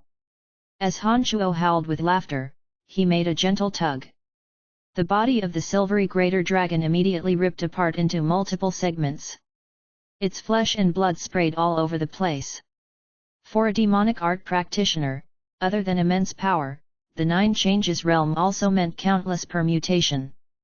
There were 9 techniques to master in the 9 changes realm: speed change, body change, heart change, consciousness change, bloodthirst change, space change, earth change, heavenly change, and omen change. Each of the 9 changes had their own unique uses. Han Shuo had only recently mastered speed change and body change. As for the remaining 7 changes, Han Shuo was still trying to comprehend them. Chapter 601, Blood-Bathing the Dragon Valley. GDK 601, Blood-Bathing the Dragon Valley. Please continue reading on, Ox. Val. M. Of the 9 changes, speed change was the escape route that Han Shuo counted on if this campaign went south. Speed change could, in an instant, accelerate him to speeds so extreme that his enemy would have no hope of catching up to him, However, while speed change was activated, he would not be able to deploy any other demonic technique or launch attacks. It seemed that this demonic technique was meant only for escaping. Body change, as the name implies, was the transformation of the body. This was precisely the technique Han Chuo used to transform himself into a giant of 50 meters. Heart change was for changing the mental state. It would allow Han Chuo's mind to maintain calm and be at its most optimal state no matter the situation of a battle. Consciousness change would allow Han Chuo to observe the finest detail without loss. He would be able to instinctively perceive unknown dangers and have the full view of his opponent's condition during battle. Bloodthirst change would allow Han Chuo to fall into a demonic trance in a snap, turning him into an unfeeling, deranged demon thirsty for blood. Bloodthirst change could only be deployed after mastering body change, heart change, and consciousness change. Space change, earth change, and heavenly change were three killing maneuvers that utilized heaven and earth. Omen change was another change that must be mastered before advancing to the Omen realm. Even Chu Kinglan back then hadn't been able to grasp it. With his demonic arts attained to the 9 changes realm, Han Chuo could start cultivating the 9 changes. As soon as he mastered all 9 of them, he would break through to the next level, reaching the Omen realm. The gargantuan Han Chuo who stood at 50 meters was akin to a demon god that had existed since ancient times that descended upon the Dragon Valley. A long and thunderous roar sounded. It was as though an earthquake struck the Dragon Valley. The quaking never ceased to end. "Who is it?" a furious roar sounded from the depths of the Dragon Valley. A rank 5 golden dragon turned into a streak of golden light and soared into the air from a mountain hill. As soon as this golden dragon emerged, all other greater dragons on the mountain ranges of the valley also flew out. Each and every one of them glowered at the intruding Han Chuo, itching to tear this person who disturbed their tranquility into pieces. "You are of the race of Titans," that rank 5 golden dragon cried out in surprise. Its look of wrath turned into one of shock as soon as he flew out and saw the enormous Han Chuo. The race of Titans once enjoyed a period of glory on Profound Continent. Their gigantic figures of immense strength meant the Titans enjoyed the reputation of being the race of ancient gods.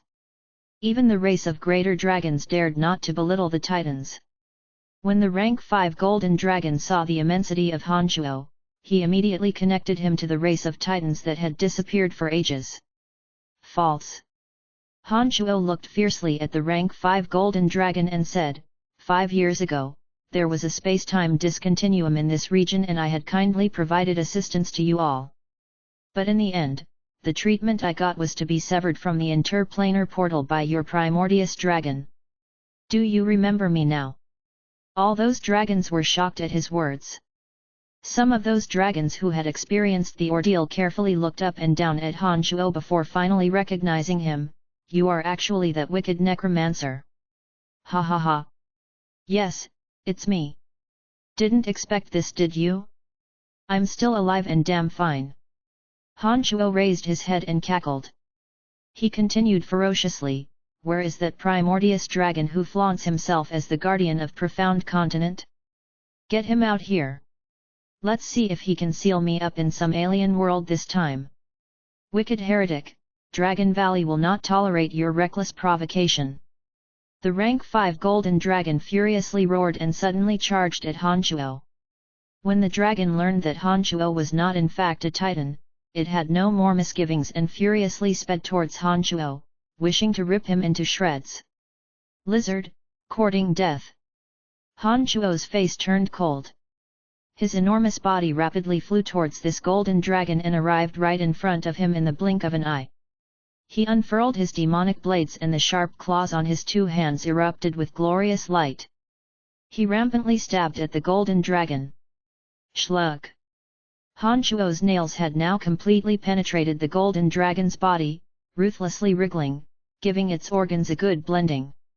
This rank 5 golden dragon could be considered as one of the top experts on Profound Continent and possessed demigod strength. What a pity that Han Chuo's strength had far surpassed his.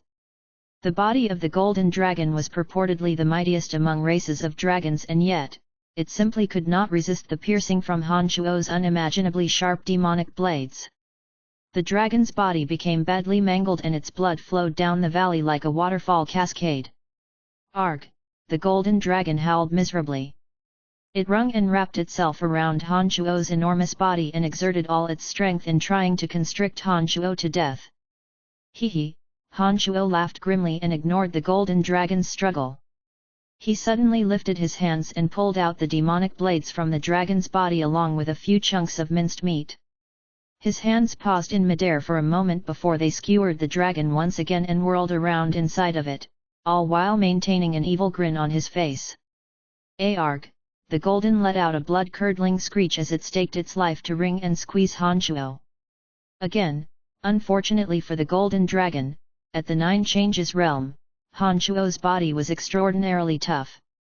Although the twisting and squeezing of the golden dragon appeared powerful, it left not one bit of impact on Han Shuo. At this point, all the greater dragons in Dragon Valley were fuming with bloodshot eyes. One after another, they decided they had seen enough and soared into the air to charge at Han Shuo. Kill him! Kill this heretic! The dragons launched barrages of magic attacks. All of a sudden, thunderous bolts of lightning, blazes, and icicles were being propelled towards Han Shuo. After today, the Dragon Valley shall be called the Dragon Cemetery. Han Shuo sneered. He lifted the demonic blades on his right hand and ruthlessly stabbed into the skull of that golden dragon. After giving it a little mixing, the golden dragon's brain was turned into mush. His vitality was slowly fading away. Han Shuo then flung the golden dragon far into the distance. It made a rumble when its body smashed into a mountain hill. An awful amount of blood gushed from its body. Obviously, it had no chance of surviving the injuries. With one whoosh, Han Shuo's enormous body evaded the torrent of magic attacks.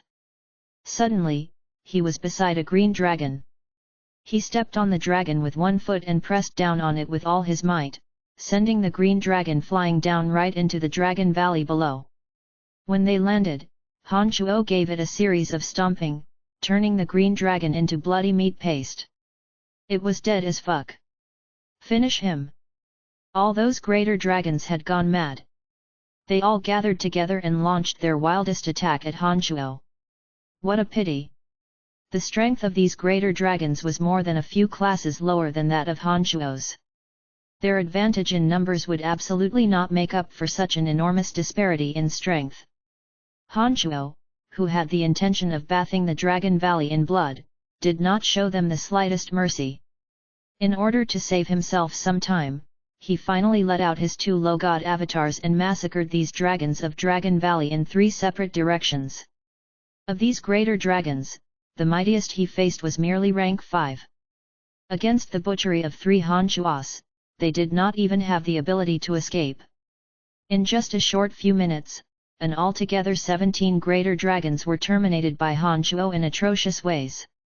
Dragon Valley had literally turned into a dragon cemetery. The primordious dragon really isn't here. Han Shuo started to suspect so when all the greater dragons in Dragon Valley were butchered and yet the primordious dragon hadn't showed up. As soon as he entered Dragon Valley, Han Shuo's consciousness had made a tour around the Dragon Valley and did not discover the presence of the primordious dragon. At first, Han Shuo thought that the primordious dragon's strength was so powerful that his consciousness could not detect his presence. Therefore, he decided to slaughter all the way in order to force the primordious dragon to show himself. Unexpectedly, the primordious dragon still hadn't shown up even when all the greater dragons were dead. It seems that the primordious dragon really wasn't in Dragon Valley.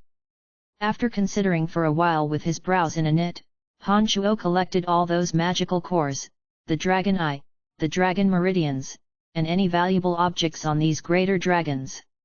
Next, he expanded his consciousness and carefully sensed for any activity under Dragon Valley. Just a moment ago, Han Shuo sensed some presences coming from under Dragon Valley which he originally thought was the primordious dragon.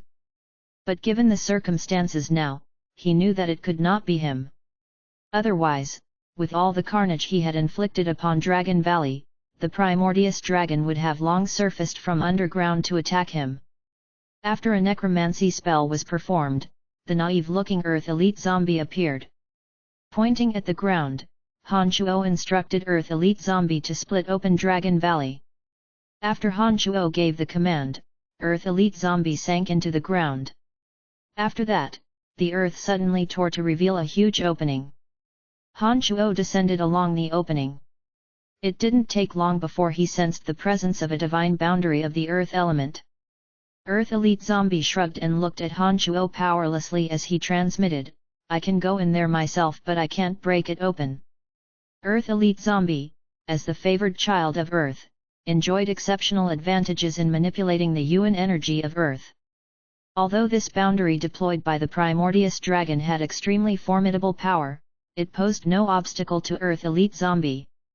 However, the Earth Elite Zombie he had no way of dismantling the boundary even if he could freely enter and exit.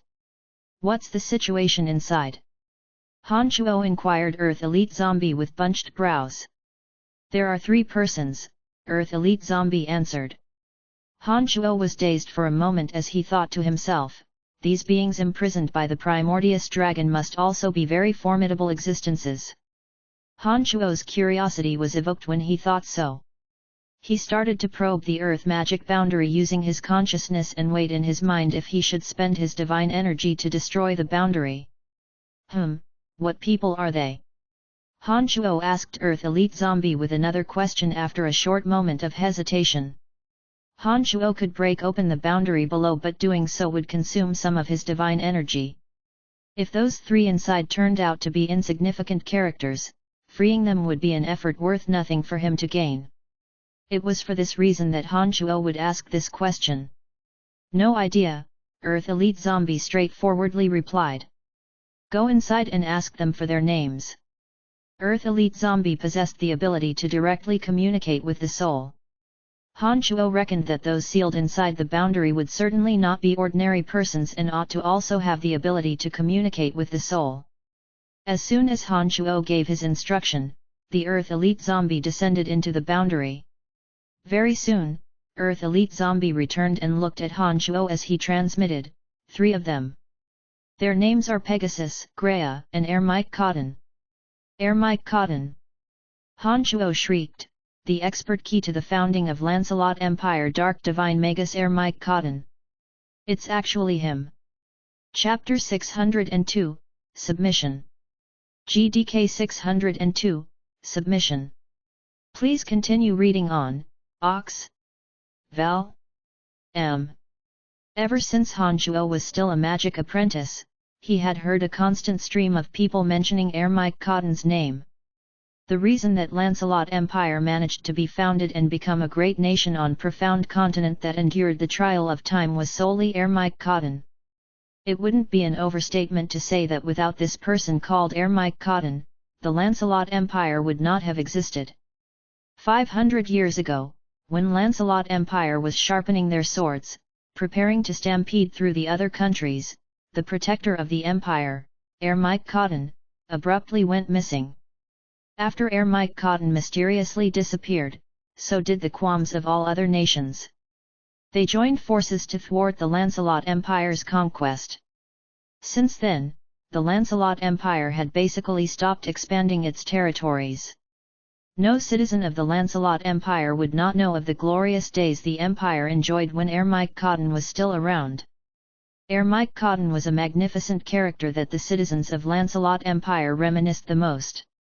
Who would have guessed that one of those imprisoned in a boundary deep under Dragon Valley would be the pride of Lancelot Empire, the demigod existence Dark Divine Magus Ermite Cotton? From the moment Earth Elite Zombie informed Han Chuo that one of the prisoners were Ermite Cotton, Han Chuo made up his mind to unmake the boundary. There would finally be a real answer to Ermite Cotton's disappearance 500 years ago, which certainly had something to do with the primordious dragon. As Ermite Cotton had already attained the strength of demigod 500 years ago, perhaps only the guardian of profound continent, the primordious dragon, had the capability of imprisoning him. After learning the identities of the captives, Han Chuo sent Earth Elite Zombie back to the netherworld. His avatar of destruction transformed back into the Demon Slayer edge, which was then tightly grasped by Han Chuo in his hand.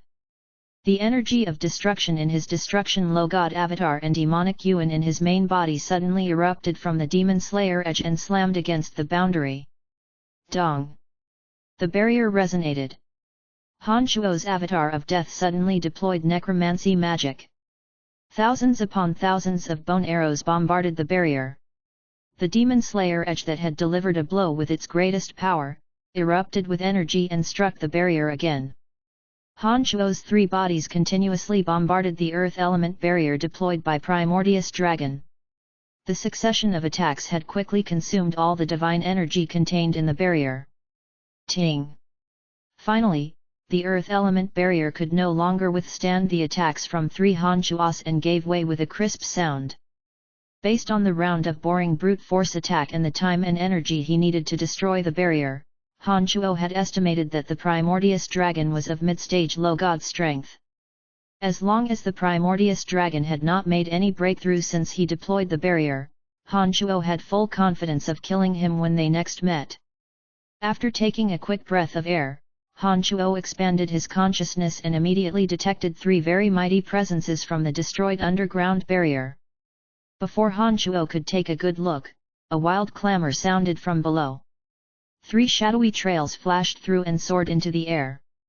"Damned dragons! I will scale and kill you all," a strong-looking old man roared at the sky. He was around 2 meters tall, messy fiery red long hair on his head, and had big muscles from head to toe. Cruel, sinister lights would glitter from his pair of eyes. One could tell that this person was a wicked one at first glance.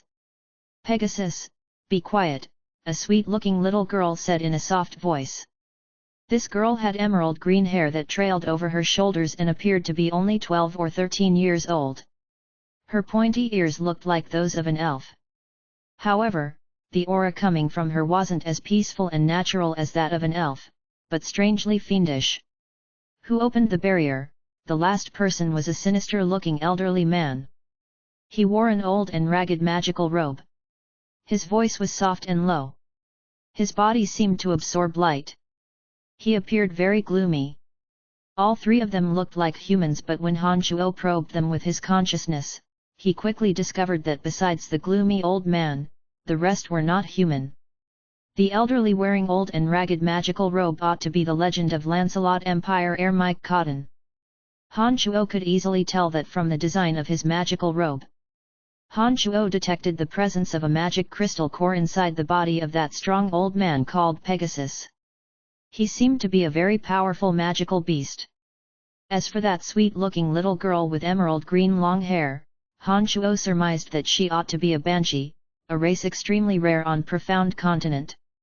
One human, one magical beast, and one banshee. These three experts trapped in the boundary by the Primordius Dragon possessed astonishing strength. After 500 years, heir Mike Cotton had advanced in strength and broke through the demigod realm to be a base god. That banshee must have cultivated in wind element energy. She also possessed base god strength. As for that powerful magical beast, however, the magical core in his body appeared rather odd, therefore Han Chuo couldn't make out his actual strength from it. "Young man, are you the one who destroyed the barrier and saved us?" Heir Mike Cotton glanced around and saw Han Chuo standing tall underneath the boundary. He asked in amazement. Han Chuo smiled and urbanely replied, "That is correct. You three are free. Oh handsome man, thank you for your rescue. However can we repay you?" the banshee named Greya said smilingly as she looked at Han Chuo. She appeared just like an innocent, naive little girl. "It's simple. As I have given you all freedom, you will serve me," Han Chuo smiled and said composedly to the three. "What do you mean?" Pegasus the magical beast opened his round eyes wide as the sun. Han Chuo swept a glance at the three and smiled, saying, "Follow me and I guarantee that none of you will be imprisoned by the Primordius Dragon ever again. Are you worthy?" Pegasus sized Han Chuo up and down in distrust. He made a grin and sneered, "Do you think that we will be your slaves just because you saved us by mere luck?" "By mere luck?" Han Chuo smiled and soon after, turned a pensive look, muttering to himself for a while. When he saw the three looking at him with flickering gazes, Han Chuo giggled, as Mike Cotton is our Lancelot Empire's hero who helped with the founding of the country, I will give him the proper respect. After a short pause, Han Chuo's face turned cold and he stared at Pegasus and the Banshee as he said, how about you two, would you like to earnestly follow me and do my bidding, or would you like to go to hell? Hee hee, what an overbearing character. I like that, Greya the Banshee giggled, looked up and down at Han Chuo with fascination, and curiously asked, is it really you who broke that stubborn greater dragon's seal? You are a citizen of Lancelot Empire. The originally displeased Mike Cotton suddenly turned pleasantly surprised and asked when he heard Han Chuo's words. Han Chuo did not answer the Banshee's question but said smilingly to Mike Cotton, that's right. I have now inherited the undertaking you have yet to complete to make Lancelot Empire rule the whole of Profound Continent. Arrogant youngster, do you think that old dragon will let you do as you wish? Pegasus asked as he glared at Han Chuo. I'm going to kill him. I believe that a dead dragon won't be able to obstruct me, right? Han Chuo said with confidence. Good one, youngster. Well, regardless of whether you actually have the capacity to do that, to have the guts to have such an imagination is extraordinary in itself, Mike Cotton said as he laughed. His attitude towards Han Chuo greatly changed as soon as he learned that Han Chuo came from the Lancelot Empire. Mike Cotton, you old thing, don't tell me that you are planning to help him take care of us? We were locked in the same cell together for so many years. Pegasus glowered at Mike Cotton and shouted. Excuse me? I don't need anyone's help, it will take me no effort at all to kill the two of you. Han Chuo looked at the two firmly and groaned, that primordious dragon is a little soft-hearted and had only imprisoned you all. But if the two of you dare provoke me, I will kill the two of you without the slightest hesitation. Upon finishing those words, by using the energy of his avatars inside his body, Han Chuo suddenly deployed a domain of divinity of death and followed by a domain of divinity of destruction. Pegasus, who was just opening his mouth to speak, felt the sudden bizarre transformation to the surrounding space. His face instantly turned into stone. Greya was jolted and cried out in surprise, the domain of divinity. Double domains of divinity. Who are you? Where do you come from? Even Mike Cotton was frightened. He stared at Han Chuo. I really am a citizen of Lancelot Empire. You will know this after we leave the Dragon Valley. Han Chuo had great respect for this expert who had disappeared 500 years ago. He immediately explained after hearing his question. Mike Cotton stared blankly for a while, and turned to look at the Banshee and Pegasus with complicated emotions in his eyes. What say you? I'm no match against him. There's no use in resisting. Old thing, do we have a second option? Greya the Banshee put on a long face, made a cute shrug, and asked in helplessness. If we don't want to die, there is only one option left for us, Mike Cotton said in a deep voice. The three looked at each other, hesitated for a moment, and simultaneously performed a respectful bow at Han Chuo, lowering their high heads. They might have been all-powerful experts of Profound Continent 500 years ago. However, after 500 years, the much younger Han Chuo had greatly succeeded them in might. Therefore, they had no option but to submit and serve. Han Chuo took a step forward and helped Mike Cotton up.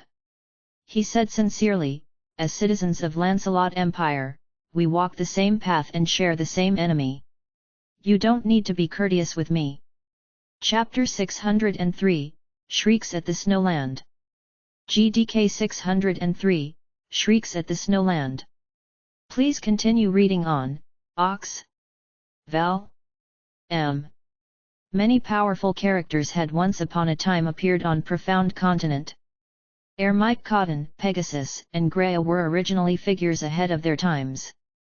On the stage of Profound Continent, the three had once played extremely important roles. However, the primordius dragon deemed that their existences had disrupted the natural order of Profound Continent, and therefore he took it upon himself to sentence the three to imprisonment under the Dragon Valley. Although the three possessed mighty strength, compared to the primordius dragon, the guardian of Profound Continent, they fell far behind. Before the primordius dragon took action, they could stir up havoc with no repercussions. But when the primordius dragon took action, their hands were tied and they could only stand waiting to be captured. The guardian of Profound Continent did not exterminate the three. After capturing them, he only incarcerated them, never putting their lives in danger. From Mike Cotton's narration, Han Chuo learned that the forbidden land inside Dark Forest was where the three were apprehended. There were many unruly magical beasts that were sentenced to death in the forbidden land for the heresy of challenging primordius dragon's might. I will exact my vengeance against the old dragon, Pegasus said angrily after listening to Ermite Cotton's simplified recount of the course of events. Han Chuo looked at Pegasus disdainfully and said, "Even with 10 clones of yourself, you are no match against the primordius dragon." Pegasus was a manticore who had repeatedly had fortuitous encounters. Although he wasn't a super-ranked magical beast, he was a really lucky one. He managed to obtain 2 crystal cores from super-ranked magical beasts that died in a fight. After absorbing the 2 crystal cores of the super-ranked magical beasts, he began to mutate. Then, through many years of cultivation, he managed to make multiple breakthroughs in one go, giving him strength that transcended beyond the 5 ranks. The ancient lizard king Degasi that Han Chuo had earlier met at the underground world was merely a rank 5 magical beast.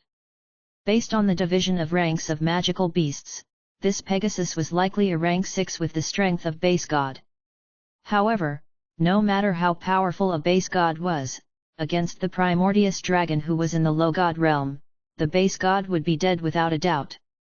They had absolutely no chance, not even in escaping. Damn it! Am I supposed to just swallow the grudge for the countless years of imprisonment? When Pegasus learned that to exact vengeance on primordius dragon would be a fantasy given his strength, he angrily exclaimed, "I don't care. I must take revenge. Right, even if I can't kill that primordius dragon, I must at least slaughter his descendants."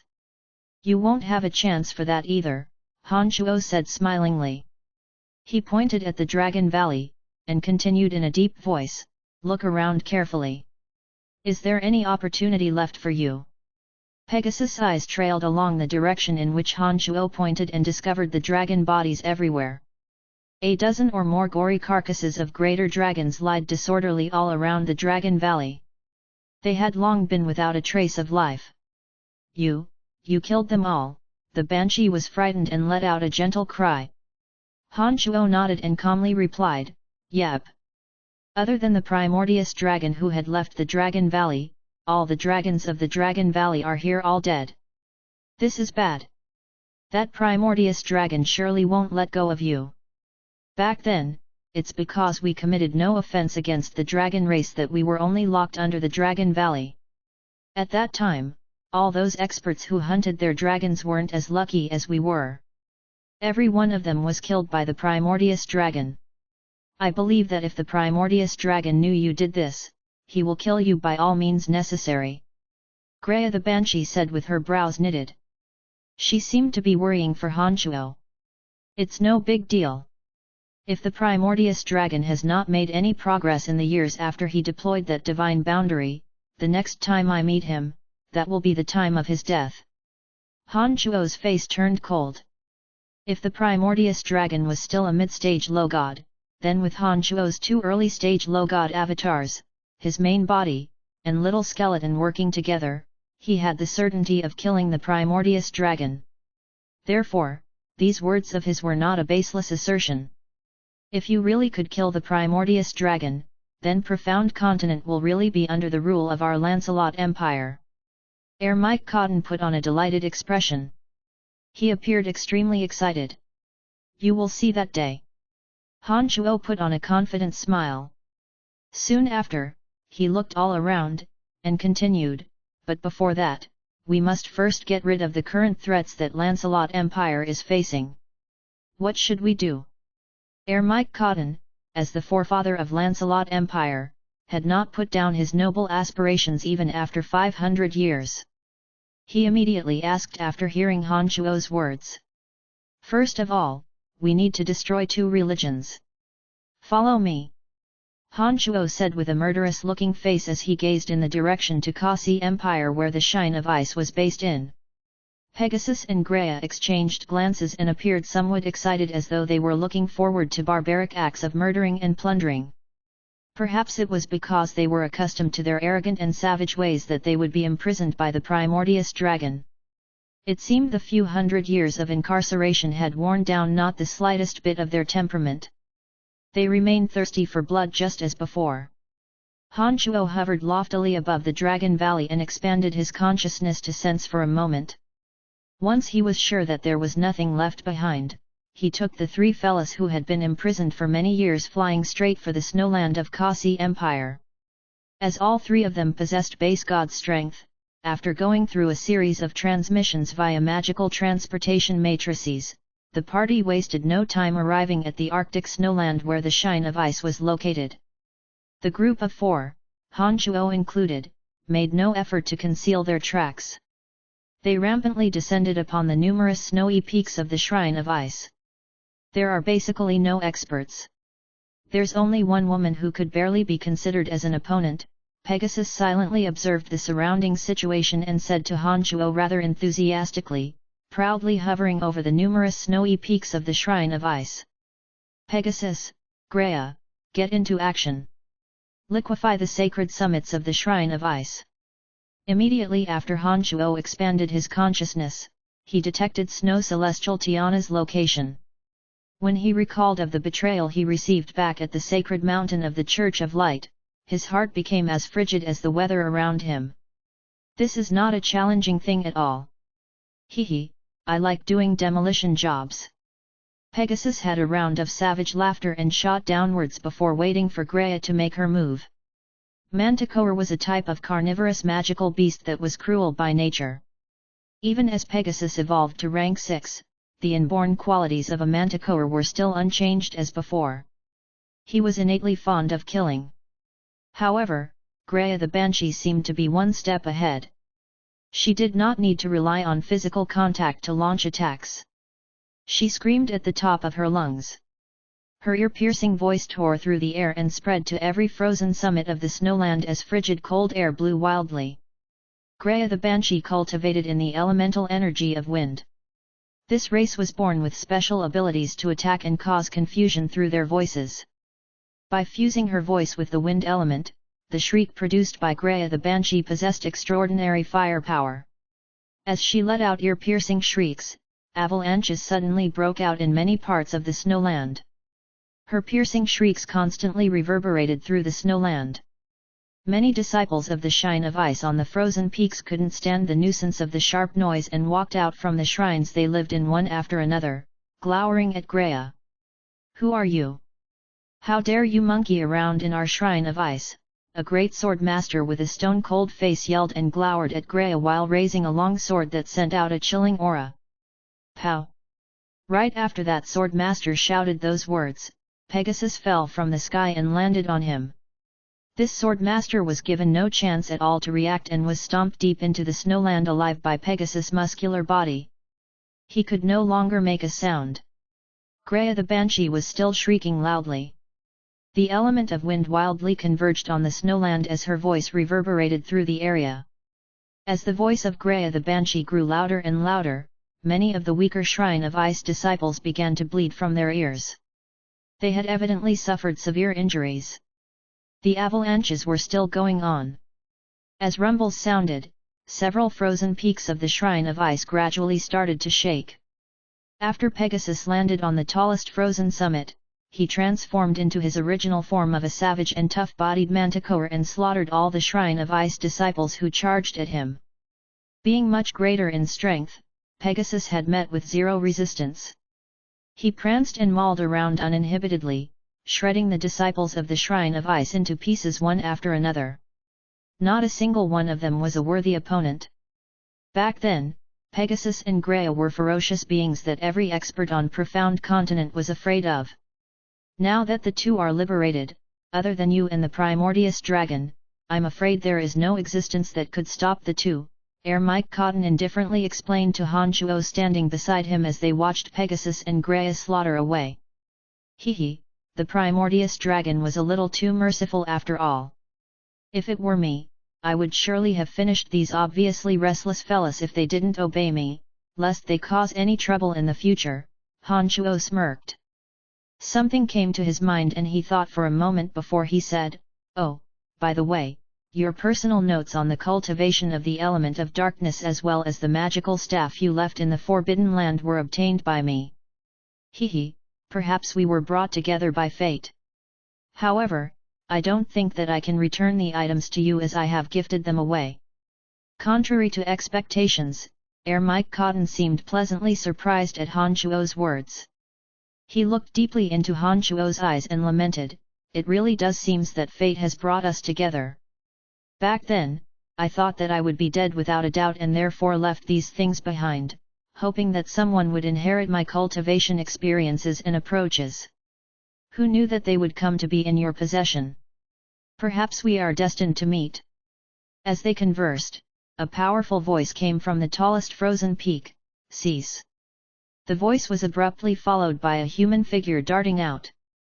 It was Snow Celestial Tiana who had once plotted against Han Chuo. Chapter 604, Whipping. GDK 604, Whipping.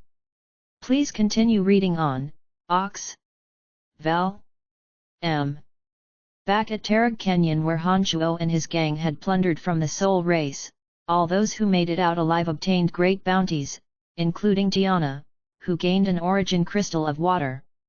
By fusing her soul with the origin crystal, Tiana formed a soul of element and saw a substantial increase in her strength.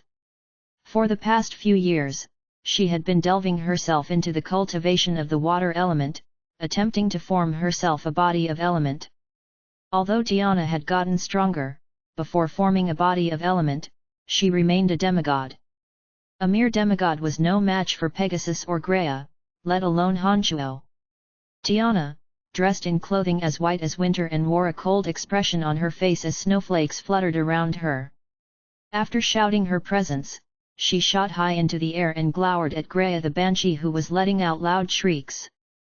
Greya the Banshee did not even look at Tiana. She continued to screech above the mountains using her sharp voice that could rip the sky apart. Many of the Shrine of Ice disciples with poor strength gradually started to collapse. Some of them sank into a dazzled, head-spinning state, while some broke their eardrums. They sustained rather significant injuries. Pegasus, who was in his original form, also paid no heed to Tiana's bawling. He too carried on with what he was doing at the frozen summit, cutting left and right and very wildly splitting into pieces all those who dared charge at him. "Who are you people? What great grudges or grievances do you have with our Shrine of Ice?" Tiana shouted as she glowered at Greya. Both Pegasus and Greya turned a blind eye to Tiana's questioning. They ruthlessly attacked the Shrine of Ice disciples below as before.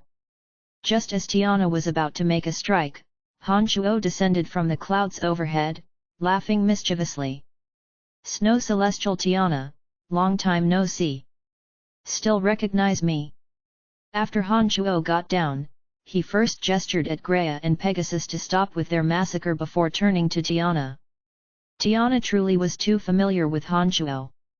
As soon as Han Chuo's figure appeared, her face immediately turned to a frightened look as she cried out in surprise, "It's you? You are actually still alive." Like most people, Tiana thought that matters announced by the Pope of Light could not be false. Therefore, she had long considered Han Chuo to be dead. She truly was astonished to suddenly meet Han Chuo again at the Shrine of Ice. "Hehe, you really thought that I was a dead man just because the Pope of Light said so?" Han Chuo looked up and down at Tiana with a half-smile as he recounted the hatred in the past. As he walked on empty air towards Tiana step by step, his face gradually grew colder and colder. He fixed his eyes on Tiana and continued in an icy tone, "How would I let myself be killed so easily without putting you fucking contemptible fellas to death?" Han Chuo did not deliberately display the mighty aura coming from his body, However, Diana, whose soul had fused with an origin crystal, could instinctively sense the terrifying energy concealed in him. Diana had absolutely no idea what realm Han Shuo had attained, but it was clear to her that Han Shuo was extremely powerful. The feeling of fear, which she had not known for many years, rose from the bottom of her heart. Diana had never felt so deeply terrified, not even when she was facing the saintess of the Church of Light. This kind of feeling caused her heart to sink. The closer Han Shuo got to her, the more frightened she was. Scared? Han Shuo sneered as he looked at Diana. He felt the thrill of retaliation as he made cutting remarks at Diana. No, I'm not, Diana's voice was quivering. After this day, the Shrine of Ice will disappear from Profound Continent. Your countless years of painstaking work will be undone. While you, friend-selling, treacherous old bitch, will vanish along with it. As Han Shuo walked towards Diana, he did not forget to constantly crush her with unfeeling words, disgracing her with all kinds of insults right before her death. Shut your mouth! I'm not afraid of you. Diana was furious. As the snow celestial of the Shrine of Ice, she finally couldn't bear it when she was cursed in front of the crowd as an old bitch. Pegasus, Greya, you two carry on with the butchering. Kill every single one of these men in the Shrine of Ice and destroy their foundation, Han Shuo grinned and instructed Pegasus and Greya. Rest assured, we will purge every last one of them. Pegasus, in his manticore appearance, with his paws drenched in blood, in a merciless voice. Very good. You may proceed. Han Shuo laughed triumphantly as he flew towards Diana. It wasn't clear if Han Shuo had deployed some special spell or martial technique, but he formed a whip using incorporeal energy. It made a loud crack when Han Shuo lashed it on Diana. As an expert who was on the verge of breakthrough to becoming a base god, Diana was unexpectedly incapable of evading Han Shuo's attack. She had retreated in panic when she sensed incorporeal energy clearly shooting at her, and yet, she could not escape from the whip. Diana, who had always bore the image of a grandeur upper-class woman, received a lash to a side of her waist. The foggy mist that constantly surrounded her seemed scatter after that whip, and it miraculously dissipated. After that strike, a small hole was torn in the silky white gown, revealing skin as fair as milk underneath. The red bruise from being whipped was plain and clearly visible on her white skin. Han Shuo had exerted an extremely controlled and precise power when he flogged. It wasn't enough to instantly kill Diana, but sufficient to cause her immense pain. The whip that tore away her clothing had caused her an especially unbearable humiliation. Diana had always been a goddess-like, esteemed character at the Shrine of Ice, and obviously had never suffered such treatment of being whipped like a slave. The pain that Han Shuo brought on her was not at all limited to just the flesh. Hee. Interesting, interesting. I believe that those disciples of your Shrine of Ice down there surely have never seen you like this, Han Shuo laughed grimly. As soon as he finished those words, before Diana could fly away, Han Shuo gave her another few lashes in a row. While leaving several deep red whip scars on her body, her white gown was further ripped open. Diana tried to run, but she could not escape. Somehow, layers of air walls appeared in her path, causing her to be slower and slower in her escape. Meanwhile, Han Shuo was sneering as he unhurriedly pursued and attacked from behind her. Every strike of the formless attacks landed on Diana, leaving more and more lash marks on her body. As that happened, some exotic energies intruded her body.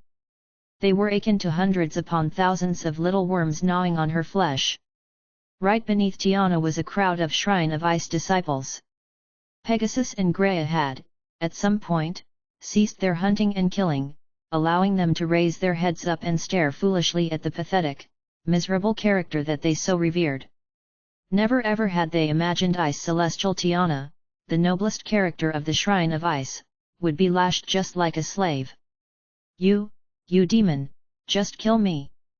I won't let go of you even in death. The humiliation Diana received had pushed her to the brink of a mental breakdown. Chapter 605, Prayer. GDK 605, Prayer. Please continue reading on, Ox. Vel. You want to die? Han Shuo looked askance at Tiana and sneered, I'm not gonna let that happen easily. Incorporeal whips landed on Tiana, causing her enormous blows to both her body and mind. Tiana could neither escape nor evade Han Shuo's whipping. All she could do was bear the double whammy humiliation. Below Tiana was a crowd of Shrine of Ice disciples. They were not being massacred by Pegasus and Greya at this moment and were looking up to the sky, painfully watching Tiana being tormented like a caged bird. Many of the disciples started to pray, praying for the god they believed in to provide assistance. To these disciples, Snow Celestial Tiana was the mightiest existence of the Shrine of Ice. However, that very same person was being humiliated without even the capacity of escaping. This scene had truly caused them enormous wound to their spirituality. If even Snow Celestial Tiana was too powerless to do anything, what exactly could these people do? As disciples of the Shrine of Ice, for these pilgrims to be in this snowy holy land was proof in itself the staunch conviction that they had in their faith. And now that they were in utter and complete helplessness, their dependence towards the seemingly illusionary god was suddenly magnified by infinity. Han Shuo's whipping had left Snow Celestial Tiana's snow-white gown tattered and ragged, revealing the wonderfully curvaceous body underneath. She looked no different from a degenerate servant being heavily punished for faults. Pegasus and Greya the Banshee who came with Han Shuo had paused with their butchering. With their cold eyes, they gazed at Han Shuo who was taking his time in flogging Tiana in midair as they awaited further instructions. It wasn't clear who took the lead, but at this moment, the powerless Shrine of Ice disciples on the frozen summits suddenly started to kneel and piously chanted, calling for the Ice Goddess' blessing. The voice grew from low to high as everyone started singing it in unison. Some of those disciples even temporarily gave up on escaping to participate in this impressive scene. Even Tiana, who knew that she had no way of escaping, harboring the most sincere belief towards the Ice Goddess, began to pray even when she had no idea if it would be answered. The frozen mountains were located at the center of the snowland where cold wind and snow blew the wildest. The frozen mountain summits were like long swords piercing into the blue dome of heaven. It was rumored that the Ice Goddess had specifically selected this location to be the base of the Shrine of Ice. No one knew if there was anything profound about the choice, but the Shrine of Ice disciples had always felt that they could get closer to the goddess and better receive her guidance in this place. In reality, there really was something unique about these frozen mountains at the center of the snowland. Those disciples back at that time had actually altered the few frozen peaks in accordance with the instructions of the Ice Goddess. The sound of prayers resounded throughout the whole snowy peaks. Towards the seemingly futile effort of these Shrine of Ice disciples, Greya and Pegasus said nothing, only smearing their faces with ridiculing, contemptuous smiles. They felt that these people must have turned into fools after being intimidated by Han Shuo. Even the base god of darkness, Mike Cotton, thought the actions of these disciples to be absolutely senseless. He leisurely hovered amongst the clouds, beaming ear to ear as he watched Han Shuo beating up Tiana. However, Han Shuo, whose strength was in a godly realm, could clearly sense some gradual changes to water elemental energy inside this snowfield as these Shrine of Ice disciples recited their prayers. A field similar to the domain of divinity was miraculously being produced at the center of the few frozen mountains. You demon, just kill me, I won't let go you even in death. Tiana's shriek was mournful and even carried a weeping tone. After being repeatedly shamed by Han Shuo, with the double torment of her body and soul, Tiana was clearly on the brink of a breakdown. Han Shuo did not pay attention to her crying, nor did he continue with the flogging. Glistening radiance shone from his two eyes as he observed the peculiar changes around the snowy mountains and thought about the abnormality of this holy land. Suddenly, the element of water started to rapidly revolve at the center of these snowy mountains. Intensely frigid beams erupted from the tall and pointy structures at the summits of those snowy mountains. The powerful light beams radiating from those structures intersected with each other. Frosty aura abruptly burst forth, causing the temperatures in the surroundings to rapidly decline. The snowland where the shrine of ice was located was a frozen mass to begin with. However, when the temperature suddenly plunged further, not only were these pious believers of the ice goddess not affected, every one of them started to cheer, the goddess is manifesting. The ice goddess has heard our prayers. All the aggressors, including Hanchuo, were affected by the cold air. The weather threatened to hamper them if they didn't act fast. The air walls that Hanchuo used to keep Snow Celestial Tiana imprisoned started to creak. After streams of freezing cold air seeped through the air walls Hanchuo deployed, the air walls lost all of its original power. Snow Celestial Tiana, who was beaten black and blue, clenched her teeth as she glared at Hanchuo. Her half-bare smooth, fair breasts bounced rapidly up and down. She screamed in a voice as cold as ice, "The ice goddess must have heard our prayers. None of you will be leaving this snowland alive. What in Lord's name? It's not fucking working, is it?" Even the rank 6 Manticore Pegasus sensed the peculiarity with the surrounding atmosphere. He couldn't help but cry out in surprise after listening to Tiana's words. "Brian, can the ice goddess really make an appearance?" Air Mike Cotton inquired Hanchuo. He was rather unflustered. After experiencing the double domain of divinity from Hanchuo, Air Mike Cotton knew that Hanchuo was an actual god. He had no idea what would happen following the unusual transformation to this snowland, but he believed that Hanchuo should at least know a thing or two. Hanchuo nodded, calm and collected as he explained, "When the power of faith of these believers miraculously converges with the help of altars, magical matrices, offerings, or other vectors as they feverishly call for the worshipped, that God can indeed sense it. Then, through altars or other mediums, that God could even manifest itself from across countless material planes for a short duration." Hanchuo paused, looked around, made a gloomy face and groaned, "From the terrain, it appears that these icebound mountains of the snowland are naturally suited for the shrine of ice to form a giant magical matrix.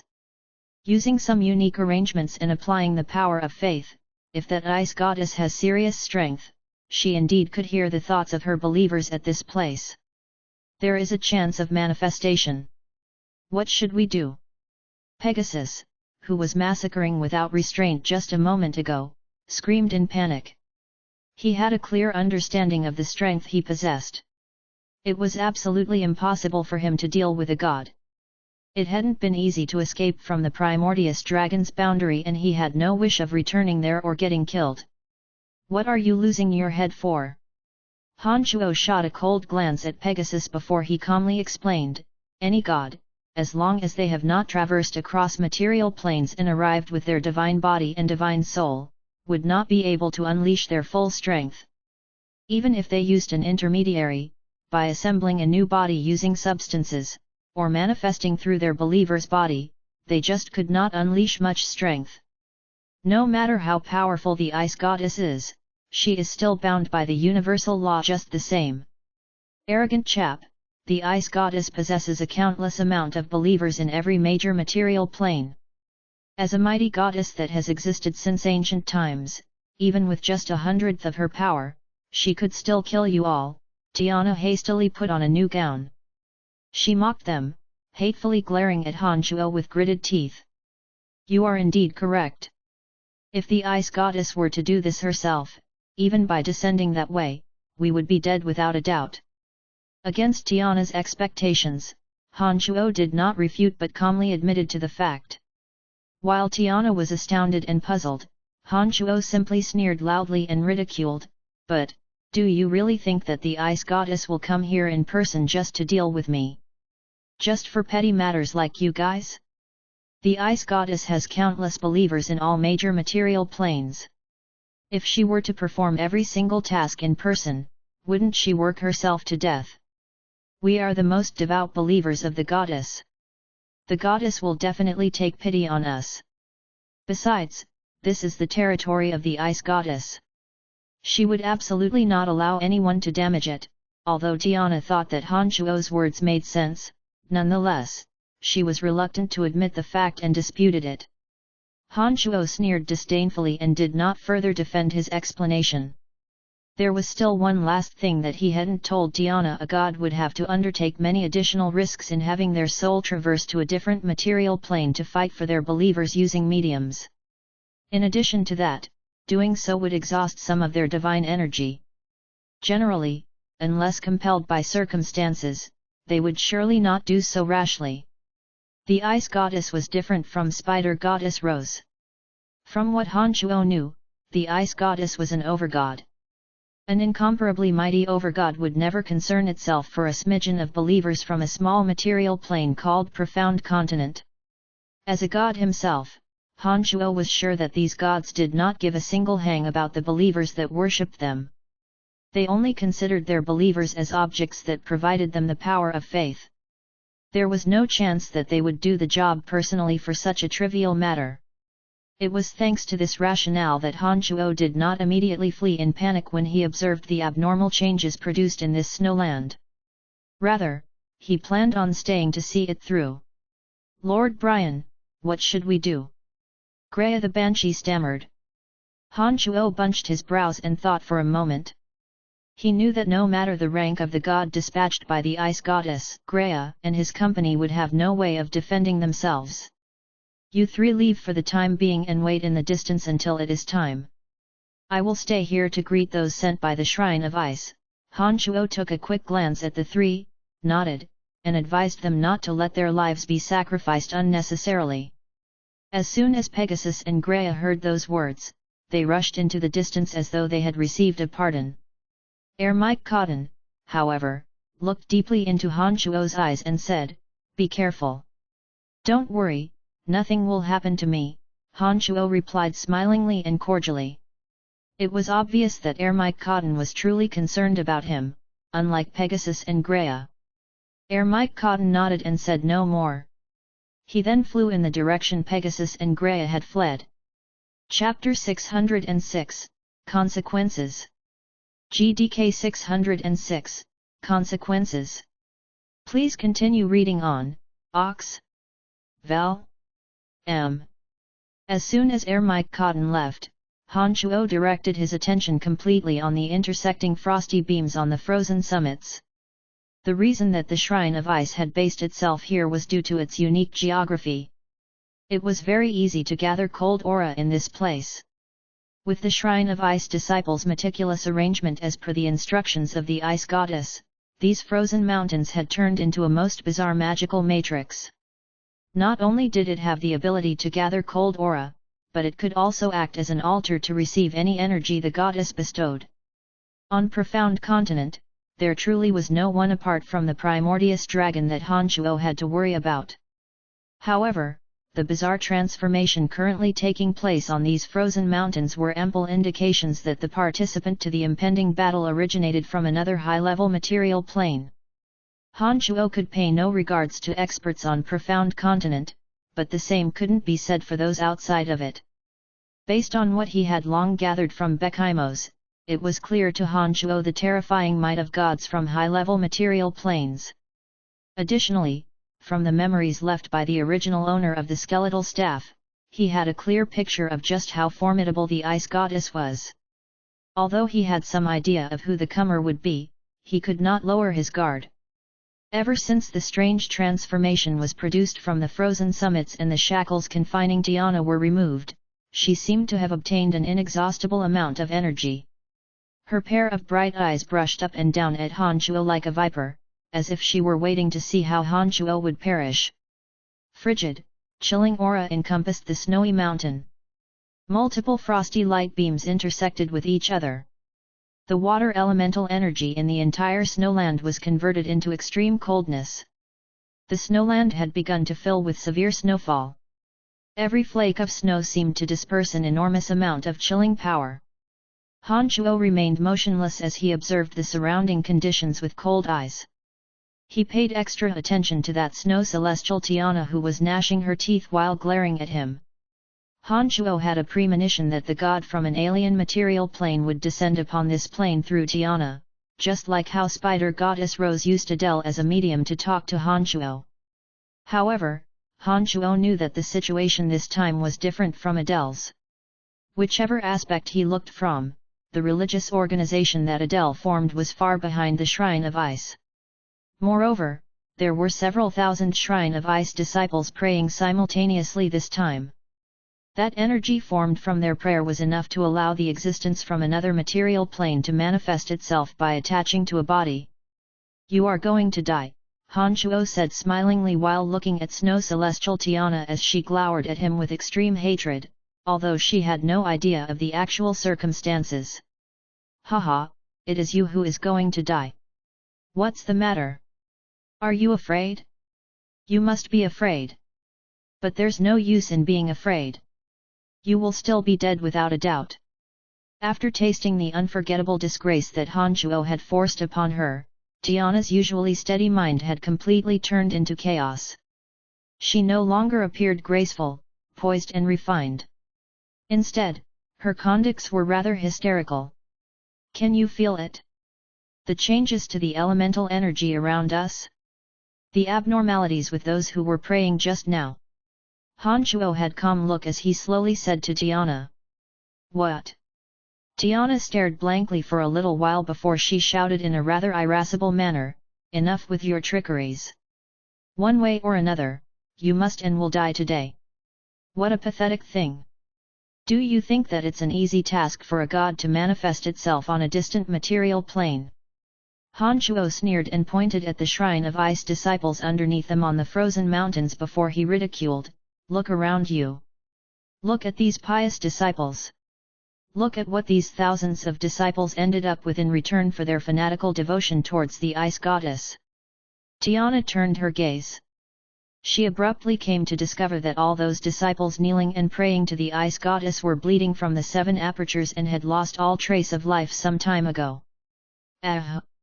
Despite how staunch Tiana looked, she immediately shrieked when she caught sight of the many thousands of her fellow devout disciples dead in horrible states.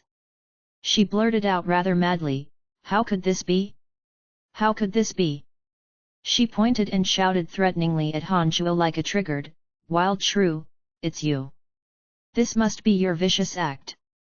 Either Tiana could not accept the truth or her faith in the Ice Goddess had reached the point of lunacy. Han Shuo shook his head. He knew that Tiana was basically done for. Even if she somehow survived this day, there was no way that she could walk away from this trauma. It was at this moment that the intense lights coming from those frozen mountains suddenly changed direction and simultaneously cast on Snow Celestial Tiana hovering in midair. A wretched, miserable howl suddenly came from Tiana's mouth. The sound was horrible beyond compare. Under the salvo of multiple frosty beams, Tiana glowed so brightly that she looked like a miniaturized sun. An enormous aura of absolute coldness gradually started to spread from Tiana's brilliantly glowing body. In an instant, elemental energies that filled the snowland disappeared without a trace, except for the element of water that gathered more and more intensely. The thick layer of snow above the ground was rapidly turning into solid ice. These were the telltale signs that a domain of divinity of water element was about to form. When Han Shuo saw the scene, he was confident that Snow Celestial Tiana was finished. Just as he had expected, the comer had adopted the most effective method, forcibly occupying Snow Celestial Tiana's body, completely erasing her soul. The intense light cast on Tiana's body for just a short while before it was completely absorbed into her body. The brilliant rays faded away to reveal Tiana, still standing on the same ground undamaged. However, she appeared to be a completely different person. The eyes were still Tiana's, but what had replaced her mad and rancor gazes was a world of difference. They were stone cold and completely unfeeling. "Who are you? How dare you challenge the immense might of our Ice Goddess?" the cold male voice uttered from Tiana's mouth. As the listener, Han Shuo was left with a rather uncomfortable feeling. From the very moment that masculine voice left Tiana's mouth, there was no doubt in Han Shuo's mind that Tiana was dead. The being now occupying her body had to be an envoy in charge of upholding the dignity of the Ice Goddess. "It doesn't matter who I am. In short, the destruction of the Shrine of Ice on Profound Continent is certainly of my doing," Han Shuo replied in a voice just as cold while he sized up the comer with all his focus. His consciousness was deployed, trying to figure out the actual strength of this person.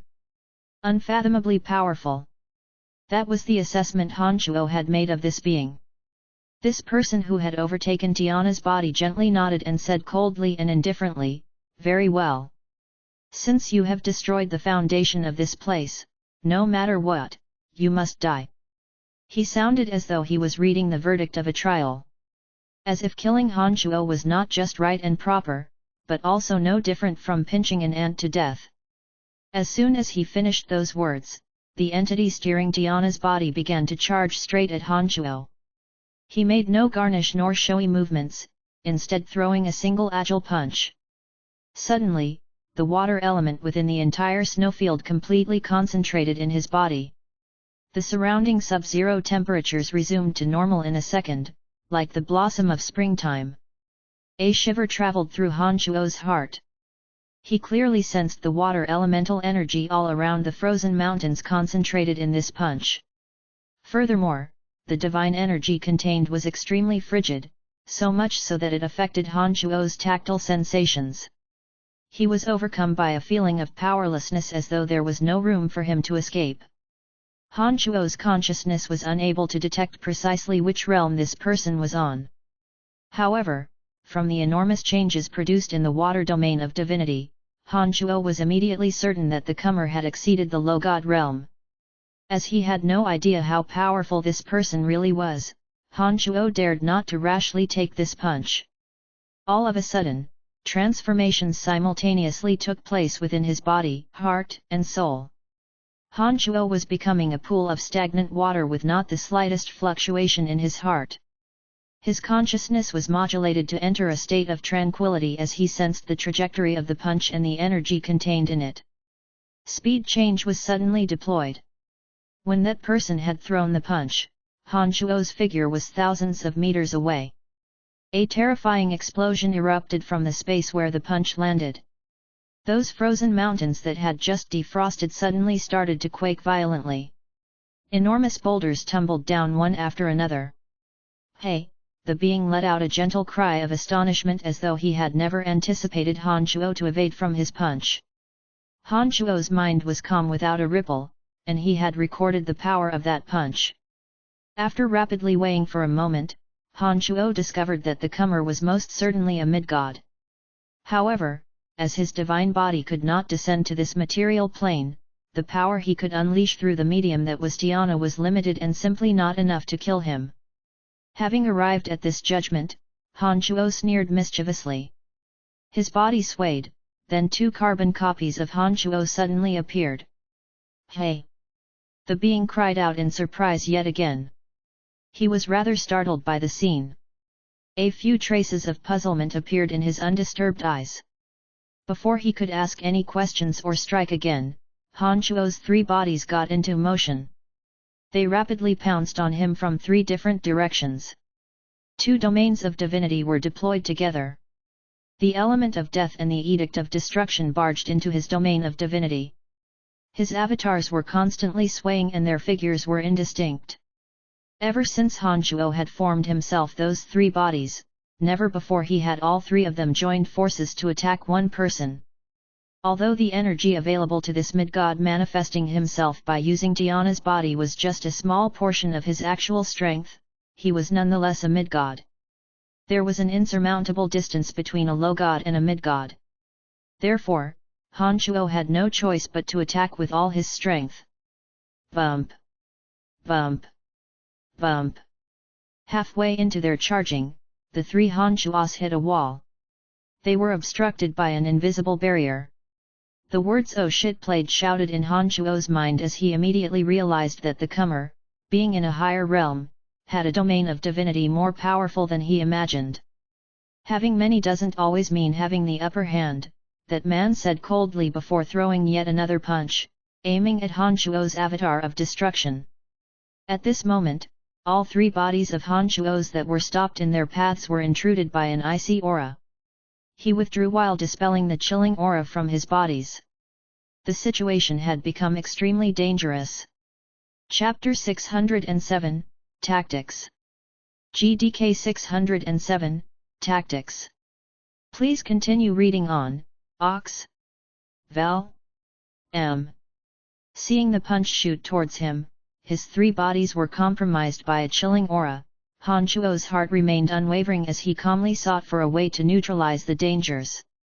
All three bodies simultaneously retreated in three different directions. The spaces between them grew ever vaster. When that extraterrestrial fist, which had seemingly congealed the coldness of an entire winter, was close to arriving on Han Chuo's avatar of destruction, an idea suddenly popped into his mind. The avatar of death rapidly retreated and was instantly transported far from the ice-cold barrier. Meanwhile, Han Chuo's main body stopped retreating, returned, and whooshed towards the being from behind him. The space ring on his finger gave a faint flash and three beads shot towards the being that occupied Tiana's body at lightning speed. Rumbles. Deafening explosions erupted from the three beads. The ice barrier was instantly shattered by the intense blasts. The simultaneous detonations of the three pearls of annihilation sent shockwaves that were more than enough to reduce the barrier to shards. The formless, dense swarm of soul piercers contained within the pearls of annihilation were launched at the entity. Demonic arts were distinct from any elemental energy or edictal forces of this world. Even this mid-god found himself rather discomposed at the attack. He was unable to completely dodge the dense drove of soul piercers and caught at least a couple of them. The soul piercer was vicious. As soon as it entered a victim's body, it would immediately attack his soul like an unforgiving evil spirit. The victim would already be ripped to bits before he could catch the slightest gasp of breath. "Hey!" the being cried out in surprise for the third time. He was obviously astonished by the fancy attack methods of Han Chuo's. The man sensed the threat to his soul as soon as the soul piercers entered his body. That punch which was supposed to land on Han Chuo was halted just an inch away. He had no choice but to put all his attention into eliminating the soul piercer's threat. The soul piercer could easily serve any average expert with extraordinarily destructive power. Those weaker ones would even be annihilated by the corrosion of the soul piercers. However, from the experiences Han Chuo gained in the Abyss realm, the soul of a godly expert was truly powerful.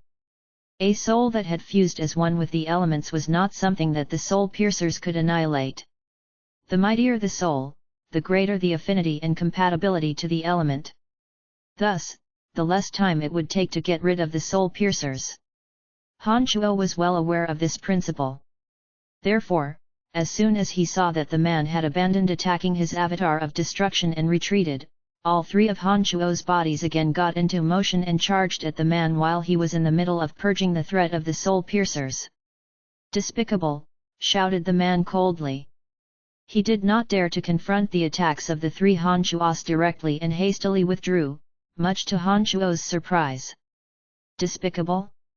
Hehe, these are called tactics. Not that you would know anything about that. You are the despicable one. As a mid-god who's been around forever, just to kill a small little low-god, you have absorbed the power of faith from all the disciples here and possessed the body of the most devout one. Are you not despicable? That's why you don't call others despicable when you are unworthy of calling others despicable." The three Han Chuos rushed towards him in attack, each of their mouths spewing words of ridicule. The continuous barrage of insults had left the man speechless. The three Han Chuos finally arrived beside him. Showing no trace of politeness, that man had absolutely no way of unleashing his full power, especially not with Han Chuo's main body and his avatar of destruction as the main assault forces and his avatar of death releasing auxiliary necromancy magic and boundaries without end.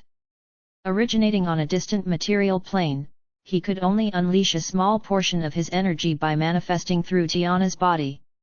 And now with the soul piercers attacking his soul, and the constant disturbances from the necromancy magic, in addition to being besieged by the other two Han Chuo clones, this being began to appear somewhat weary dealing with all this at the same time. Han Chuo had never cared for established standards and was most fond of delivering heavy blows when his enemy was in their most helpless state. Obviously, there was no exception in this battle. The three Han Chuos were fixed on the man in their midst, overwhelmed by the uninterrupted assault from demonic arts, necromancy boundaries, and edicts of destruction. The being who had appeared calm and cold ever since he manifested finally showed signs of weariness. His two hands that constantly wove ice barriers started to grow feeble. It was not possible for a soul to manifest on a distant material plane via a medium for extended periods. And the longer it dragged on, the more disadvantageous it was. Han Shuo was very clear about this fact after obtaining certain memories from the original owner of the skeletal staff. Once it was clear the man was utterly exhausted, he pressed harder with his attacks, absolutely not giving him a chance to hit back. He planned on using this opportunity to completely exhaust the man's divine energy. The man was sullen. He had truly never met anyone with attacking tactics as despicable and relentless as Han Shuo. Had it not been for the exotic energy still stirring up his soul, he may not have been so passive. Unfortunately, after Han Shuo's sneak attack, he was left without the luxury of time and could only look on helplessly as he was turned into a rifle target with no opportunity for a punch back. However, what agitated him more than anything else was the never-ending mockery and snarky remarks. 3 Han Chuas, 3 mouths. His superiority in numbers had not only reflected in his attack methods, but also in his ability to perturb the enemy's mind. As he launched attacks, his 3 mouths continued to spew their venom uninterrupted, greeting his ancestors, mocking him for his incapabilities, and telling him how he'd look after his death, attacking him psychologically over and over again. This kind of torment was simply unbearable to most people. With his demonic arts up to the 9 changes realm, Han Shuo's body, heart, and consciousness had achieved a state of absolute peace. He spoke calmly. His verbal attacks were increasingly varied and creative. Silence! The being glared at Han Shuo in agony and yelled, "You are a low god yourself. How could you be so abhorrent?" The 3 Han Shuas were taken aback and kept silent for a while. But soon after, the 3 blabbering lips continued with even more malignity. They totally disregarded the being. "I have 2 more mouths than you. I'd be a fool not to take this to my advantage." Han Shuo sneered. Based on that man's reaction, it did seem that his tactics were effective. Bump! Bump! Bump! Han Shuo's attacks landed on an ice barrier. Suddenly, blinding lights began to burst from Tiana's body. Her body rapidly shrunk as it glowed. It was as though all the energy in her body was being absorbed by her bones. Boom! The sound of an explosion came from Tiana's body. Several hundred ice-cold arrows violently emerged in all directions. Some of them fell on the 3 Han Shuas, who were caught off guard. The hundreds of frosty arrows were fast and ferocious. They also contained a harrowing amount of divine energy. As the 3 Han Shuas had surrounded the being, pressing in hard, all 3 Han Shuas were struck by the frosty arrows, resulting in varied extents of damage to his 3 bodies. Han Shuo's 3 bodies soon felt the frosty aura. That frosty aura was not just targeting his bodies but also attacking his soul as though wanting to freeze Han Shuo to death. Creak! Creak! The unsettling sound of freezing emerged from all 3 of Han Shuo's bodies. Solid ice covered them in an instant and they quickly became sparkling ice sculptures. His faces of taunting, cursing, and sneering was frozen in place, making him appear rather comical. By then Tiana had diminished into nothing more than a bloody bundle of bones. It was as though her skin and flesh had been absorbed by her skeleton. It was a gory scene. A pair of stone-cold, pitiless eyes ferociously stared at the 3 Han Shuas as the entity said in a fidgety manner, "I have had enough of your voice, now shut up forever." With a wave of his hand, 3 icicles of the width of a broadsword appeared out of thin air and separately shot at the 3 Han Shuas at lightning speed. They pierced through the ice on Han Shuo's bodies and ran straight through their chests. Huff! Puff! Huff! Puff! The being in his inhuman body was heavily panting for air. It seemed that the 3 Han Shuas had consumed too much of his divine energy and he felt rather fatigued. What is this thing? How could he have 3 bodies? He also uses energy of unknown origin. This guy is truly eccentric, the man talked to himself as he panted, staring at Han Shuo. Luckily he will be done for soon enough and this mission will soon complete. However, a lot of divine energy has been exhausted. Not much was gained on this trip, he continued mumbling to himself in a low voice. The remaining flesh on the bloody skeletal body was slowly freezing. He seemed to be recovering some divine energy before dealing Han Chuo's souls the fatal blows. All three bodies of Han Chuo's were stuck by the frosty arrows. The frosty aura of incredible might had instantly frozen his limbs and body. Following that, 3 icicles pierced through all 3 bodies, causing different degrees of injuries to his 3 bodies. Although his bodies were frozen still, his consciousness remained intact and his mind calm. Had it been another god, it would surely have been very difficult to make a comeback after receiving such repeated attacks. After all, their divine body was the root for them and it would be very difficult to budge after such heavy injuries. However, not one of Han Chuo's 3 bodies were anything ordinary. The destruction avatar was formed from the demon slayer edge. The death avatar was formed using the skeletal staff. Han Chuo's main body cultivating in demonic arts had a physical body that was basically indestructible. How could they be compared to an ordinary body? Therefore, although all 3 bodies of Han Chuo's were completely frozen, he had not lost the ability to counterstrike. Just as the man thought that Han Chuo was powerless and was silently recovering his divine energy in preparation of dealing Han Chuo's souls the final blow, a creaking soul came from Han Chuo's avatar of destruction. The man was alarmed and hastily turned his head to look. He immediately cried out in shock of the scene before him. Chapter 608, I Dare Not. GDK 608, I Dare Not. Please continue reading on, Ox. Val? You, what in the world are you? The man's cold voice was trembling slightly as he looked at Han Chuo, who had abruptly turned into a longsword. Having fought alongside the ice goddess on various material planes for many years, he had seen and met all kinds of characters and races. However, never before had anything he witnessed caused him as much shock as this one. The scene before him was completely beyond his understanding of the natural world. A feeling of utter absurdity rose from the bottom of his heart. Man was not the only species that was afraid of the unknown, gods were just the same. The envoy, who had not felt any nervousness since he descended to this plane, was rather fearful watching Han Chuo transform into a longsword. Creak! Creak! The demon slayer edge made a few swings and caused the solid ice around him to start cracking. The envoy grew even more terrified. I'm a nobody. Oh, you think you can trap me with merely this ice of yours? Han Chuo's avatar, in his demon slayer edge form, ridiculed and sneered from within the ice. Bloody red radiances repeatedly flashed from the edges of the sword before the ice that had frozen him in place shattered. The demon slayer edge was forged by Han Chuo to be sharper than anything in existence. It was also extremely difficult to trap it thanks to its usual composition. As it glistened, the demon slayer edge shot towards Han Chuo's main body still frozen in place. The ice that trapped Han Chuo's main body completely shattered with a crisp. Han Chuo cracked a grin and looked the envoy up and down. He opened his palm and the demon slayer edge flew into his grasp. Then, he pointed at his avatar of death a distance away and smilingly said, "Look at that body.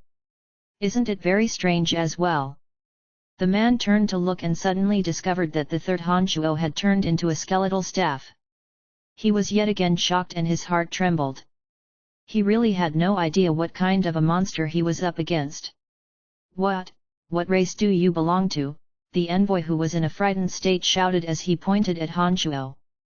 Han Chuo could tell that the envoy was terrified after experiencing the series of surprises. The envoy, deeply affected by the fear towards the unknown, in addition to having yet to regather his divine energy for the time being, immediately had the idea of retreating.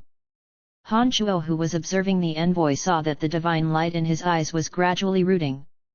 He coldly groaned, raised the demon slayer edge and stabbed at him. Plop!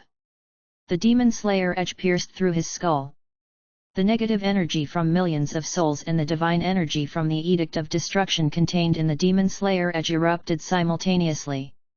While the envoy soul had yet to completely vacate, through the thread of connection left, Han Chuo dealt the envoy a ferocious blow.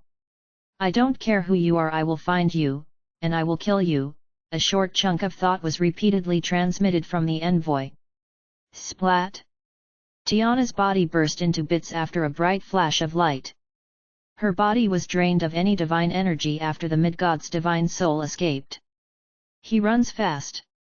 Han Chuo groaned. With a twist of his wrist, the demon slayer edge flung towards his other avatar, still trapped in ice, and annihilated the divine energy contained in the ice. Han Chuo, hovering in midair, looked down beneath him. He discovered the bodies of these pious disciples frozen into ice sculptures. The element of water that had momentarily disappeared returned to fill this place once more, causing the suddenly defrosted region to be arctic cold again. The mid-god, in order to manifest himself, had taken away several thousand lives of pious disciples and occupied Tiana's body. After the round of great battle, all three bodies of Han Chuo's had sustained injuries. Meanwhile, the mid-god had his soul severely damaged by Han Chuo. The injuries to the mid-god's soul were much more severe compared to the injuries on Han Chuo's physical body. Even after having paid such a steep price, not only had the envoy still failed to kill Han Chuo, he had to escape with his tail between his legs. There was no doubt that Han Chuo was the victor of this battle. Although the victory didn't come easy and he too had paid a huge price, when Han Chuo recalled the fact that his opponent was a mid-god, he was filled with an intense sense of satisfaction. His three bodies recombined. After taking a deep breath, Han Chuo suddenly gave a loud whistle. The sound spread far into the distance and towards the three base gods who had retreated prior to the battle. Han Chuo sat cross-legged on the ground to carefully examine the injuries to his three bodies. The puncture wound on the chest of Han Chuo's main body had completely healed by now. Most of the frigid aura had also been purged from his body. His two avatars, however, as their divine bodies were uniquely formed using special objects, couldn't recover from the blows in that short period and had to slowly nurse their injuries. As Han Chuo's two avatars were formed using unique materials, after transformation, not a scratch could be seen on its surface.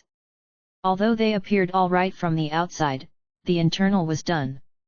Recovery would require an enormous amount of elemental and edictal energy over a period of time.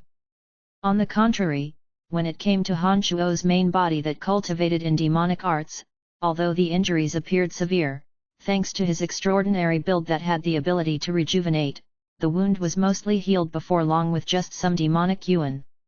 From this aspect, the main body cultivating in demonic arts was indeed remarkable. It had absolutely no fear of tremendous trauma to the physical body. This battle had taught Han Chuo a lot of valuable lessons. While silently examining his injuries, Han Chuo carefully replayed the battle in his head.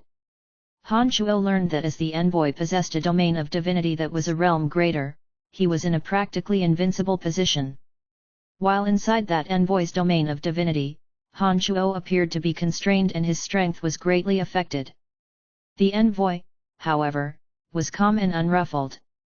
He had drawn out all the elemental energy in his domain of divinity and concentrated it in his fist in just an instant. The power dispelled in this punch was enough to send any mere mortal flying halfway across the planet.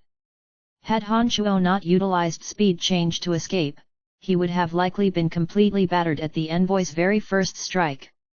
As the envoy couldn't have his divine body descend along with his divine soul, the amount of divine energy he could use wasn't that much greater than that of Han Chuo's. But even so, by relying on the superiority of his domain of divinity and his more skilled manipulation of elemental energy, he did not perish from being encircled by three Han Chuos. If it weren't for Han Chuo's stealthy use of the pearls of annihilation that caught the envoy off guard, followed by his tactic of constant mockery, he probably wouldn't have emerged as the victor in the end. On that note, the promotion of a god to a higher realm wasn't merely a matter of gaining divine energy. This battle opened Han Chuo's eyes to just how dangerous a battle between gods was, and even shone some light on certain situations he had not previously understood. A loud whooshing blew over the horizon. Han Shuo raised his head and glanced into the distance. He immediately realized that the three base gods had heard his whistle and were heading his way. "How are things?" Air Mike Cotton hastily asked after arriving before Han Shuo. "I'm injured. Figures sent by the Shrine of Ice are indeed hard to deal with. But luckily, he escaped." Han Shuo forced a smile as he explained to Air Mike Cotton. "Is it severe?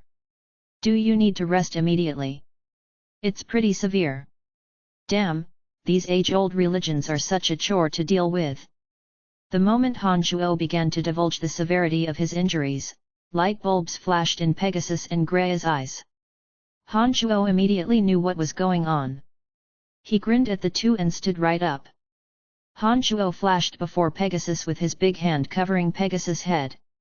He asked in an eerie tone, "What is it? Thinking about getting rid of me while I'm severely injured? I wouldn't dare. Your humble servant would never dare." Pegasus was horrified. He immediately knelt at Han Shuo's feet and was too scared to move a muscle. "Even if my injuries were far harsher, killing you would still be as easy as snapping a finger. Before you even have the remotest idea of overpowering me, you'd better conceal your clever thoughts in front of me," Han Shuo said slowly with a mischievous grin. "Your humble servant will never do it again." Pegasus entreated piteously for Han Shuo's forgiveness. When he saw the ground covered in bodies, he thought that all of them had been killed by Han Shuo and was terrified of ending up the same way. "It appears that there is a lack of discipline amongst your kind. I believe some binding would be in order. I doubt you'll behave yourselves otherwise." Han Shuo revealed an evil grin. A drop of blood squirted from his index finger. He mixed some divine energy into it and sealed it within Pegasus' brain. "Before you gain enough strength, you better not have any thoughts of rebelling. Otherwise, with one thought of mine, your head will tear apart like a firecracker." Han Shuo cackled, beaming ear to ear as Pegasus shivered in fear. "Grea, if you think that you can escape, go ahead and try." Han Shuo removed his big hand from Pegasus' head and shot a cold glance at the timid Grea thinking about escaping. "Your lordship has misunderstood me. I would have no such thoughts," Grea explained with an awkward smile. "You are a smart one and should know what you ought to do." "Get over here," Han Shuo said calmly as he smiled at Grea. "Yes, master." Grea sighed and thought to herself, "How could I be so unfortunate to run into this demon? Now I'm really done for." Grea obediently walked to Han Shuo with a smile forced onto her face. When she arrived, she lowered her head and said, "My lord, please bestow me the seal." Good girl," Han Shuo said with an extremely wicked smile and repeated his actions to Grea. "Brian, what about me?" Air Mike Cotton walked to Han Shuo and smilingly asked. "What on earth are you talking about? How could I treat you so?" Han Shuo feigned anger and glared at Air Mike Cotton before saying cordially, "You are not like them. I can distinguish the sincere from the insincere ones." Pegasus and Grea both wore the same sour expression on their faces. They exchanged glances and sighed inwardly. They thought, "How did I get so unlucky? Now I don't even have a chance to escape." Chapter 609, Potential Threats. GDK 609, Potential Threats. Please continue reading on, Ox. Val. M. After subduing Pegasus and Grea, Han Shuo gave them a task, to loot all the valuable goods inside the Shrine of Ice. Pegasus and Grea had naturally adapted discerning eyes for valuable treasures over the years. After implanting seals in their brains, Han Shuo gained absolute authority over their lives or deaths and therefore had no worries that they would be disloyal. The two were truly afraid of Han Shuo. They wore sour faces as they flew about the frozen mountains in search of valuable goods for Han Shuo. If they hadn't run into Han Shuo, they would have remained untouchable characters on profound continent that was the Biter. Perhaps this was the treatment they deserved for their errant intentions when Han Shuo explained he was heavily injured.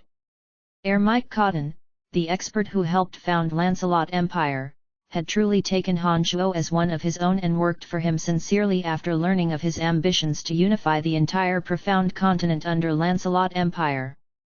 Han Shuo had always maintained proper respect towards Mike Cotton, totally unlike how he treated Pegasus and Greya, yelling orders without giving thought to their feelings.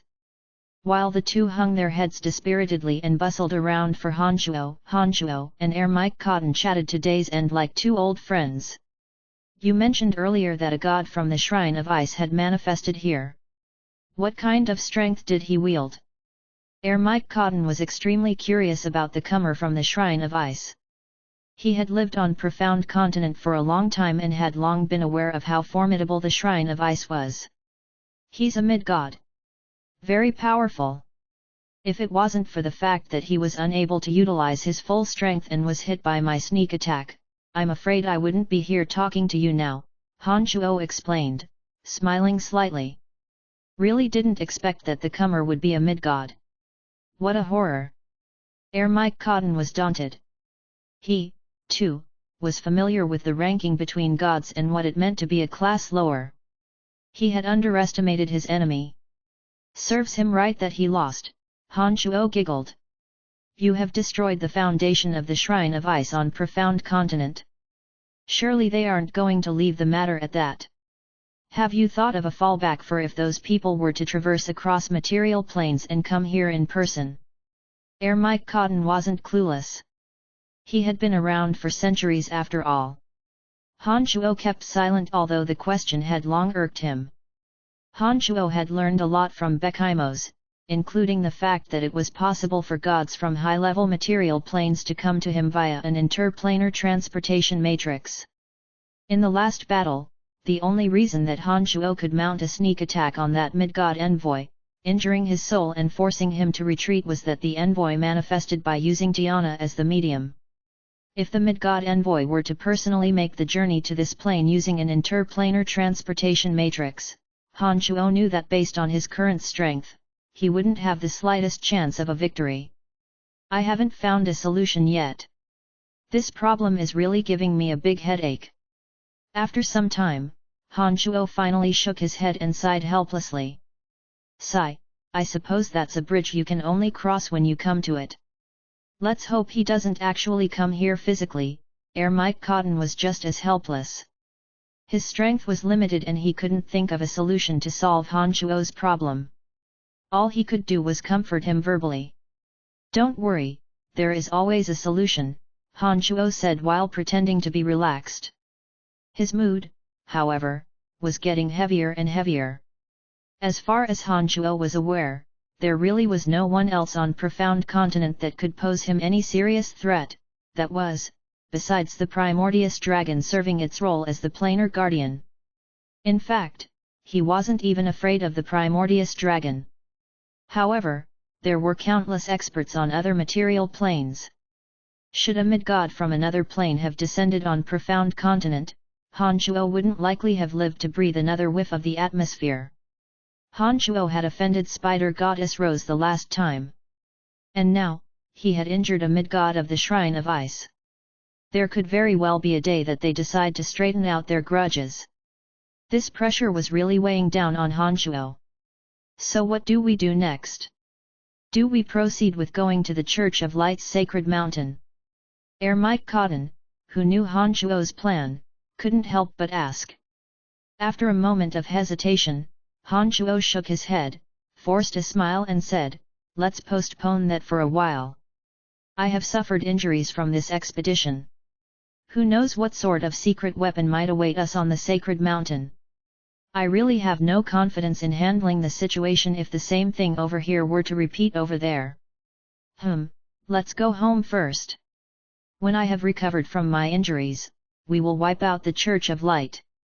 I can make use of this period to properly think about how to deal with the potential crisis in the future. Sure, I've been missing Lancelot Empire a whole lot. Surely, a lot must have happened in the Empire during the past 500 years while I was incarcerated by the Primordius dragon. I wonder if the people and royal kin of Lancelot Empire still remember me. When speaking of Lancelot Empire that he had helped build, Air Mike Cotton would always feel a sense of gratification and satisfaction. This was also one of the reasons he was so amiable and sincere towards Han Chuo after learning that Han Chuo was executing his unfinished undertaking. Air Mike Cotton considered Han Chuo as one of his people largely for the fact that he had originated from Lancelot Empire. Furthermore, Han Chuo was an expert with sufficient strength to make great contributions to the empire. Both of them had common interests. To top it all off, Han Chuo's temperament was very much to his liking, so it was only natural that Air Mike Cotton's attitude towards Han Chuo had improved so drastically. Pegasus and Greya did not slack as Han Chuo and Air Mike Cotton conversed. Before long, the two had finally collected every item of value to the Shrine of Ice. Pegasus took the lead as the two approached and stood before Han Chuo. He cupped a few space rings in his two hands and respectfully presented them to Han Chuo. "It's all inside these. Some of the items are really good. Please inspect them, my lord." Han Chuo did not take the space ring. Instead, he smiled at Air Mike Cotton and said, "The Shrine of Ice has operated for many years and naturally they would possess some interesting objects. But, you know, at my level of strength, most material artifacts are just junk in my eye. Besides, I have injuries that I need to treat. I will have to trouble you to process these for me. That won't be a problem. I'm rather skilled when it comes to matters of this aspect." Hehe, back during the years of military campaign, I had destroyed many small nations and did this quite often, Air Mike Cotton said as he put on a rather sinister and mischievous smile. "Thanks a lot then. Alright, let's leave this place.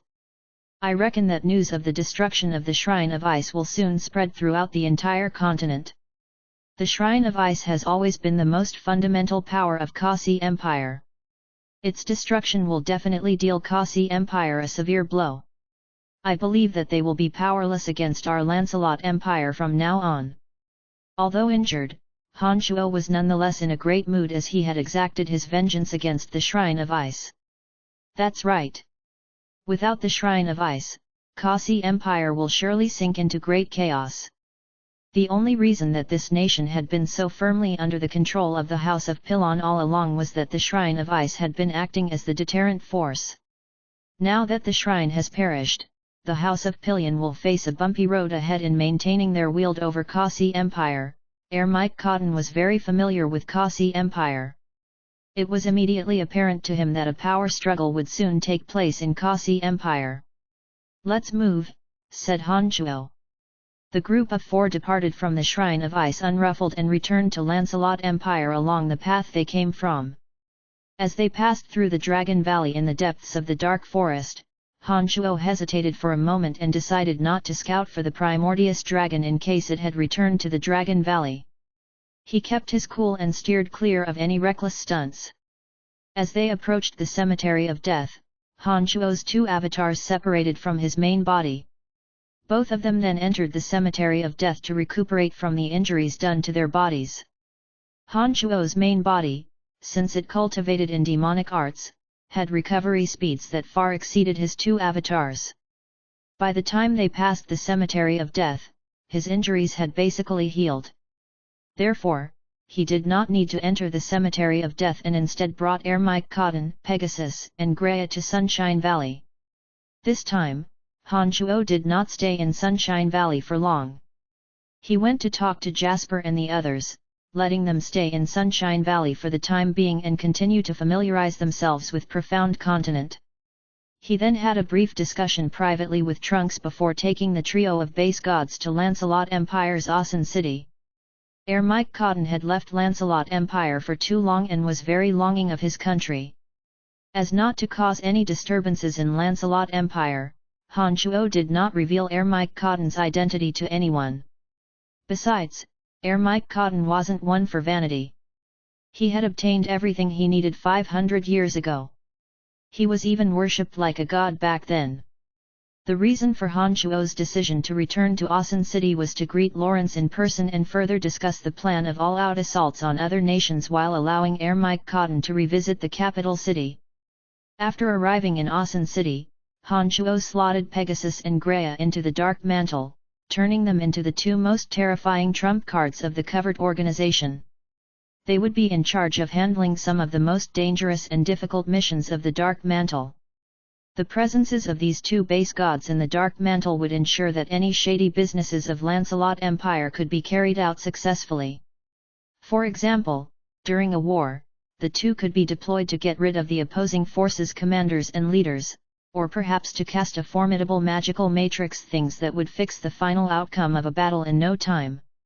It was impossible for Han Shuo to do all these things personally. Their presence could save Han Shuo a lot of time and effort. Han Shuo would not bring experts from the Abyss realm to this world except in the last resort. After all, abyssal creatures didn't resemble humans on Profound Continent. The arrival of abyssal experts on this plane would surely cause an unimaginable panic among the people of Profound Continent. Han Shuo had no wish of becoming a public enemy to the whole of Profound Continent. But in any case, given the power Han Shuo currently possessed, not to mention the mighty experts under his control, even without utilizing his abyssal experts, it wouldn't be of much difficulty for him to achieve world domination. Soon after Han Shuo had settled Pegasus and Greya into the Dark Mantle, and ere Mike Cotton had sorted through the great number of goods obtained from the Shrine of Ice, people from the Calamity Church who had traveled great distances paid a visit to Han Shuo. Chapter 610, How Could You Be So Promiscuous? GDK 610, How Could You Be So Promiscuous? Please continue reading on, Ox. Val. M.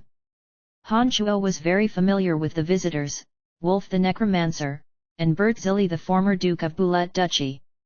After Bulette Duchy was annexed by Brettle City, Bert Zilli disappeared out of the blue. It was said that this sinister summoner had returned to the headquarters of the Calamity Church. The two had been waiting for Han Shuo at his Asen City mansion for a long time, and now, they finally got to meet Han Shuo as he returned from Phoebe's Boots Merchant Guild. Their attitude was as respectful as ever. As soon as they saw Han Shuo, they performed the most courteous kowtow at Han Shuo. Their behavior had actually left Han Shuo shocked. "Hey guys, what is this about?" Han Shuo was flabbergasted. The two seemed to consider him as a senior member of the Calamity Church. This was rather puzzling to Han Shuo. "Lord Brian, we have come under orders to invite you to the headquarters of the Calamity Church. We truly hope that your lordship will formally make a trip back with us," said Wolf. "Oh." Han Shuo gasped and asked puzzlingly, "Why have you invited me?" The secretive Calamity Church had never publicly announced where their headquarters was located. Those countries and religions that were hostile towards Calamity Church had tried everything they could but still came nowhere close to pinpointing its headquarters. To be suddenly visited by Wolf and Bert Zilli and beckoned there came as quite a shock, even for Han Shuo. "Lord Brian, your magnificent feat outside the south border city and noble deed of destroying the Shrine of Ice has spread to our Pope's ears. As soon as His Holiness learned of your return, he instructed us to do our best in inviting your lordship to the Calamity Church in order to discuss important matters with you. We really hope that Lord Brian will not reject the invitation." There was an undeniable reverence in Wolf's eyes. It appeared that Han Shuo's thunderous actions after returning to Profound Continent had indeed astonished the Calamity Church. "Why is it I who has to travel to Calamity Church? If your Pope is sincere, he should come to meet me personally." Given Han Shuo's strength, the Calamity Church on Profound Continent did not strike him as anything spectacular. It was justified for Han Shuo to speak so arrogantly. Wolf must have been thoroughly briefed before making his way over, as he did not get angry when Han Shuo said those words. On the contrary, he feigned hospitality and explained, "Actually, His Holiness the Pope has intended to personally seek and have a chat with you for 5 years now. This time was no exception. When he learned the news of your return, he was genuinely prepared to come here personally." "Then? Why didn't he? Why has he insisted on me going to him instead?" Han Shuo said in a deep voice with his brows in a knit. Han Shuo was not at all afraid that the Calamity Church would backstab him, not with all that power he held. Even with his 2 injured avatars, Han Shuo had full confidence of self-preservation. It's just that during these recent days he was occupied with affairs about Lancelot Empire. He had no plans of leaving there anytime soon. Before His Holiness came over, he had utilized an altar to communicate with our God. We members of lowly status do not know the specifics of the conversation. However, His Holiness did tell us that it was our God who had personally given the instruction to earnestly invite you to the Calamity Church headquarters. It is only through the altar at our headquarters that you can communicate with the God we pray to, Wolf explained in an extremely deferential manner. Some thoughts suddenly crossed Han Shuo's mind. For days Han Shuo had been worrying about the matter with the Shrine of Ice and Spider Goddess Rose. It was clear to him that neither Spider Goddess Rose nor the Shrine of Ice was anything that he could contend against alone. If either one of them traversed to this place in person, Han Shuo knew that he had absolutely no chance of winning in a fight. He had clear understanding of the strength he possessed and knew he simply could not contend against either one of those powerhouses at this point in time. After immersing in his head for ages, an idea came to Han Shuo's mind, which was to adhere himself to a major powerhouse for the time being. While he had yet to possess his desired level of strength, he would use someone else's power to contend against the Shrine of Ice, the Spider Goddess, and the Church of Light, which he would soon commit offense against. His two avatars cultivated in the element of death and the edict of destruction. What's more, the physical body of his avatar of death was formed from the skeletal staff. After turning over in his mind, Han Shuo felt that it would be much easier to communicate with powers on the side of the two overgods of death and destruction. The establishment that the two overgods had on Profound Continent was precisely the Calamity Church. Han Shuo was practically certain when Wolf spoke that he wasn't the only one thinking about this. It appeared that the powers of the two overgods had the same intention. They were probably throwing him an olive branch formally via the Calamity Church. After much thought, Han Shuo put on a smile and relaxedly said, "So it seems. All right, I will accept your invitation. However, you will have to have some patience. As soon as I complete matters on my end, I will head to the Calamity Church headquarters with the two of you right away." "Thank you so much, Lord Brian." Wolf had obviously loosened up when Han Shuo agreed to the invitation. Right after, he fawned on Han Shuo, "Lord Brian, to tell you the truth, I knew that we were both on the same side from the very first time we met. Your lordship has performed two great deeds as soon as you reappeared." All the cardinals high up in the church were jolted by the reports that spread far and wide. "And now, there are gods that have asked for your presence directly. Lord Brian is indeed beyond outstanding. If possible, we really hope that Lord Brian will provide the two of us with your guidance." "Please provide us with your guidance, Lord Brian," Bertzilli, who had been silent all along, said in a fawning smile. The duo had done their utmost to assist Han Shuo ever since 5 years ago and had invested plenty of their capital into Han Shuo, for example, helping Han Shuo's Brettle City annex all 7 Grand Duchies. The two were more excited than anyone in the world to see Han Shuo make a magnificent comeback and the Calamity Church attaching unprecedented importance to him. Han Shuo smiled as he sized up the duo and nodded. He patted on Wolf's shoulder and smilingly said, "Smart people usually have good luck. Rest assured, if opportunities present themselves in the future, I will not forget the favors you two have done for me in the past." "Thank you. Thank you, Lord Brian." Wolf and Bertzilli were overjoyed at Han Shuo's words and thanked Han Shuo at once. Han Shuo had yet to formally join the Calamity Church, but his actions had shaken all the high-level members of the church, including the Pope himself. The duo knew that once Han Shuo formally joined the church, as the master of the skeletal staff, Han Shuo would surely come to reign immense influence over the organization. With this reassurance from Han Shuo, the two could almost see the scene of their meteoric success in their careers. Even though they were old-aged, they couldn't calm their minds and were very much excited. "All right, you two may leave first. When I'm done here, I will immediately depart for the Calamity Church headquarters with the two of you," Han Shuo calmly instructed the two who were beaming ear to ear. "Understood, Lord Brian. Just get in touch with us when your lordship is ready," Wolf and Bertzilli respectfully bowed and left. Wolf had revealed the Calamity Church's communication method to Han Shuo long ago. He totally did not treat Han Shuo as an outsider. That made sense. The Calamity Church's sacred weapon, the skeletal staff, was in Han Shuo's possession. On top of that, Han Shuo was a necromancer. Not to mention that he was an archenemy of the Church of Light.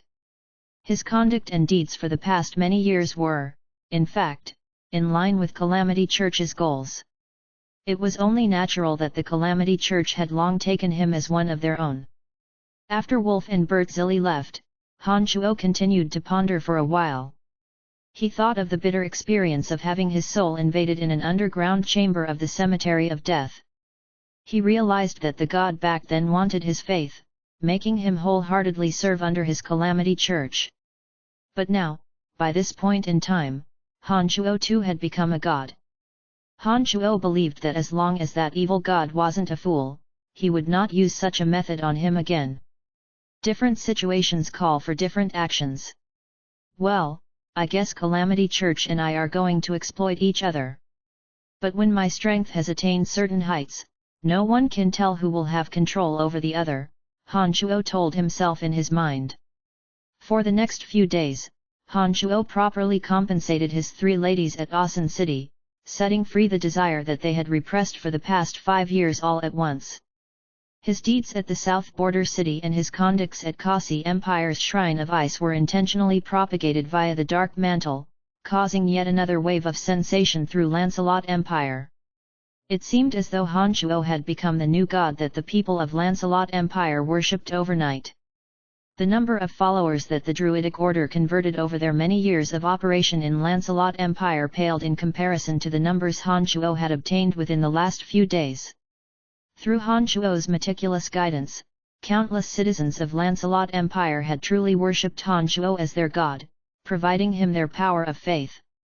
Some things might have been pleasant and enjoyable for Han Shuo, but some things were just particularly thorny. For example, the other day after he fornicated Emily, she questioned him about Jasper, Hemina, and Sylph. As Emily was a high-ranking member of the Dark Mantle, in addition to the Abyssal ladies being too attention-grabbing when they appeared in Sunshine Valley, it would only be strange for her not to be aware of this. Issues like these caused Han Shuo the biggest headaches. He had no choice but to summon up his courage and explain to Emily, emphasizing the peculiarity of demonic arts cultivation and that he was compelled by the circumstances. But evidently, Emily didn't buy into Han Shuo's explanation at all. She said angrily, "The whole empire knows that you are lecherous, so don't tell me that you are forced to do that. Also, you better explain this to Fanny and Phoebe as well. They too have learned about this." Han Shuo put on a bitter smile when he heard Emily's words. He knew that it was easier to pacify Emily, but not so much when it comes to Fanny and Phoebe. Don't forget, there's that former Duchess of Helen Duchy, Helen, and Sacred Knight Sulo's daughter, Sophie. What are you going to do about the two of them? Emily pressed further charges as she panted with rage. What does Sophie have to do with me? Han Shuo pleaded innocently. Humph. She traveled thousands of miles from Kasi Empire to come to your Brettle city and their family has made many generous contributions to your city. They now specialize in raising battlesteads at the former Bonton Duchy for Brettle city. Who in the world can't see that she is interested in you? Emily let out a gentle sigh and beat on Han Shuo's chest before she grudgingly said, "How could you be so promiscuous?" Han Shuo put on a bitter smile. He didn't know what to say and had nothing to say, so he exercised his right to remain silent. Chapter 611 GDK 611, Brian Guardian of the Empire School of Necromancy graduate. Please continue reading on, Ox. Val. M. During his stay in Asan City, Han Shuo had indulged in sensual pleasures to the greatest extent with his three ladies. He also had no choice but to put on a bold face and explain himself to the three ladies about Jasper, Hemina, Sylph, and Helen. Naturally and unavoidably, Phoebe and Fanny were angry at Han Shuo. However, through constant cajoling and sweet talking, Han Chuo managed to gradually pacify their fury. After all three of them knew that Han Chuo was no gentleman since the very first day they met. His sexual deprivation in his previous life had made lecherous after his rebirth. As the three ladies had made the choice to stay with Han Chuo even after learning of his disposition, such were the consequences they had to endure. What was done, could not be undone. After a bout of wrath, in the end, all three of them accepted the fact. However, they exhorted and demanded Han Chuo be more restraining of himself, to which, of course, Han Chuo readily conceded. Having successfully made it through the carnal realm, Han Chuo was no longer as lustful as before. The reassurance he gave this time was from the bottom of his heart. He thought that with his mind fully in his control, this would be a non-issue. During his stay in Asan City, other than fornicating his three ladies, Han Chuo spent time and effort in helping to develop their strengths. With Han Chuo's guidance, Fanny gradually came to master the method of converging the element of death into her body. With that crystal congealed from the body of a base god, in addition to Han Chuo's attentive guidance, Fanny made rapid progress in strength and advanced to the realm of a sacred necromancer. Meanwhile, Emily was wholly handed to be taught by Mike Cotton, who also cultivated in the elemental energy of darkness.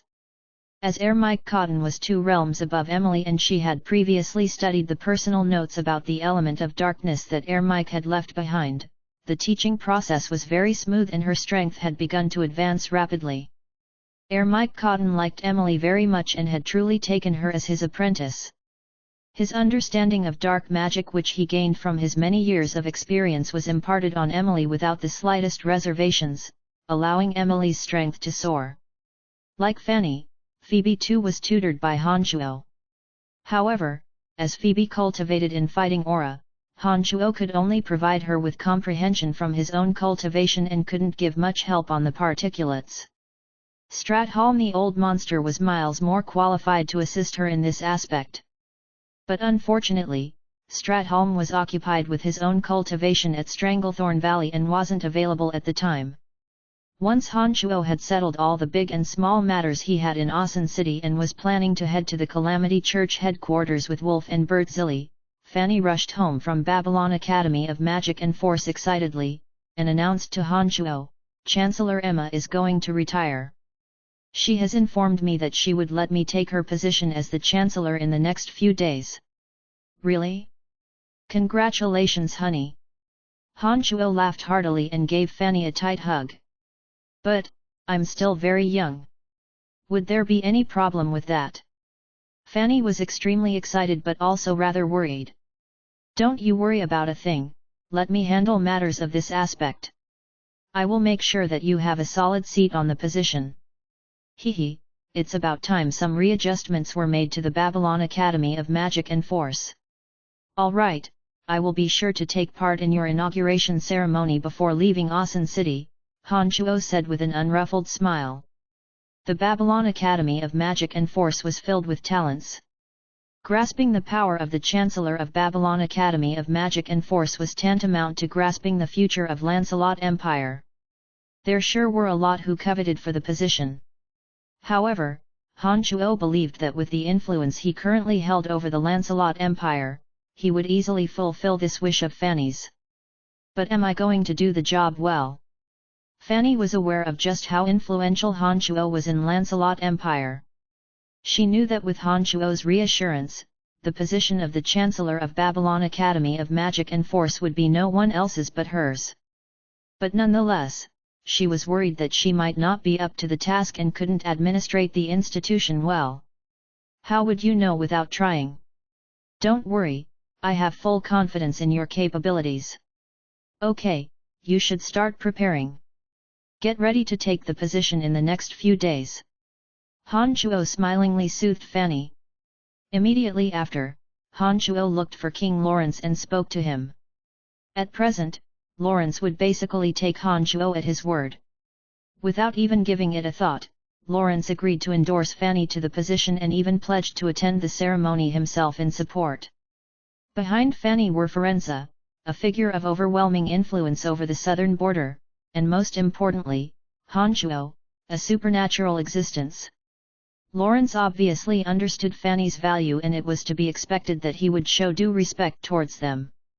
Taking full advantage of his immense influence over Lancelot Empire, and communicating with Emma and a few other influential existences of the Empire, Han Chuo had nailed the matter right on its head. No one dared to fight over that position with Fanny.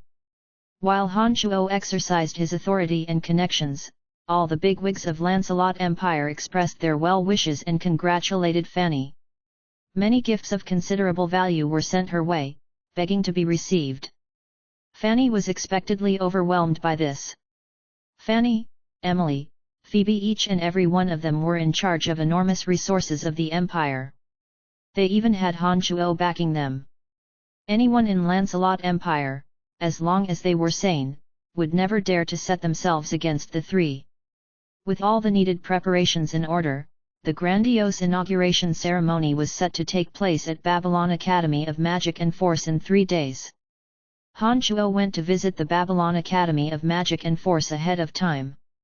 He arrived at the warehouse at the necromancy school where he had stayed for a long time and recalled memories of the past. At the Nine Changes realm, Han Chuo could alter his looks and air at will. With an effortless transformation, Han Chuo concealed his true identity from everyone. Han Chuo remembered some interesting stories he had with Jack back in this place.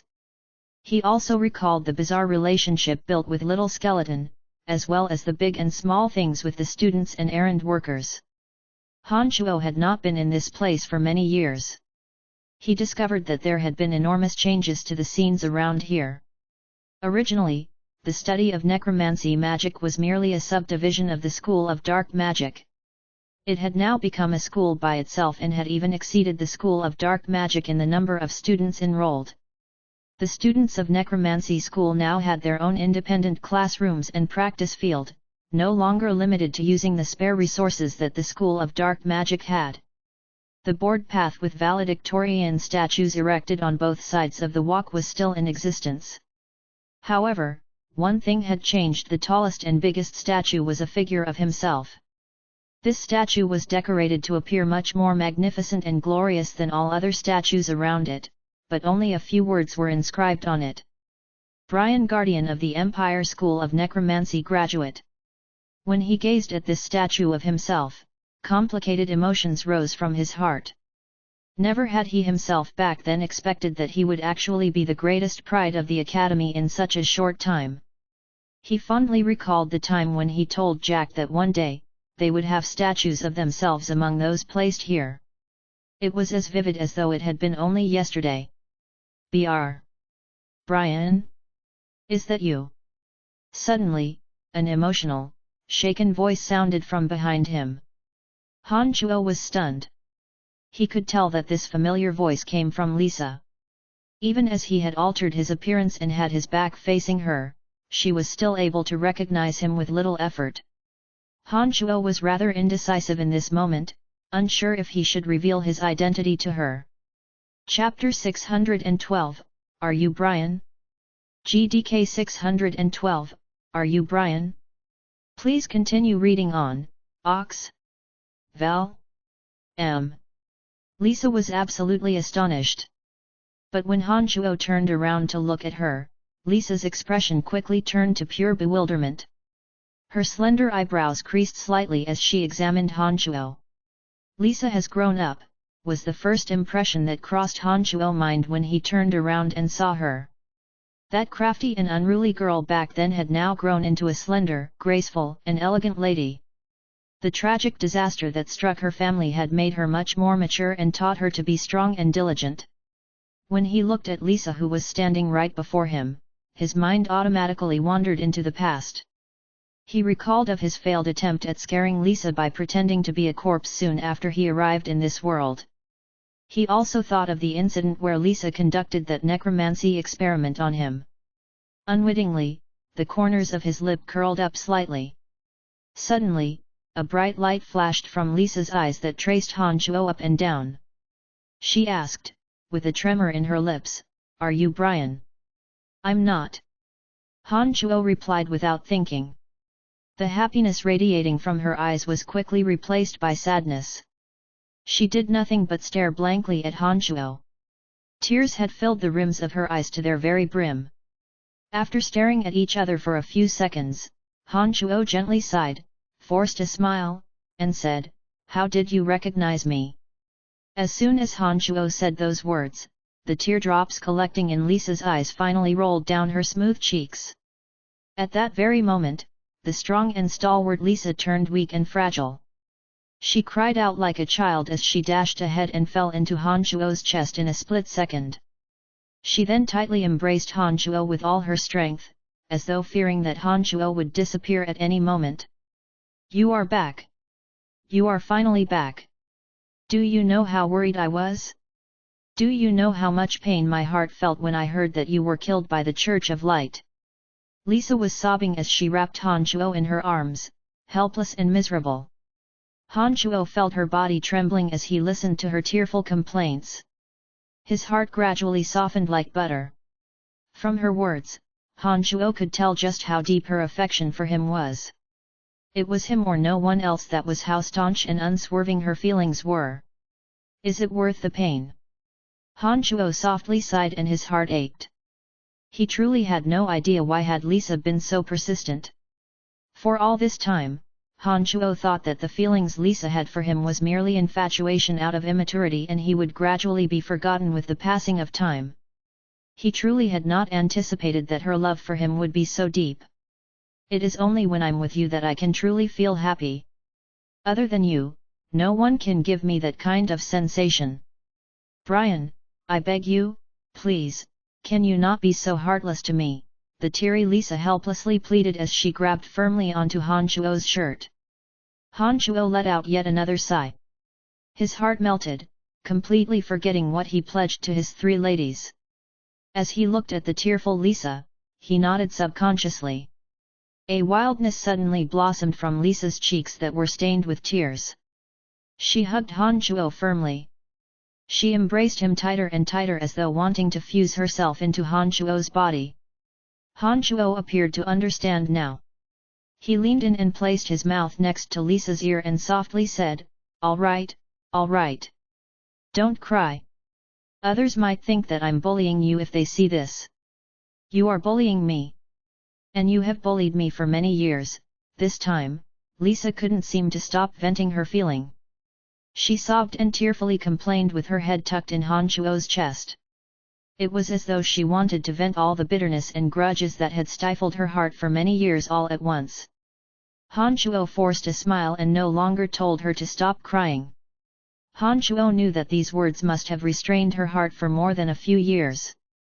A chance like this was difficult to come by and there was no way she would give up on this opportunity. Han Shuo was aware that if she didn't get her point across and instead bottled them inside her heart, it would affect both her body and her cultivation. It was only by unburdening herself of those words that she could completely walk out from the torment and come to possess a healthy and stable mind again. For this reason, Han Shuo did not persuade her to stop but patiently listened to her bitter quibbles while gently stroking her shoulder. He did not interrupt her for even a second and quietly sensed Lisa's feelings for him that were as deep as the sea. After a long while, Lisa's weeping protests slowly came to an end. And when her lovable body was no longer trembling, Han Shuo asked, baffled, "How did you identify me so easily?" Lisa shot a resentful glare at Han Shuo, wrinkled her nose, and said, "When you were looking at your statue, you did not conceal the air that drifted from your body. I know you too well. Your figure from behind, your demeanor, and the trace of vileness in your eyes. Your makeup may fool others, but it can't fool me," Lisa said with full confidence. Han Shuo's heart was even more deeply moved. Even after so many years, Lisa could still recognize him from behind at first glance. This had sufficiently indicated just how deep her feelings for him ran. However moved he was, though, Han Shuo was alarmed. He knew that as he had only recently entered the 9 changes realm, his mastery of some of the changes was not refined enough. Otherwise, it wouldn't have been so easy for Lisa to recognize him. "What's wrong with your face anyway? It doesn't look good." When Lisa saw that Han Shuo wasn't replying, she looked panicked and interrogated him, were you disfigured by your enemy? Han Shuo laughed and shook his head. Then, as Lisa attentively watched, the skin on Han Shuo's face started to undulate like water ripples. Before Lisa could even gasp, Han Shuo had restored his original look. Like magic! Lisa finally cried out in surprise. She could not be more enthralled. If you aren't reading this on RadiantTranslations.com, chances are someone are stealing my work that I spent hours to make. I'd appreciate if you report it to me on Radiant and stop reading on the pirate website. Thanks. Hedonist. Han Shuo smiled, glanced at Lisa, who had now turned into a fine lady, and clasped her small hands. With one pulsation of his consciousness, he gained a clear measurement of Lisa's mental strength. He complimented her in a soft voice, "Not bad, didn't expect for you to have already advanced to be an archmage now. This kind of progress is really astonishing. This is nothing. Compared to Teacher Fanny and your women, I'm still far behind." Lisa softly giggled and couldn't help her modesty. She indeed had become much more mature. They have received aid from me in one way or the other. But for you to attain your current strength with just your own hard work, is truly incredible. Han Shuo shook his head and again gave recognition to Lisa's great effort. Hehe, well, I was afraid that you would look down on me for being too far behind you. But it seems that no matter how hard I try, I still have no way of catching up to you. Lisa rubbed her little nose and blushed as she divulged her thoughts. Suddenly, a thought popped into Han Shuo's mind. He softly said, "Close your eyes, calm down your mind." Lisa had unquestioning trust in Han Shuo. Although she had no idea what Han Shuo wanted to do next, she closed her eyes as Han Shuo had instructed. However, for some reason, she couldn't calm herself down.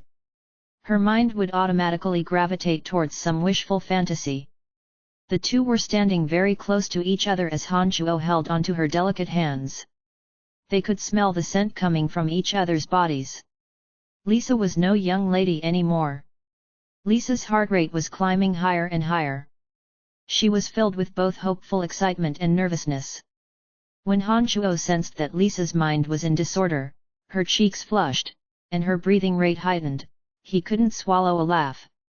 He gently tapped on her forehead and laughingly said, "What's going on in your imagination? I'm only going to transfer some understanding about necromancy magic to you, not planning to take advantage of you." I wasn't imagining anything." Lisa turned bashful and hastily denied. Her heart, however, felt a faint tinge of disappointment. All right. I don't care what you were thinking about, just calm down for me." Han Shuo felt as though she had returned to the past and reverted back to be that adorable, yet hateful little witch.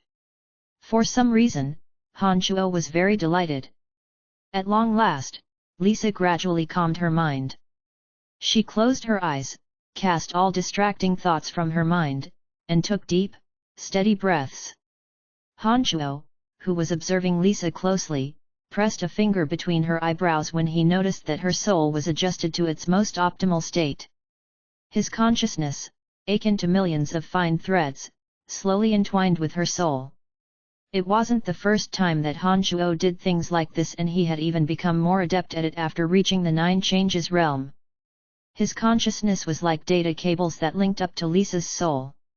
Some of Han Shuo's understanding of necromancy magic before he became a sacred magus slowly flowed into Lisa's mind.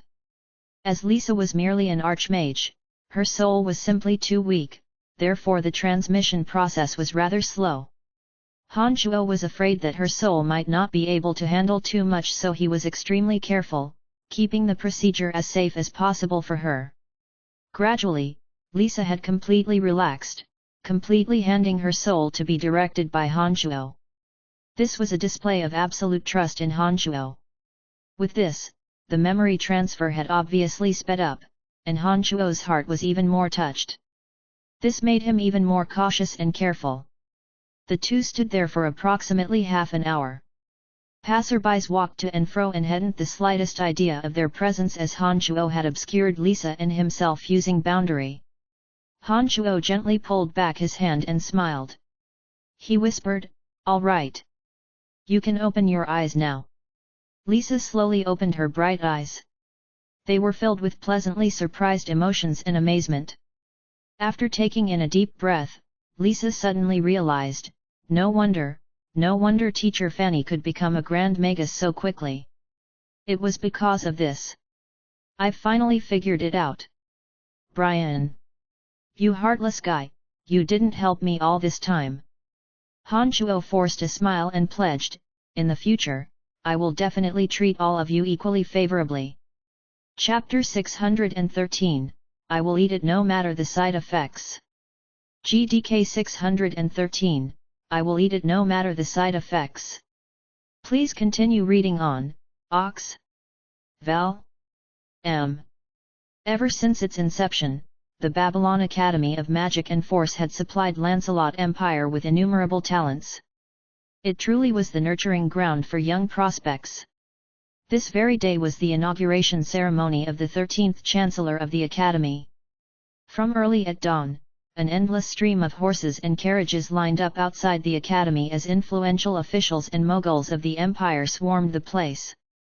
The influence that the Babylon Academy of Magic and Force had over the Empire was immense. It was no surprise that every term of the inauguration of its chancellor would attract the attendance of the privileged classes. But it was even more so for this term's inauguration ceremony. Due to Fanny's relationship to Han Shuo, practically any character with true power was present. Even the king of Lancelot Empire was there. While the nobles arrived in droves, Han Shuo, who was there in advance, temporarily separated from Lisa to meet Candide. Of course, as Fanny's father, Firenze had taken time off from the southern border to attend his daughter's inauguration. As the most significant characters of Lancelot Empire had all gathered at the Babylon Academy of Magic and Force, security was of the greatest priority. Han Shuo found the gloomy Candide looking rather worried. He let out a gentle sigh of relief when he saw Han Shuo and said in a deep voice, "I've received intelligence that someone might attempt to assassinate His Majesty the King." "Oh." Han Shuo raised his eyebrows and quickly asked, "Who are they?" "That's currently unknown. But I'm pretty sure it has something to do with those few hostile nations. There are a lot of high-ranking characters of our empire at Babylon Academy of Magic and Force today. If these people were to be struck, our empire will suffer a catastrophic loss." Candide was rather anxious. It was difficult to protect against sneak attacks. If anything really were to happen to such a dignified congregation, it would surely have an immeasurable impact on the reputation of the Empire and the Dark Mantle. "I see. All right, summon my butler from my residence. Also, tell Pegasus and Greya to come over if they aren't currently occupied with assignments. I don't believe that there is any nation that could crash our party." Han Shuo's face turned cold as he said to Candide.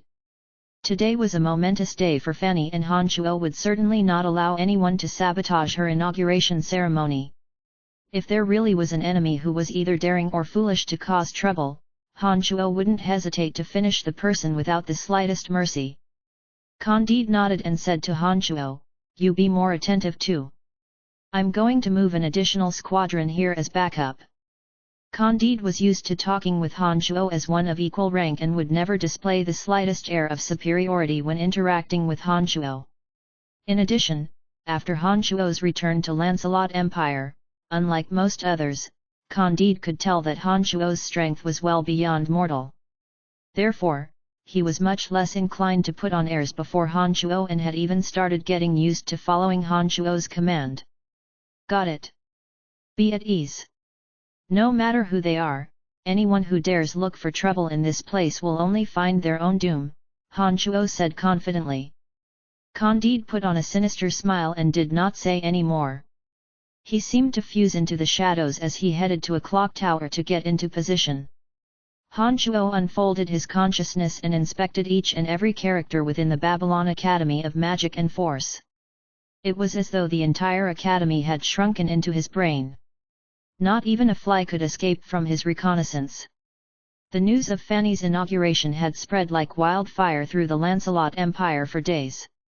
Those antagonists with intentions of causing havoc would surely have gotten the news. Although Han Shuo was confident in his own strength, he didn't share the same opinion about others. A surprise attack could take place in a matter of milliseconds. Even though he was immensely powerful, he had no choice but to be cautious and careful. Han Shuo silently observed all activities at every nook and cranny of the academy. After informing Candide, he went into Chancellor Emma's spacious secret chamber. There he saw Fanny carefully listening to Emma's guidance. Fanny had spent the past few days with Emma, receiving lectures about the various machinery of the academy and things that she should pay special attention to. Fanny, who had been apprehensive all along, made the most of the time to learn about managing the institution from the experienced Emma and tried to understand the critical aspects as quickly as possible. Prior to this, Fanny had only immersed herself in teaching necromancy magic and her own cultivation. She had rarely involved herself with administrative affairs. However, now that she would soon assume the position as the Chancellor of the Babylon Academy of Magic and Force, naturally, she had to learn all these things well. Otherwise, even with Han Shuo backing her, without actual capacity, she would not be able to convince the masses. "How's it going?" Han Shuo asked after entering the room, grinning. "Fanny is pretty good at it." "Haha, don't worry, I don't think that there will be any issue. She'll manage the Babylon Academy of Magic and Force well for sure," the grizzly-haired Emma replied as she looked at Han Shuo with her benevolent eyes. "That's great. Chancellor Emma, you aren't that old yet, why are you rushing to retire?" Han Shuo was rather puzzled. Emma could easily hold on to the position for a couple more years. "I'm old. Haha. I'm still a mere grand magus at my age and couldn't make any breakthrough." But Fanny was already a grand necromancer at such a young age. What's more, I believe that she will advance even farther very soon. Emily and Phoebe, these two young ones are even more prodigious. Since the young ones have all grown up, it's about time we older generations step aside and hand over the seats, Emma smiled and explained in a gentle voice. "Thank you, Madam Chancellor. You have been very considerate of me through all these years. Without you, it would be impossible for Brian and I to be together so smoothly," Fanny sincerely thanked Emma. "Thank you." Han Shuo, too, bowed respectfully at Emma and thanked her. Back when Han Shuo had yet to climb to such a high realm and Fanny's identity had yet to become widely known in the empire, Han Shuo and Fanny had nearly impulsively courted in public. If it weren't for Emma's dissuasion, the two would have made public of their relationship prematurely and they would surely be penalized by some damned regulations. After all, the two were teacher and student in a relationship, something in breach of the empire's statute. It was thanks to Emma's advice of acute foresight that Han Shuo and Fanny had concealed the fact. Later, when Han Shuo had attained great prestige in the empire by aiding Lawrence to the throne, with a grandeur status and mighty strength, no one dared to object to the two's relationship and they could finally be together without a hitch. "Oh, no need to thank me. I've known for a while now that you two would end up together. I've lived some years longer than you and therefore I've got a bit more foresight than you. Fortunately, you two good kids did listen to me," Emma told Han Shuo and Fanny amicably. Lawrence should be arriving any minute now. "Fanny, you are the host today and you should go out and greet those people outside and get ready for the ceremony," Han Shuo advised. "But, there's still a lot that I don't know. There's a lot more that I still need to learn from Chancellor Emma." Fanny appeared rather nervous. "Haha, although I won't be a chancellor, I will always be close by in the academy. You can look for me anytime should you be met with any problems in the future. Girl, march ahead, there's nothing to be afraid of," Emma encouraged. The wrinkles on her face were bunched together. She really did look way past her time. A thought crossed Han Shuo's mind. "Chancellor Emma, take this medicinal pellet.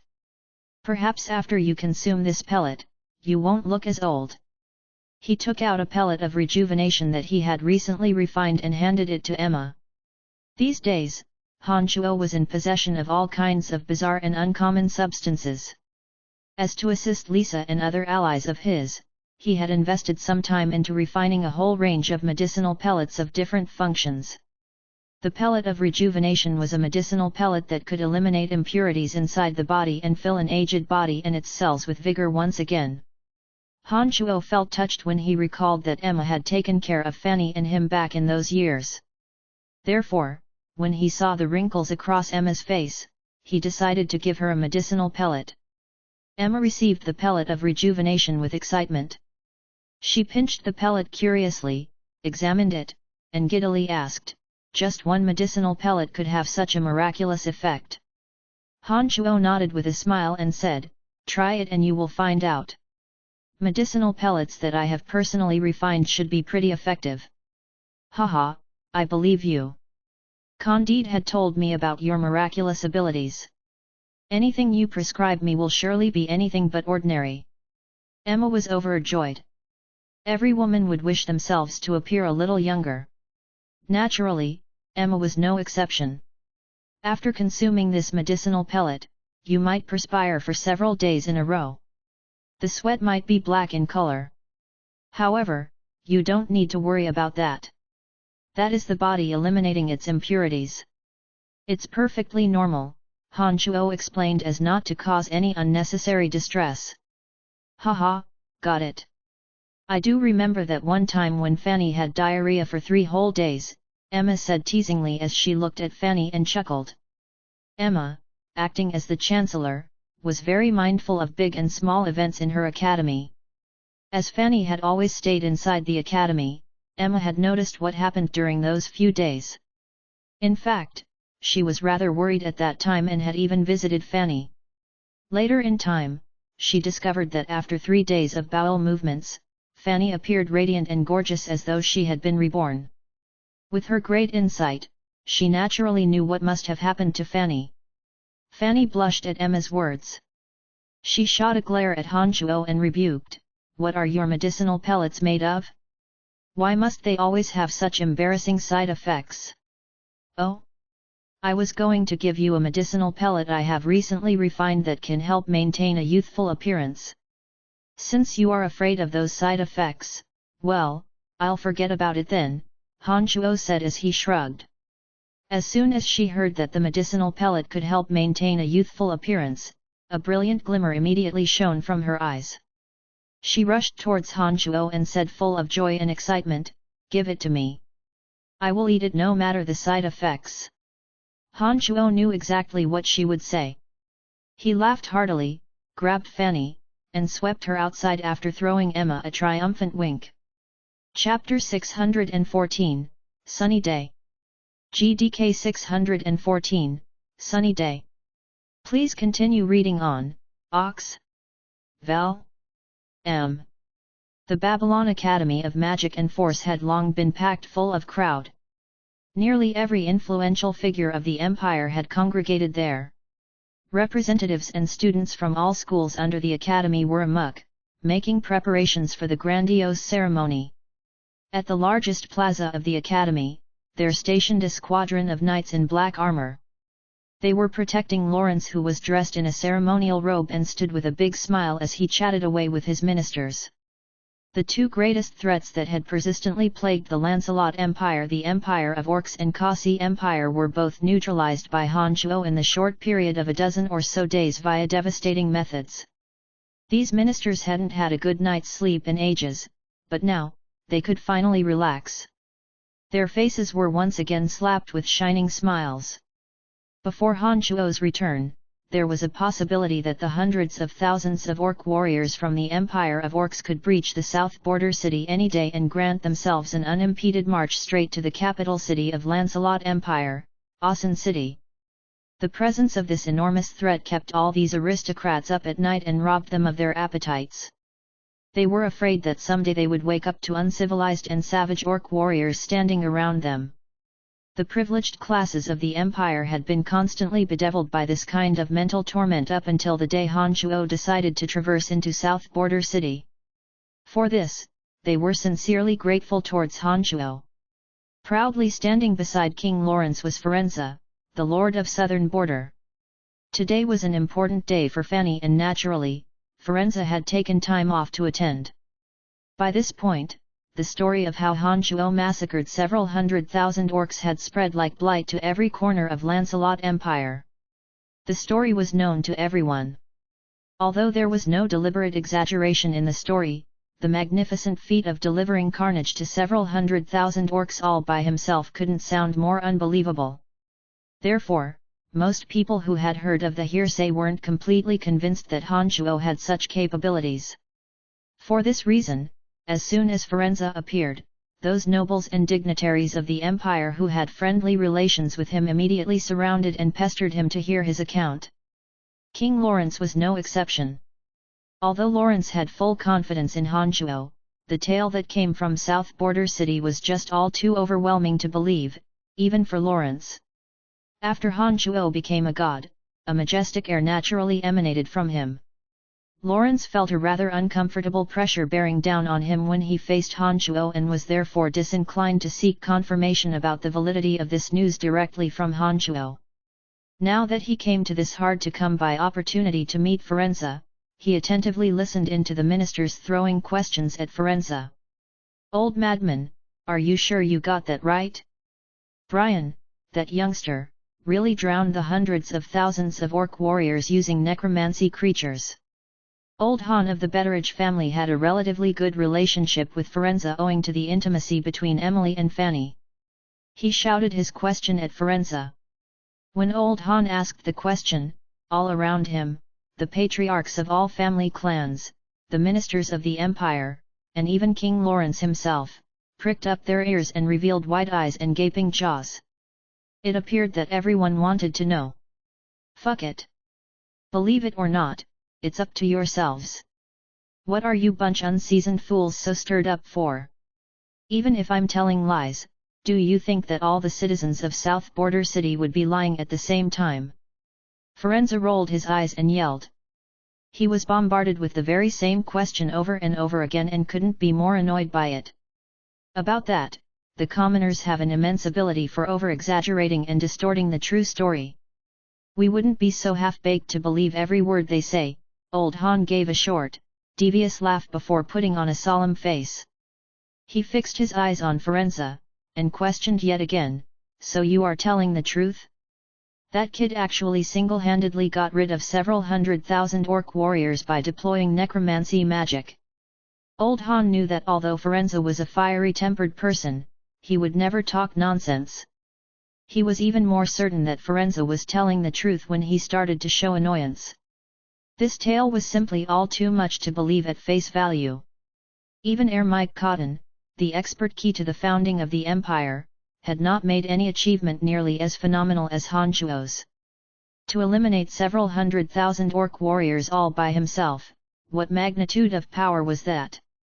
"Believe it or not, I'm tired of talking to you guys."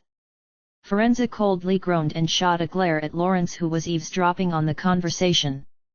He raised his voice and said, "Your Majesty, quit eavesdropping already.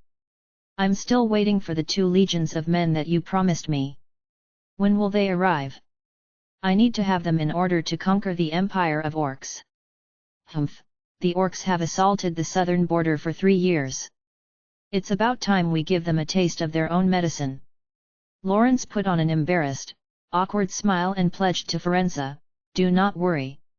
In a month, the 2 legions will be right there at your southern border. By then, please be mindful with them." After the round of carnage that Brian made, the empire of orcs have basically lost all their nerves. He's now even more prestigious than I am in the southern border. All the orcs thought that he was a real diabolic demon and absolutely dared not to pick a fight with us anymore. The southern border is now safe and sound. There is nothing for you to worry about, Firenze said offhandedly. He appeared very confident. Lawrence nodded with a smile and did not say any more. However, his heart at this moment was chock full with astonishment. Never had he anticipated that Han Shuo was this frightening. Even the whole empire of orcs was so scared of his might that they now wouldn't mess with Lancelot Empire.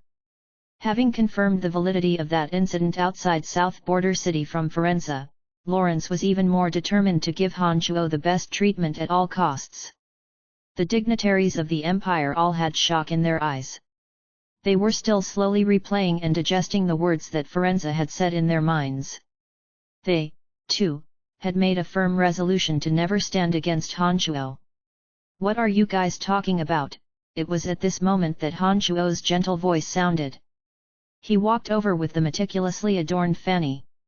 The light makeup and faint smile on Fanny's face further enhanced her already charming and gorgeous appearance.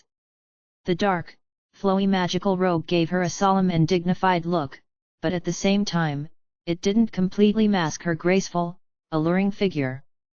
The air of elegance surrounding her made every person that encountered her nod their heads in their hearts.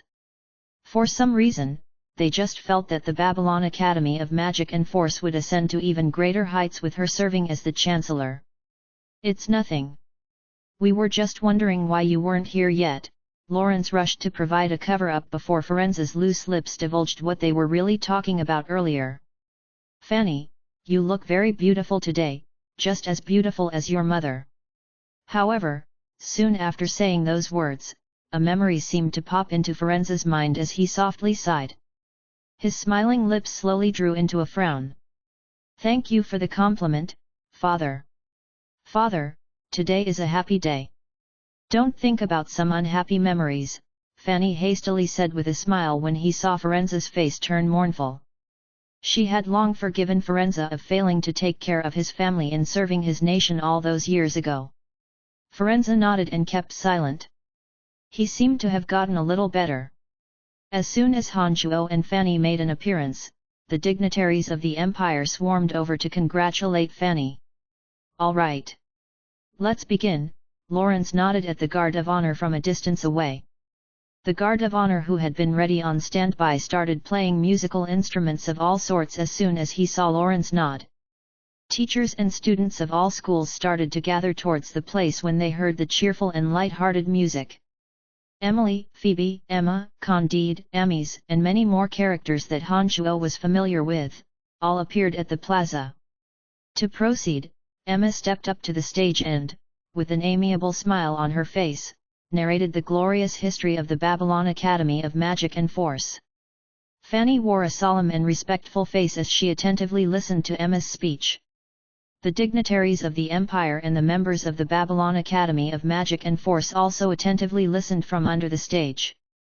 The inauguration ceremony was being conducted orderly and according to plan. Of Ermike, Cotton and Greya, one stood among the crowd while the other hid on the top of the highest clock tower, steadily observing the situation around them. Han Chuo unfolded his consciousness. He too was being careful and on the alert. He was terribly afraid that a malicious actor would sabotage the ceremony. Gathered on the plaza were King Lawrence, most of the nobilities of the empire, as well as the future of the empire, the students of Babylon Academy of Magic and Force. A successful assassination attempt would cause immeasurable losses to Lancelot Empire. They had no other option but to be very cautious to prevent the most unacceptable scenario. After some time, Chancellor Emma concluded her speech and the actual handover and inauguration ceremony had begun. Everything was underway in good order and nothing happened that wasn't already in the works. "I guess there probably won't be a problem. I doubt that anyone that knows I'm here would dare cause trouble," Han Chuo thought to himself when he discovered no unusual activity with the ceremony coming to an end. However, some people truly have no fear of death. Just as Han Chuo thought that there were no more surprises, he suddenly sensed something peculiar about the elements of light in the surroundings. The scorching sunlight that came from the clear sky above seemed to grow more and more luminous. An incorporeal pressure enveloped the plaza from the sky. It was so heavy that some people felt stifled. Han Chuo was on guard. He immediately unfolded his consciousness and hinted at Greya and Ermike Cotton. Ermike Cotton and Greya had felt the abnormality too. They were both on high alert as though a great enemy was about to strike.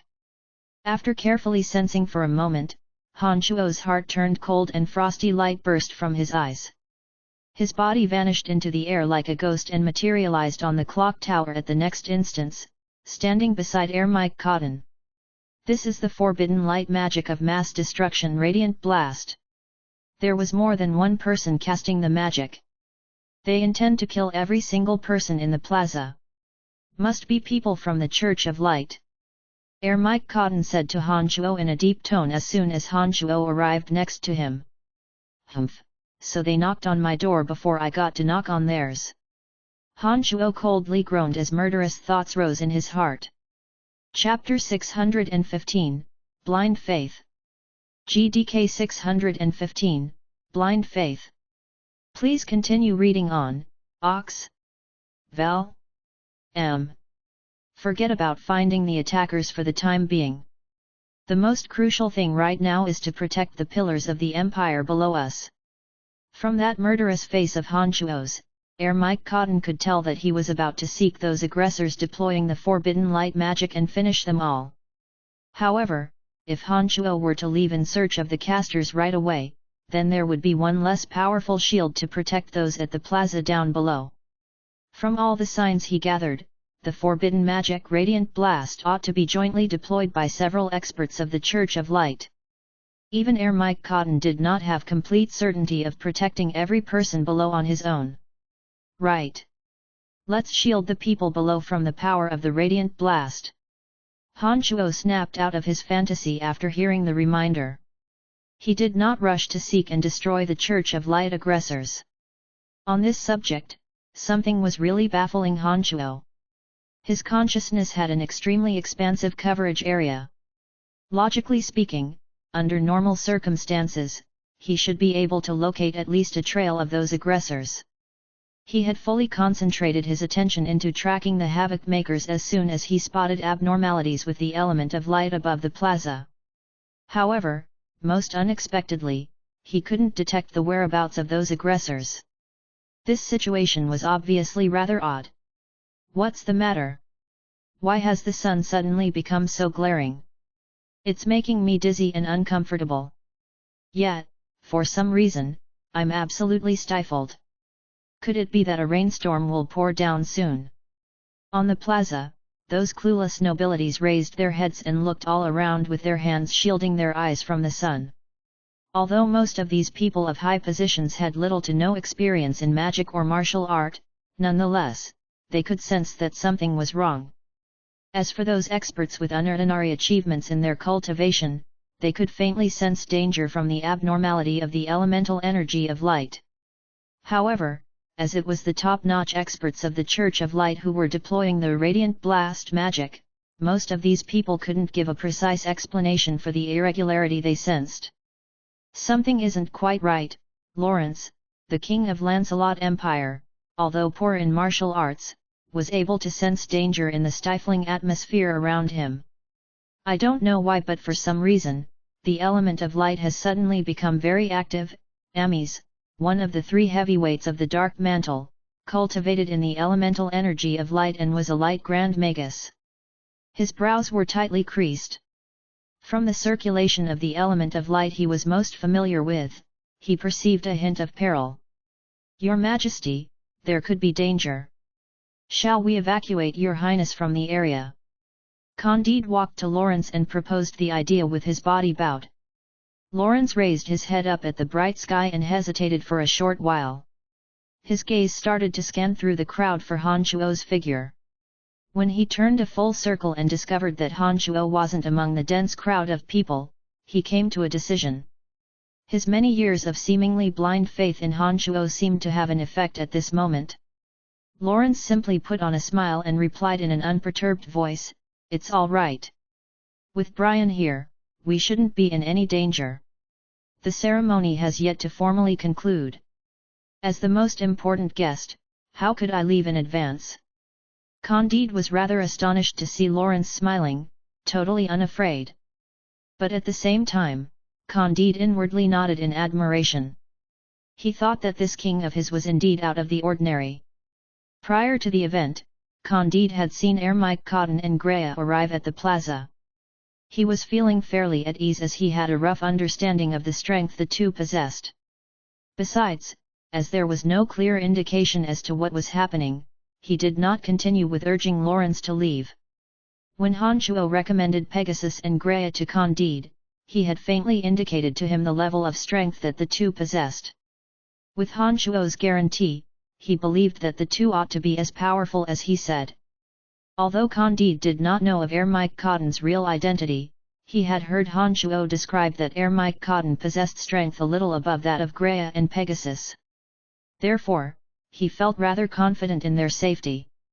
Radiant Blast was a forbidden magic that covered a vast area. It utilized the element of light to produce intense radiance that rained down from the sky, vaporizing any living thing in its path. Usually, the more destructive the magic, the longer it'd take to deploy. This forbidden magic known as the Radiant Blast was especially that way. Perhaps the attackers were mindful of how formidable Han Shuo was, as they had intentionally brewed the spell much longer than any ordinary spell. The radiance beaming down from the sky grew more luminous with each passing second. It had gradually grown so intense that the people at the plaza almost couldn't open their eyes. When every inch of the surface was covered with blazing light and the plaza seemed to be receiving direct blasting from the sun, those nobilities who had been rather unperturbed, all revealed looks of nervousness. Students of all schools of the Babylon Academy of Magic and Force who came along with their teachers were panicking. They couldn't help but make a racket. Goodness gracious! These seemed to be the signs you would see prior to the release of the forbidden light magic, Radiant Blast. Voigtlander, the Dean of Light Magic School, had been feeling suspicious from the very start. It was only now that he suddenly recalled some information pertaining to the Radiant Blast recorded on an ancient scroll he had recently studied. He shrieked. A great majority of the crowd was terrified out of their wits by that shriek of Voigtlander's. Not all of them were experts with staunch minds who could stare at death in the face. Everyone knew what forbidden magic would mean. Voigtlander, as the Dean of Light Magic School at Babylon Academy of Magic and Force, would certainly not talk drivel at such a setting. Therefore, most people had utterly lost their heads when they heard those words. Oh my gosh! Oh my gosh! Forbidden magic! So I'm going to die here? Damn it! I shouldn't have come here. Now I'm so dead. Your Majesty, please evacuate now. This really appears to be the forbidden light magic Radiant Blast. At the plaza, all kinds of voices of panic and hysteria rang out. Some of the students who lacked real-world experiences and some of those cowardly nobilities hollered and squawked. They were terrified to the point of losing their minds. However, Lancelot Empire was a nation with an extremely rigid social order. Given that their King Lawrence was present and had not left the place yet, although some of them were wailing like ghosts and terrified to death, they would only stare at Lawrence impatiently and dared not to make an escape before he did. Your Majesty, given all the signs and changes to the environment, this is likely to be the forbidden magic Radiant Blast. This forbidden magic has been brewing for such a long time and its power must be exceptionally destructive. Doesn't Your Majesty think that it's time to leave and take shelter? Ames, one of the three heavyweights of the Dark Mantle, walked to Lawrence with a calm and collected face and gave him his advice. By now, Lawrence too was feeling somewhat afraid. However, with so many of his ministers watching, Lawrence did not reveal his fear and kept his cool.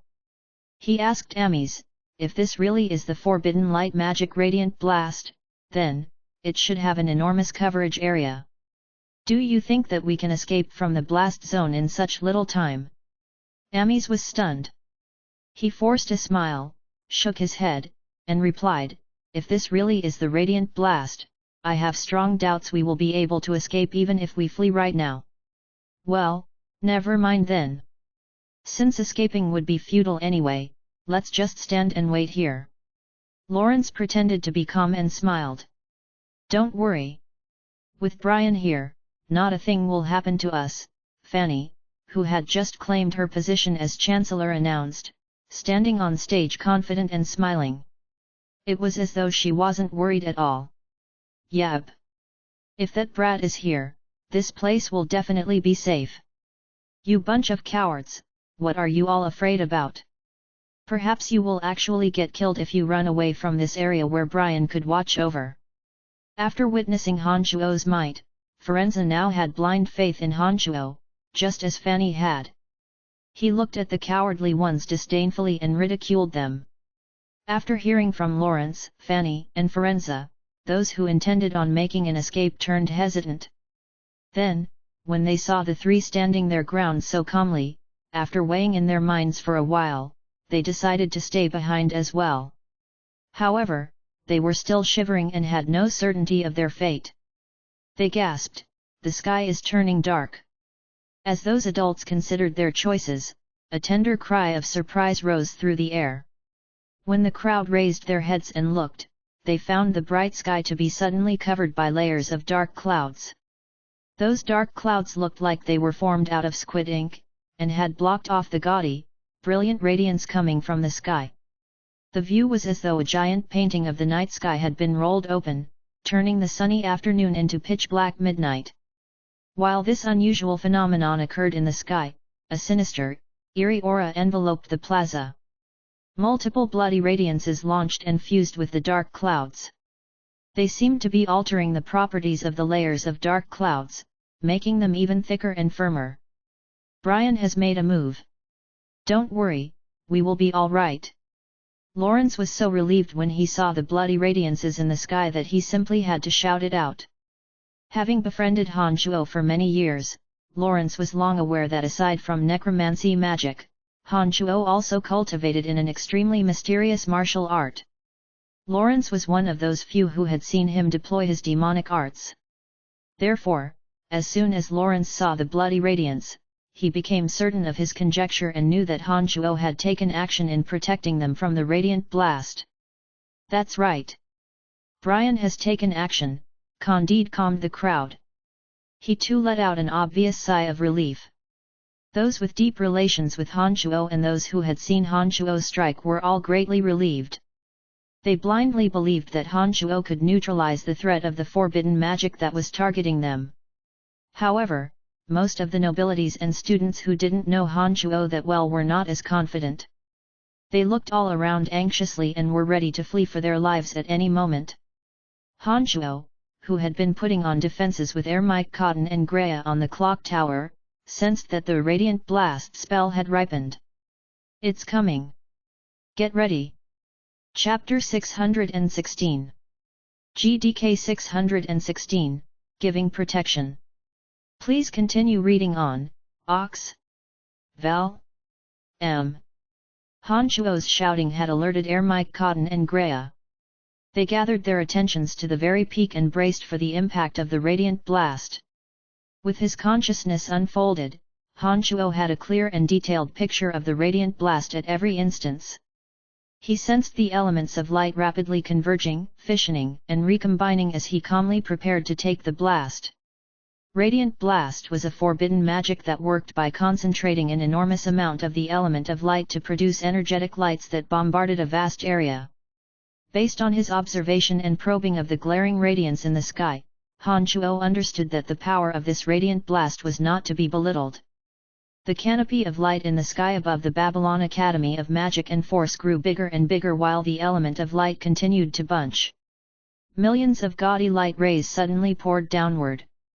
They looked like millions of swords made of light that had only one objective: to annihilate every living thing underneath it. As the radiant blast unleashed its full might, a dignified and holy aura flooded into it, boosting the already formidable power of the forbidden spell. Hanchuo's staunch eyes were sparkling. His heart was as still as stone as he looked up at the radiant blast bombarding downward. The radiant blast had enveloped not just the entirety of Babylon Academy of Magic and Force, but also more than half of the northern city district. When the canopy of radiance suddenly came crashing down, it appeared just as though the sun was falling. The scene was extremely frightening. The citizens of the northern city district had all halted whatever they were doing at that moment. Every one of them raised their heads to look up at the sky above, overwhelmingly aghast. In an instant, an intense feeling of horror flooded their hearts.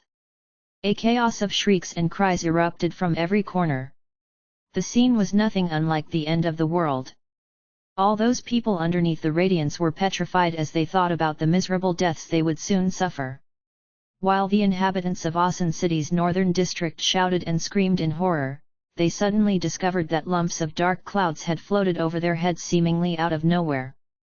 The blinding radiance that came smothering downwards was intercepted by the layer of pitch-black cloud. In an instant, the northern district of Asan City turned from day into night. Following the appearance of the dark clouds, strobes of red light soared through the air and loud screeches echoed. All kinds of spectacular sights decorated the sky. Rumbles. A deafening explosion suddenly roared from the sky. It was as though a nuclear bomb had detonated. The extremely loud burst of sound caused ringing in their ears. Colorful lights painted the sky with all kinds of strange patterns following the explosion. They formed the most magnificent firework display. Although the dark clouds were thick and clustered, it had nonetheless missed out a few spots. Several beams of intense light managed to penetrate through the clouds. Everything irradiated by the powerful light burst apart, and especially so with living things, they were instantly vaporized. Tens of innocent civilians were killed and a few hundred structures collapsed. Han Chuo was sitting cross-legged on top of a clock tower at the Babylon Academy of Magic and Force. With his eyes closed, he formed two hand seals to manipulate the blood seether rummaging through the dark clouds. He injected demonic yuan into the blood seether for it to produce thick mist of blood. Greya the Banshee then used wind magic to summon hurricanes that would revolve at high speeds, mixing the blood mist with the dark clouds conjured by Ermite Cotton's dark magic Endless Night. Together, they made up a gigantic boundary in the sky over the northern city district. Han Chuo didn't know how many attackers there were. However, he was certain that there was at least one base god existence among them. Otherwise, they wouldn't have been able to unleash a radiant blast that had such catastrophic power. Han Chuo adjusted his body, heart, and consciousness to their most optimal states as he propelled the blood seether to constantly produce blood mist. He strived to mend every opening, preventing any of the radiant blast from casting down on the ground. Located near Han Chuo was Ermite Cotton, who was cloaked within absolute darkness. He rapidly recited incantations with a grave expression. On the rooftop of the library, Greya the Banshee was whinnying at the top of her lungs. Hurricane after hurricane drifted by through the stormy sky. "Brian, I can't hold it much longer," shouted Ermite Cotton. Han Chuo's eyebrows were in a bunch and his forehead creased. He hurriedly chanted a necromancy spell. Little Skeleton, on his bone dragon, appeared after a flash of light. Little Skeleton had a sinister, exotic, icy glint in his eyes. The tombstone on his chest glowed misty green. As soon as Little Skeleton arrived from the netherworld, a constant stream of wraiths and gargoyles rushed out. They fluttered all about in the whizzing wind and formed the second barrier on the sky. As soon as the second took shape, the pressure on Han Chuo, Ermite Cotton, and Greya immediately reduced. They no longer needed to exert so much energy on patching every single gap in their barrier. The area involved was vast and the three only had limited mental strength and energy, hence the first barrier they formed was not closely sealed and seamless. They simply couldn't handle the issues that came with a barrier of that magnitude and therefore more and more gaps appeared in it. But as soon as Little Skeleton appeared, he used his divine energy to summon a second layer. This had immediately reduced the pressure on the three as they didn't need to worry too much about the imperfections in their first layer of barrier. Little Skeleton was Han Chuo's secret weapon. That second layer of barrier he formed by using low-level wraiths and gargoyles as sacrificial shields had truly and completely protected the civilians and aristocrats on the ground, safeguarding them from all effects of the radiant blast. The radiant blast which the attackers had taken great pains to deploy had tremendously catastrophic power. However, it was also precisely because the power released was so great that the energy consumed in conjuring the spell was just as astonishing. There was no way that the blast could last for long. As expected, it didn't take long after Little Skeleton summoned wraith and gargoyles and formed the second layer of barrier that the radiant blast reached its finale. Sporadic bits of radiance sprinkled over before the sky above Asan City Northern District finally returned to normal. Seeing that the radiant blast had completely exhausted its power, Han Shuo calmly transmitted a command to Little Skeleton and gave Mike Cotton an instruction, asking him not to lower his guard yet. Immediately after, sitting on the same ground, he closed his eyes and looked for trails of the attackers with all his power. With the threat of the radiant blast neutralized, after receiving the command from Han Shuo, Little Skeleton sent the wraiths and gargoyles back to the netherworld. He, however, stayed behind and concealed himself in a hidden place. Mike Cotton was no longer chanting dark magic spells. With his mental strength relaxed and with grey as hurricanes blowing, the dark clouds that shrouded over the crowd's heads rapidly dissipated. A clear sky reappeared above the Babylon Academy of Magic and Force. What actually happened just now?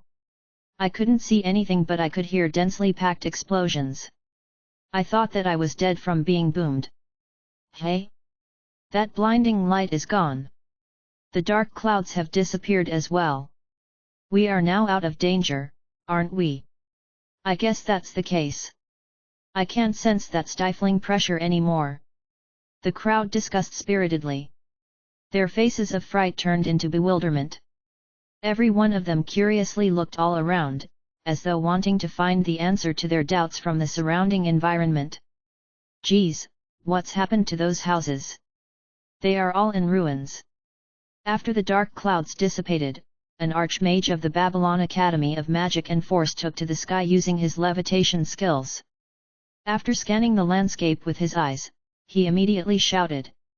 That is the scene produced by a radiant blast. Any living thing struck by the intense radiance will be instantly vaporized.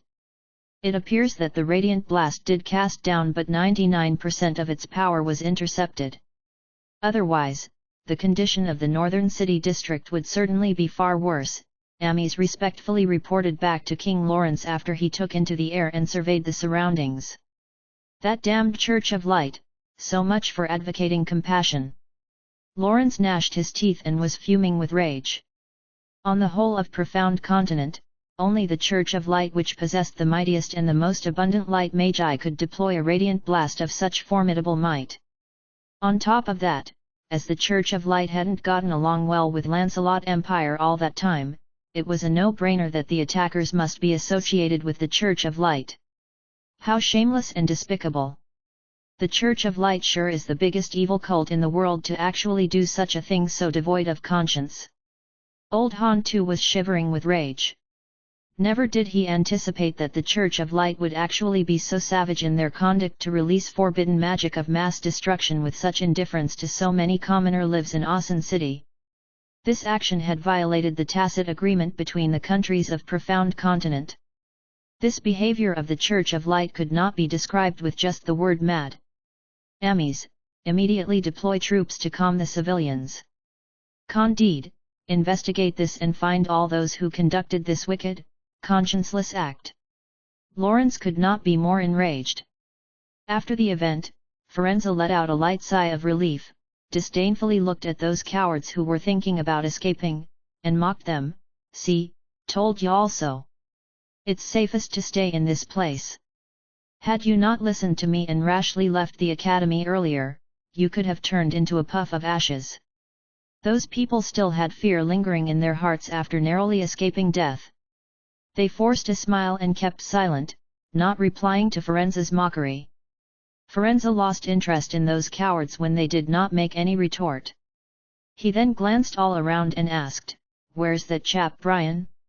It's all over now. Where did he go?" Anyone who was aware that Han Shuo had saved their lives started to look high and low for Han Shuo's figure. However, they couldn't find him anywhere they searched. Faint bloody threads at an unseen hidden spot gradually drifted away. They were heading away from the northern city district. Chapter 617, Unrestrained Verbal Abuse. GDK 617, Unrestrained Verbal Abuse. Please continue reading on. Ox.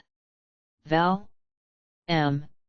Shrunken Sky Shadow Seeker was a demonic art technique commonly used for detecting unusual objects. When using this special technique, Han Shuo identified that a state of vacuum had taken shape in a region outside of the city. Finding it rather odd, he decided to travel to the area to have a look. Under normal circumstances, atmospheric air should fill every corner of every place and there should not be a naturally existing region of vacuum on the continent. Therefore, the region of vacuum must have been artificially created. Besides, Han Chuo was familiar with the environment around Asan City and he had never discovered any field of vacuum around the northern city district. Hence, he deduced that the peculiarity in that region was most likely man-made. Fanny's inauguration ceremony as the new Chancellor of Babylon Academy of Magic and Force was over. With Mike Cotton, Greya, and Little Skeleton there standing guard, Han Chuo believed that those aristocrats of the empire staying at the Babylon Academy of Magic and Force wouldn't be in any further danger. Without having to worry about those people's safety, Han Chuo transformed into faint bloody threads that were hardly visible to the naked eye and zoomed off to the fringe of the northern city district. The Babylon Academy of Magic and Force and the outer part of the city were a few dozen miles apart. It took Han Chuo only a few minutes to arrive at that vacuum region. Han Chuo silently observed the surroundings as soon as he arrived. Right away, he was certain that those who launched that assault on Babylon Academy of Magic and Force were right here.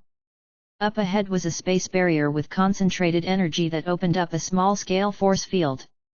That blinding light that glowed from within the barrier had obstructed Han Chuo's view into what was behind it.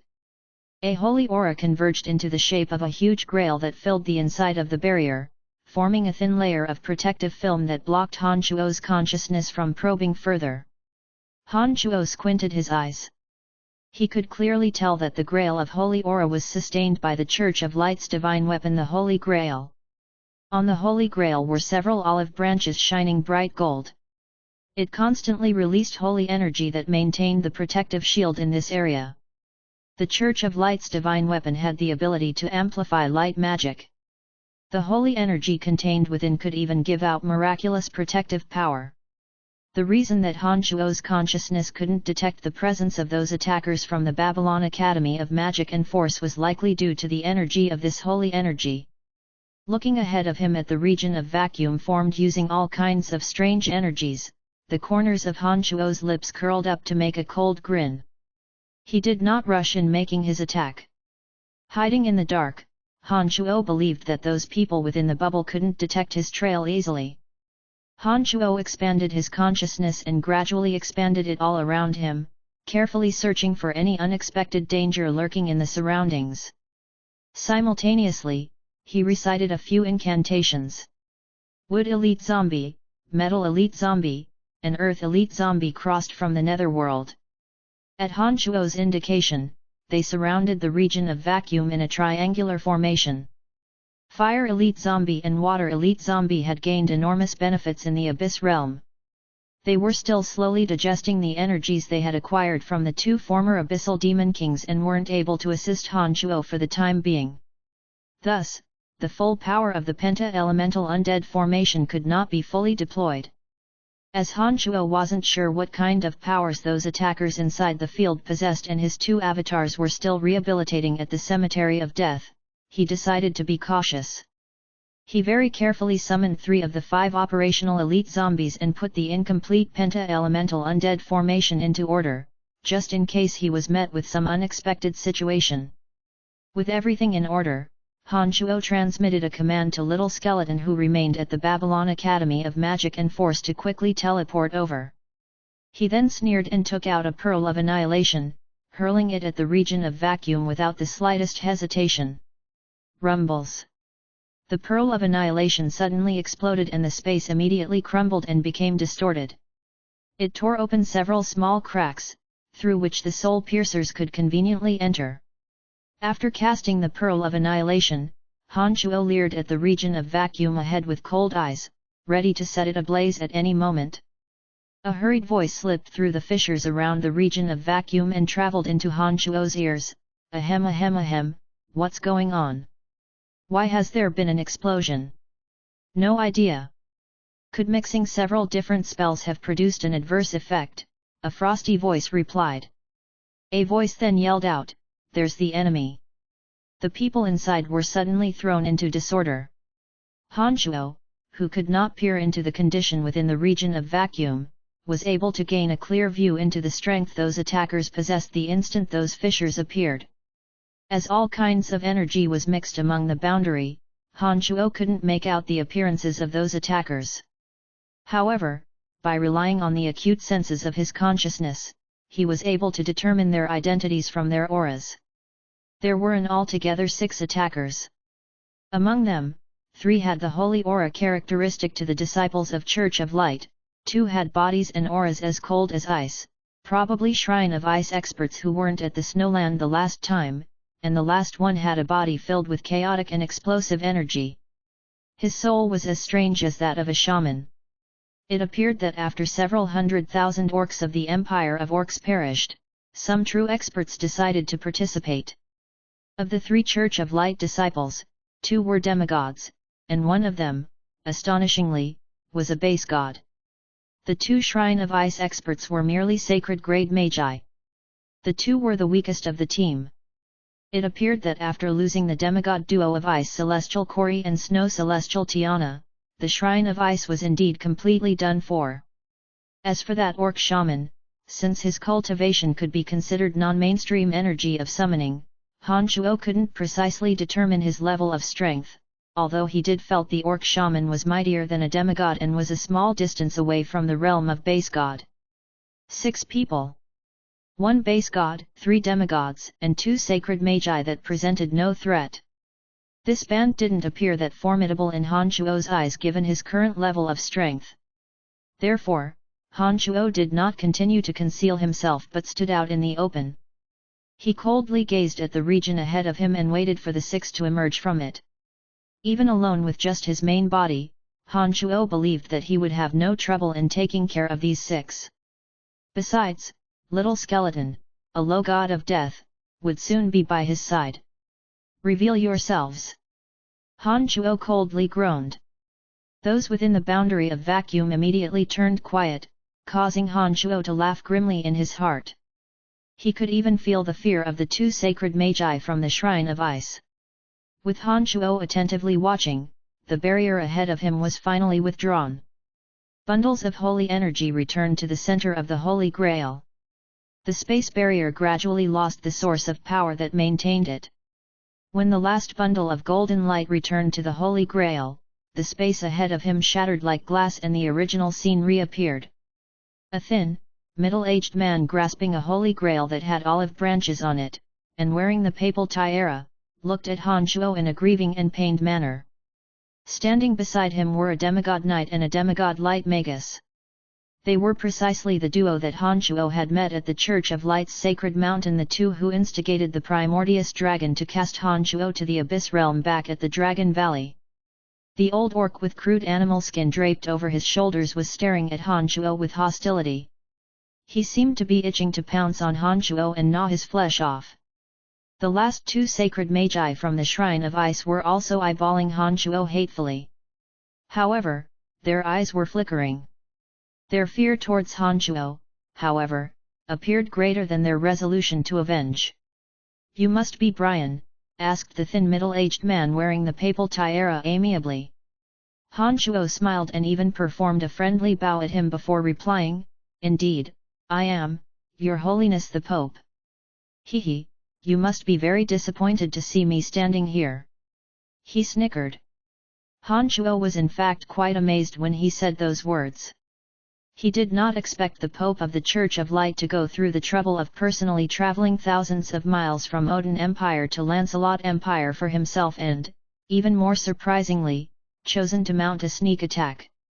It seemed that this Pope of the Church of Light was definitely a madman who would do anything, by hook or by crook, to achieve his goals. It was no mystery how he climbed his way up to become the leader of the most powerful religion on the profound continent. The Pope of the Church of Light nodded and calmly admitted, "I'm indeed very disappointed to see you stand before me safe and sound, but what grieves me even more is the dark ages that will soon befall profound continent." "Oh? From your words, you are suggesting that I'm the root cause of devastating disorder to profound continent. Haha. Well then, are the hundreds of thousands of civilian lives in the northern city district not worthy of your consideration?" Han Shuo laughed at the Light Pope's shameless interpretation.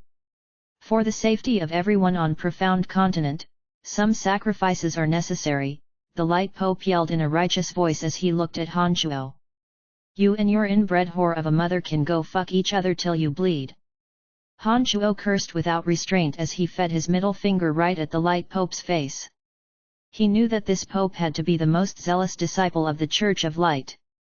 Han Shuo couldn't sense much emotions that a normal human should have from this person. He was just like a robot manufactured by the Church of Light. All his conducts and moral compass were based on the interests of the Church of Light. Therefore, it was an absolute waste of time to debate with him. I will make you pay for the lives of the hundreds of thousands of my fellow orcs. That orc shaman couldn't hold himself and violently shouted when he saw Han Shuo being so provocative. From his posture, he looked like he would charge ahead at any moment. Of course, Han Shuo had no fear towards him. He sneered while sizing up the orc shaman and ridiculed, so your orcs are people, but the citizens of my Lancelot Empire aren't people? For ages, your orcs have been assaulting my Lancelot Empire without end. Tell me, who should pay for the deaths of the countless citizens of Lancelot Empire? The territories of the orcs were barren and therefore they had always attacked Lancelot Empire for its rich soil. Through all those countless years, citizens of Lancelot Empire who had died at the hands of orc warriors must have amounted to at least a few 100,000 men. I don't care. You have killed hundreds of thousands of my people, so you must die, the orc shaman bellowed like a wild beast, and right after, he threw himself at Han Shuo. Chapter 618, Worse Than Death. GDK 618, Worse Than Death. Please continue reading on, Ox. Val. M. As soon as the old shaman charged forward, the berserk energy contained in his body flared up, enhancing his power and speed, and allowing him to arrive before Han Shuo in a split second. His calloused, palm leaf-sized hand bolted out along with it, aiming at Han Shuo's neck. The old shaman did not summon mighty beasts as he routinely would, nor did he utilize special shamanic techniques. Rather, he simply activated the explosive energy stored within his body and suddenly launched melee attacks. Han Shuo had not foreseen this. The three experts of the Church of Light, the Light Pope and two demigod experts, appeared to be waiting for the old shaman to strike first. Splendid radiance shone from the trio's eyes when the old shaman suddenly rushed towards Han Shuo and they followed suit. The Divine Knight was just one step behind the old shaman and was charging at Han Shuo from an angle. After a flash of light, out of nowhere, a pike glistening with holy radiances appeared in his grasp. The pike was around 3.5 meters long and gave off golden rays. It contained a terrifying amount of holy energy. Meanwhile, the Light Pope and that Light Divine Magus lowered their heads at the same time and mumbled some cryptic incantations. The Pope was clasping the Holy Grail and the olive branches. The papal tiara that he wore on his head also contained an astonishing amount of divine energy. Amazingly, by relying on the Holy Grail and olive branches in his hands and the light papal tiara on his head, more and more energy accumulated inside his body. The element of light continuously converged on those three divine weapons and they steadily flowed into his body, raising the energy in his body. The light divine magus held on tightly to a cross and kept it close to his chest. Golden rays shone from the cross and a pair of wings made of light suddenly grew from his back. The pair of glowing wings coupled with him hovering in midair made him look as though he was a non-mortal. It seemed that the cross this demigod light magus was holding so dearly must be another divine weapon of the Church of Light. The Church had really utilized plenty of their assets on this operation. As for the last two attackers, the two sacred magi, due to their overwhelming fear of Han Shuo, they couldn't seem to react when the rest of their teammates attacked. They foolishly stared ahead and forgot to act in tandem with their Church of Light and Orc teammates. It appeared that Han Shuo's conduct at the Shrine of Ice headquarters had struck fear deep into their hearts, causing them to hesitate to strike in this situation. Although all this had taken place in just a fraction of a second, Han Shuo's consciousness was so utilitarian that it could peer all around and give Han Shuo a clear and detailed picture of everyone's actions. Han Shuo looked calmly at that old shaman's big hand covered with calluses. He squinted his eyes slightly as ruthless, murderous, and ominous glints glittered from them. He remained still and stood tall on the same ground like a deeply rooted tree. As Han Shuo did not move a muscle, naturally, that old shaman managed to grab Han Shuo's neck. The old shaman's fierce hand that shacked Han Shuo's neck had visible veins popping out of it that looked akin to small slithering snakes. His eyes filled with rancor suddenly had a trace of pleasant surprise. He had never expected that his attack would come off so easily. Creak! The moment that the old shaman's big hand buckled Han Shuo's neck, he strained every muscle in his hand and squeezed. The berserk energy in his body erupted like a bomb. Immediately after he had exerted all his strength in tightening his grip, a clear and crisp noise sounded. He was surprised yet again, and in the best way possible. At this moment, the old shaman thought that Han Shuo in reality was absolutely far from being as formidable as was told in hearsay. With the resentment from the deaths of his several 100,000 orc brothers in mind, the old shaman's hand clenched tighter and tighter. It seemed as though Han Shuo's neck would snap cleanly into two at any moment. Whoosh! The noise of the divine knight dashing at him suddenly passed through Han Shuo's ears. That pike giving off glorious golden radiance was like a venomous viper as it suddenly appeared beside Han Shuo, piercing at his waist. The divine knight was greatly relieved when he saw the old shaman tightly strangling Han Shuo and was therefore unreserved and upfront in his attack, giving no thought for an escape route. He assumed that because Han Shuo couldn't budge a muscle, it was a matter of course that the battle would be over in no time. So it turns out that this fella isn't as valiant as they say after all. It seems that the destruction of the Shrine of Ice must have happened because their disciples were just too weak, the divine knight thought as he ferociously thrusted his pike. Chock! The distinctive sound of the pike piercing through intestines fell into the divine knight's ears. That wonderful noise made the corners of his lips curl to reveal a contented smile. His heart was filled with satisfaction and delight. However, that feeling of joy did not last for long. The loud shriek of pain that followed had interrupted his little happy moment. Ow! Ow! It's me you stabbed, the old shaman was exasperated as he cried out in pain. The divine knight was startled and he immediately wiped that satisfied smile cleanly off his face. He looked at the old shaman who was pierced by his pike, puzzled and crammed with disbelief. He had absolutely no clue how that strike clearly aimed at Han Shuo would ultimately land on the old shaman. Creak! Creak! As that old shaman miserably shrieked in pain, he continued to apply excessive grip on Han Shuo's neck. Strangely enough, even through the powerful squeezing and constraining, Han Shuo, who should have been dead by now from having his neck snapped, still had a pair of calm and cold eyes. There was even the slight hint of a sneer on his face.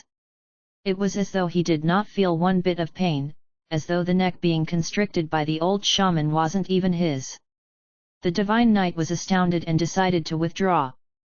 But right at that moment, a monstrous hand suddenly penetrated the old shaman's right lung and whooshed at his chest as blood squirted everywhere. That holy armor glistening with golden rays which even his own pike could not puncture appeared to be as fragile as a thin sheet of paper before the big bloody hand. The armor did not put up the slightest bit of resistance before it was penetrated by the hand. The hand then entered his right chest and came out the other side. A palm was revealed on his back. It was only now that the divine knight slowly turned his head and looked. He discovered that Han Shuo's arm had pierced through the old shaman's chest before getting to his. At this moment, the divine knight was even more appalled to discover that the old shaman's hand extended straight out was still clasping onto Han Shuo's neck. There was at least an arm's length of distance between Han Shuo and the old shaman. The distance between the divine knight and the old shaman was at least 2 meters. To add to the depth of the shaman's body, he was at least 4 meters away from Han Shuo. Given how long that arm which ran through his and the old shaman's body had to be, he really wondered if Han Shuo was human. The divine knight suddenly felt his blood run cold. His scalp tingled as he looked at that arm connecting him and the old shaman. Immense fear rose in his heart. He had long cast his contemptuous view of Han Shuo's strength far, far away. Ignoring the sharp pain surging through his chest, he pointed at Han Shuo and shouted, What monster are you?" Han Shuo cracked a cold grin and replied, "You can find out about that from your light god soon." Upon finishing those words, that long arm that pierced through the two demigods suddenly hacked downwards. The arm seemed to have turned into a blade at this moment and sliced through their organs like a hot knife cutting through butter. Their bodies were torn from chest down. A mixture of blood and organs splattered on the ground. But Han Shuo wasn't done yet. He proceeded with chopping his arm upwards and turned the demigods into demi-bodies. Two lively demigods had turned into four very dead half-bodies in no time. The scene was extremely gory and cruel. The reeking of blood started to spread. The battle on Han Shuo's side was over before the Light Pope and the Divine Magus had completed their cryptic incantations. The two revealed expressions of unwillingness to witness the bloody deaths of their partners. The swell of confidence that the two sacred magi of the Shrine of Ice gained shortly after the battle began had now completely crumbled. They were struck by an even more immense fear in an instant. They were now heavily panting.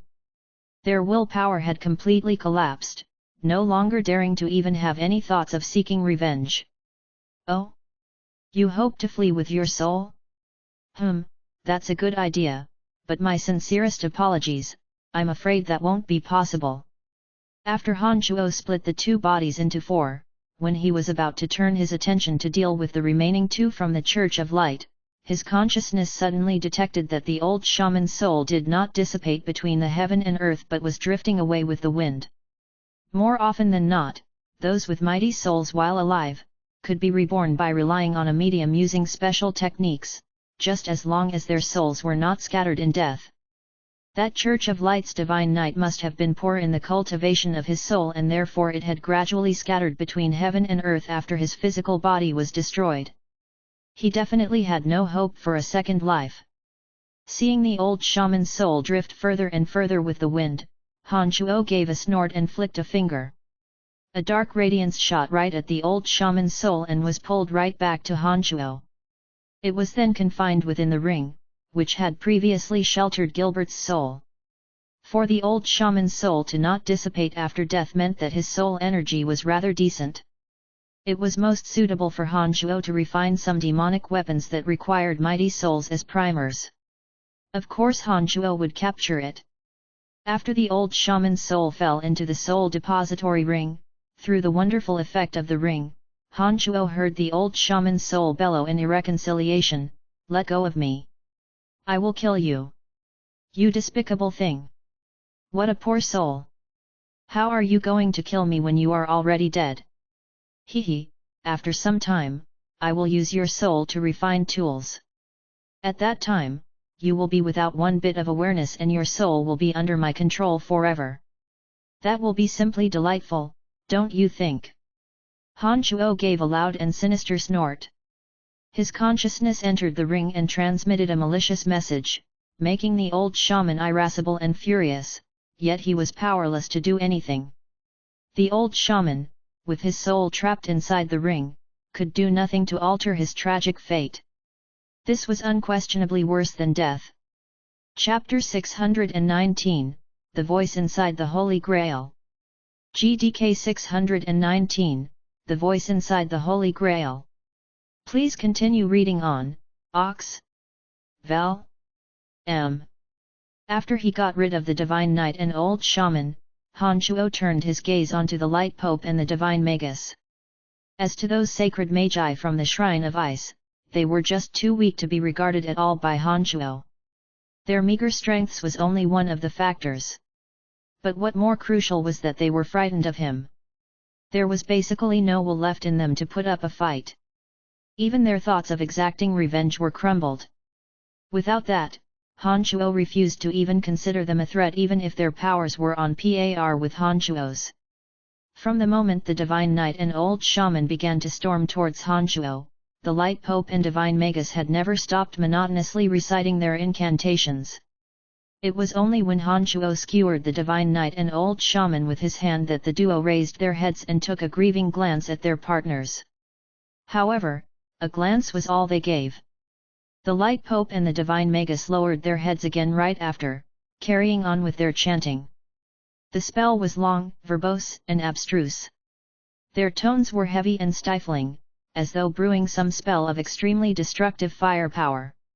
Once the Divine Knight and old shaman were dead, Han Shuo turned his cold eyes to the Light Pope and the Divine Magus. He discovered that the two had carried on with their incantations as though nothing had happened. It was as though they didn't realize that Han Shuo was eyeing them like a ravening tiger and could kill them at any moment. This kind of intense concentration gave Han Shuo a feeling of unease, as though something wasn't quite right. The arrival of this feeling was sudden and baffling. Therefore, Han Shuo did not recklessly charge ahead but became much more prudent. The Light Pope and the Divine Magus could remain calm and composed in the face of death. However, the same could not be said about the two Shrine of Ice sacred magi that came with them. Although Han Shuo's cold, fierce eyes cared not to even linger on the two, because of their immense fear of Han Shuo, they felt as though Han Shuo's target was themselves. After their Shrine of Ice was destroyed, the two had aspired to avenge their shrine. They had transformed their wishes into acts in this operation. But when they finally stood before the fearsome Han Shuo, seeing how he had callously, cruelly, and simply finished the Divine Knight and old shaman, the fear that they had tried so hard to repress broke loose from the depths of their hearts and shattered them to bits in the process. Their not so staunch determination to avenge had been demolished. Ah! The terror in their hearts grew ever more unbearable. They finally broke down and bawled hysterically. The two sacred magi had lost their minds and taken nuts and bolts to be the next best alternative. A series of water magic was sent shelling and wheezing at Han Shuo. Broadswords glistening with the cold radiance of ice ferociously shot towards Han Shuo. The two sacred magi had simultaneously gone mad and were now retreating instead of charging ahead. Their faces were slathered with a complex mixture of fear and resentment. Ha! Han Shuo knew that these sacred magi of the Shrine of Ice had too much fear in their hearts. With their minds melded with so many chaotic emotions, they could simply pose no threat. However, as they had taken part in the assault on the Babylon Academy of Magic and Force, in addition to being top-notch experts of the Shrine of Ice, there was no way that Han Shuo would let them walk away alive. Under the sky of hail, Han Shuo suddenly vanished. But the next moment, out of thin air, he appeared at the only evacuation path the sacred magi had. The demonic blades suddenly blossomed from his two hands like two enormous, enchanted flower buds blossoming from his hands. With a flick of his wrists, the clean and cold flower buds were stained with fresh red blood. The flower buds burst out from the backs of the two sacred magi, leaving two grisly openings constantly gushing with blood. After two quick stifled groans, the two sacred magi whose minds was overtaken by fear were cleanly ended. They collapsed and beautifully dyed the ground red. Han Shuo withdrew his fingernails and casually flung away the blood dripping off his hands. Of the 6 attackers, 4 were finished off by Han Shuo. He turned to look at the 2 remaining experts and said unhurriedly, "Hey, enough with the tricks already." Han Shuo did not expect that these 2 experts from the Shrine of Ice would be indifferent to Han Shuo's words. They kept silent and still as though having fallen into a meditative state. An uneasy feeling surged through Han Shuo's heart. When he looked at the 2 from behind, for some reason, he felt rather apprehensive and fidgety. Even since attaining 9 changes realm in demonic arts, Han Shuo had rarely ever felt his mind in disorder during a battle. He became even more cautious towards the duo. He carefully scanned the duo for a while and coldly groaned. He then took a few steps back, revealed a gloomy and sinister smile, withdrew a pearl of annihilation, and flicked his index finger. The pearl of annihilation was sent flying at the duo. When the pearl of annihilation was about to reach the 2 and explode, strangely, the space right ahead of them undulated with ripples, like the surface of still water disrupted by the falling of a small rock. The pearl of annihilation disappeared in an instant before it could explode. It looked as though it had sunk into the depths of the sea. Then, yet another peculiar distortion and wrapping of space occurred in the region. Under Han Shuo's attentive observation, this contortion of space only lasted for a brief moment before the space returned to normal. Because of the connection he had with the Pearl of Annihilation, Han Chuo clearly sensed that the contortion of space in that region was caused by the explosion of the Pearl. He also discovered that they were a vast distance apart from where the Pearl exploded. In other words, the Pearl of Annihilation had somehow been pulled into a space-time fissure and exploded in some other unknown dimension. After thinking it through, Han Chuo quickly came to recognize the situation. He was jolted but also glad of his prudent decision earlier not to rashly stampede at the two. Otherwise, he would likely have been pulled into that bizarre space-time fissure, and very possibly be trapped in there for eternity. How did they know about the abstruse Edict of Space?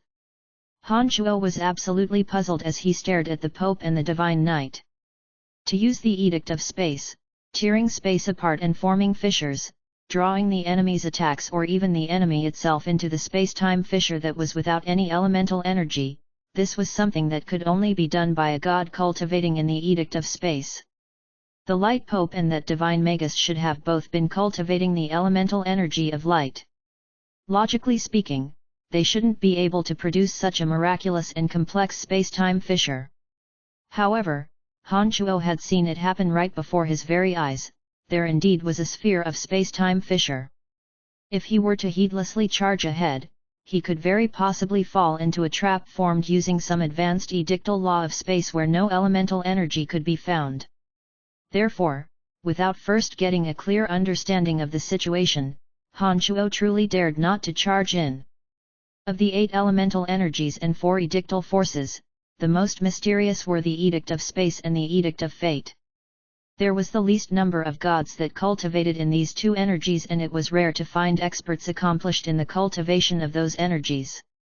An average person would be wary when dealing with these 2 edictal energies, so was Han Chuo. Completely baffled, Han Chuo couldn't help but take a few steps backward. He silently observed the Light Pope and Divine Magus before him and expanded his consciousness. He spent all his attention on probing every inch of space around the duo and attempted to learn the secret to them forming the space edict trap around themselves. There was nothing abnormal with the Pope. The elemental energy of light mixed with holy energy in his body flowed to the Holy Grail and olive branches in his hand. The light papal tiara on his head was linked to his vast mental strength. All of the energy belonged to the elemental energy of light. Nothing questionable there. Similarly, Han Chuo couldn't detect any traces of the edictal force of space on that divine light magus tightly clasping the cross. Moreover, he had a weaker strength. There was no way that he could have formed the space edict trap around them. What is actually going on? Han Chuo was at a loss. His heart that was as calm as still water now had a small ripple propagating through it. Han Chuo's brows were locked in place. He had yet to give up on figuring out the abnormality happening right before his eyes. His consciousness turned from centralized to distributed, turning into tiny threads hardly visible to the naked eye and wrapping around the Light Pope and the Divine Magus. The consciousness was a most mysterious energy. It was immaterial, incorporeal, and intangible. Han Chuo first tried to probe by slowly sending out one single strand of his consciousness towards the Light Pope. He suddenly perceived a wonderful sensation. A desolate black hole suddenly leaped into the perception of that strand of Han Chuo's consciousness. That black hole was shooting out strange colorful lights. It was warping and throbbing, giving off a chaotic edictal energy of space. Han Chuo was aware that that was a fissure torn in the space-time. After carefully sensing through that strand of consciousness, he discovered that the strand of consciousness was indeed not affected by the space-time fissure. It was not subjected to any attraction or distortion from any forces. Han Chuo inwardly praised the wonders of demonic arts and his heart was greatly relieved. With the majority of his consciousness remaining behind in this mind, he sent that single strand of consciousness slowly forward. He carefully avoided the space-time fissures in his path and made his way to the Light Pope bit by bit. Although the Pope was standing right before him, the path felt long and endless. Han Chuo put his full and complete attention on the task. He could not distract himself by the slightest bit. His strand of consciousness was like a slippery mudfish that gracefully waded through obstacles in a swamp. He was very patient in approaching the light pope. Gradually, with Han Shuo's careful navigation, the incomparable consciousness managed to avoid and slip through those space-time fissures and arrived in the cramped space where the light pope and divine magus were standing. Han Shuo's head was drenched in cold sweat. He repressed the great joy in his heart and tirelessly wandered about on the light pope's body using that tiny strand of consciousness. He meticulously examined every inch of his body. When that single strand of his consciousness arrived at the mouth of the Holy Grail and was about to enter it for further probing, he suddenly heard a voice coming from inside the Holy Grail. "Who are you?" Chapter 620, Interplanar Traveler. GDK 620, Interplanar Traveler. Please continue reading on. Ox. Val. M. Who are you? These three simple words had given Han Shuo a good fright. Never did he expect that the Holy Grail in the hand of the Pope could actually talk. "Who are you?" After recovering from the startle, Han Shuo immediately transmitted a message. It was the very same question that the Holy Grail had asked him. "You are not the master of the Grail. I can tell. In that case, are you a friend or a foe to the Grail's master?" The awareness inside the soul kept silent for a short moment before replying with a question instead of divulging its identity. "A foe." Han Shuo hesitated for a moment and replied succinctly. Han Shuo had no reason to lie. No matter who was inside the Holy Grail, no matter how mighty it was, Han Shuo had full certainty of escaping unscathed. Since that awareness was inside the Holy Grail, it was most likely being imprisoned in there using special methods. Hence, Han Shuo was frank in his response. "Very good," shouted that awareness inside the Holy Grail bluntly. Then, as Han Shuo carefully listened, he hurriedly informed, "Just as you have expected, I'm imprisoned inside this Holy Grail. Although it wasn't the current master of the Grail that put me in here, he could activate some of my ability using the unique seal of this Grail. The space-time fissures currently deployed around him were released using my energy. Right, since you are not the master of the Holy Grail, then I must let you know that the master of the Grail is still borrowing my energy. In approximately 2 minutes, time in this region will be suspended. If you remain, you will not be able to budge and the master of the Grail can capture or kill you as he wishes. There will be no possibility of escaping." Han Shuo was shocked. He knew that gods who cultivated in the Edict of Space indeed had the miraculous ability to suspend time momentarily. The mightier their divine energy, the vaster the range and the longer the duration. During a duel, especially in a battle between gods, in many cases, 1 second of negligence could mean the conclusion of the battle. A god with this ability could easily escape from attacks inches away by freezing time and then maiming or slaughtering their enemy before their enemy even knew what happened. This was indeed terrifying. Han Shuo's heart sank when he heard those words from the person inside the Holy Grail. From his hurried manner of speaking, Han Shuo could tell that the person definitely wasn't joking. He immediately asked, "How far does the effect reach?" "A 50-kilometer radius." Han Shuo let out a sigh of relief. "If you have a way of undoing it, then hurry and tell me. Otherwise I will leave this place momentarily. I don't know how your soul could pass through the space barrier, but since your soul could come in here, you should be able to see the space-time fissures all around. You'll need to strike the hardest you can at one specific point of vulnerability on the fissure. The space-time barrier will break and you can walk to the Master of the Grail without any obstruction. I'll walk you through it. Given that the Master has utilized the Grail to deal with you, he is surely not your opponent without the power of the Grail. This means that if you could enter here, he will be a sitting duck." Han Shuo kept silent for a while and suddenly transmitted, "Why should I trust you? It doesn't matter if you trust me or not. If you are not here when the time is frozen, the Master of the Grail will use my energy to conduct a short-distance hyperspace jump and make an easy retreat." Another short while had passed unwittingly as the two conversed. Han Shuo quickly weighed his options. He knew that he had to come to a decision immediately to escape or to attempt to break the space barrier. Otherwise, when the time ran out, he would be frozen there and easily be finished off by the Light Pope. Han Chuo hesitated for a very short while before making up his mind. Fine, point me to the location of that space-time fissure. That fissure you need to find has rare, trademark jade green stripes. They revolve around in a circle.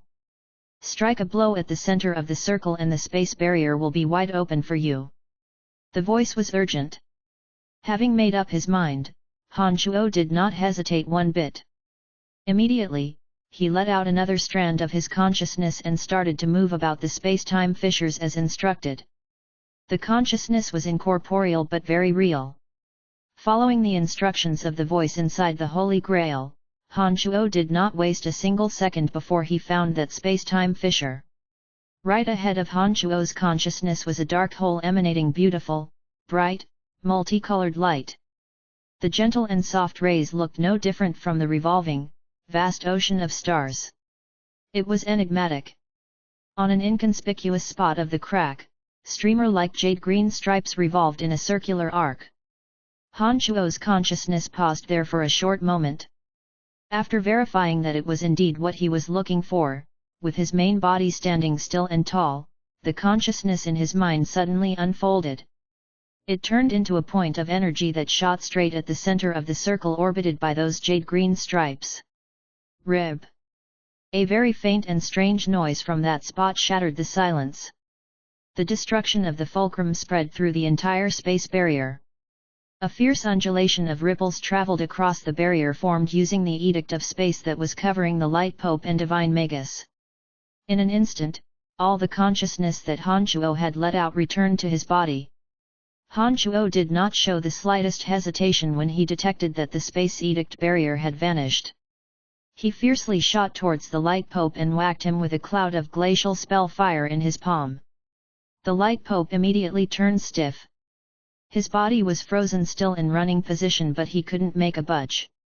The Divine Light Magus, cross still in hand, just like the Divine Knight, was an enemy that Han Chuo had been keen to get rid of. After restraining the Light Pope, Han Chuo's big hand gave a light swat at the demigod Magus. Unlike the Light Pope who had quickly detected that something was amiss, the demigod Magus was still chanting as usual. He had absolutely no idea that Han Chuo's fatal strike was about to land on him. Splat! The skull of this demigod Magus was smashed like a watermelon catapulted against a brick wall. Brain mush and running blood splattered everywhere before his body softly collapsed, maintaining the same posture. Unlike that Divine Knight, this Divine Light Magus had achieved some level of attainment in the cultivation of the soul. After his skull burst apart, just like the old shaman, his soul did not dissipate but tried to struggle free at all costs. Han Chuo had always been very fond of fellas whose souls didn't crumble after their physical bodies were dead. This kind of mighty soul was very useful to him. Not only could he refine some demonic weapons with them, but he could also turn them into puppets with wonderful uses, for example, a mystical demon. There were 4 levels of demon generals, ranked as follow from the weakest to the strongest: original demon, yin demon, mystical demon, and spirit demon. After the deaths of Han Chuo's 12 mystical demons, Han Chuo did not refine any new demon general because he wanted to refine the demon general of the highest grade spirit demon. However, as this grade of demon general possessed an infinite potential to evolve, it had very demanding refining prerequisites. The most basic ingredient required was a mighty soul. It was impossible to refine a spirit demon even with tens of millions of low-level wraiths. A so-called mighty soul was a soul that didn't disintegrate following the death of their physical body. Han Chuo was delighted to collect that old shaman's soul to begin with. Unexpectedly learning that this demigod Magus also boasted a mighty soul had further added to his delightment. He smiled sinisterly and flicked a finger. A dark radiance shot out from his fingertip and firmly secured itself to this demigod Magus soul before pulling it into his soul depository ring. You want to escape? Sorry, but I won't let that happen easily. Han Chuo chuckled heartily and put away his ring. He was in a very good mood. After sorting him out, all that was left was the light Pope in front of him, restrained by the mystical glacial spell fire. Han Chuo glanced at the Pope, whose brows and hair were covered with frost, and unhesitantly snatched that holy grail from his hands. With one pulsation of his consciousness, Han Chuo regained contact with that awareness inside the holy grail. He transmitted, "With your help, I have now taken down the master of the grail. Although I don't know who you are or where you are from, in any case, you have been a great help. I say we try to treat each other with sincerity. Who knows what unexpected rewards we could find ourselves gaining from each other. What say you?" Just by utilizing the power inside the Holy Grail, the Light Pope had formed space-time fissures around him and was about to suspend time temporarily. From these clues, Han Chuo inferred that the awareness inside the Holy Grail had to be very mighty. Although he had assisted Han Chuo, until he fully grasped the situation, there was no way that Han Chuo would just let him out. In the event that this person harbored malicious intentions, Han Chuo had no certainty of escaping his attacks if he were to be freed. "Where is this place?" The awareness inside the Holy Grail did not answer Han Chuo's question, but took the initiative to ask about the current situation. "Asen city of Lancelot Empire." Han Chuo was startled for a moment before he answered. That person inside the Holy Grail kept silent for a moment before asking in a bewildered voice, "I'm asking what material plane this place is on." "Profound continent."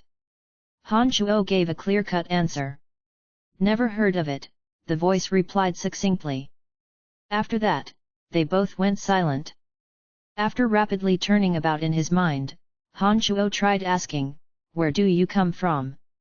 People who cultivate in the edictal force of space are usually without a fixed residence.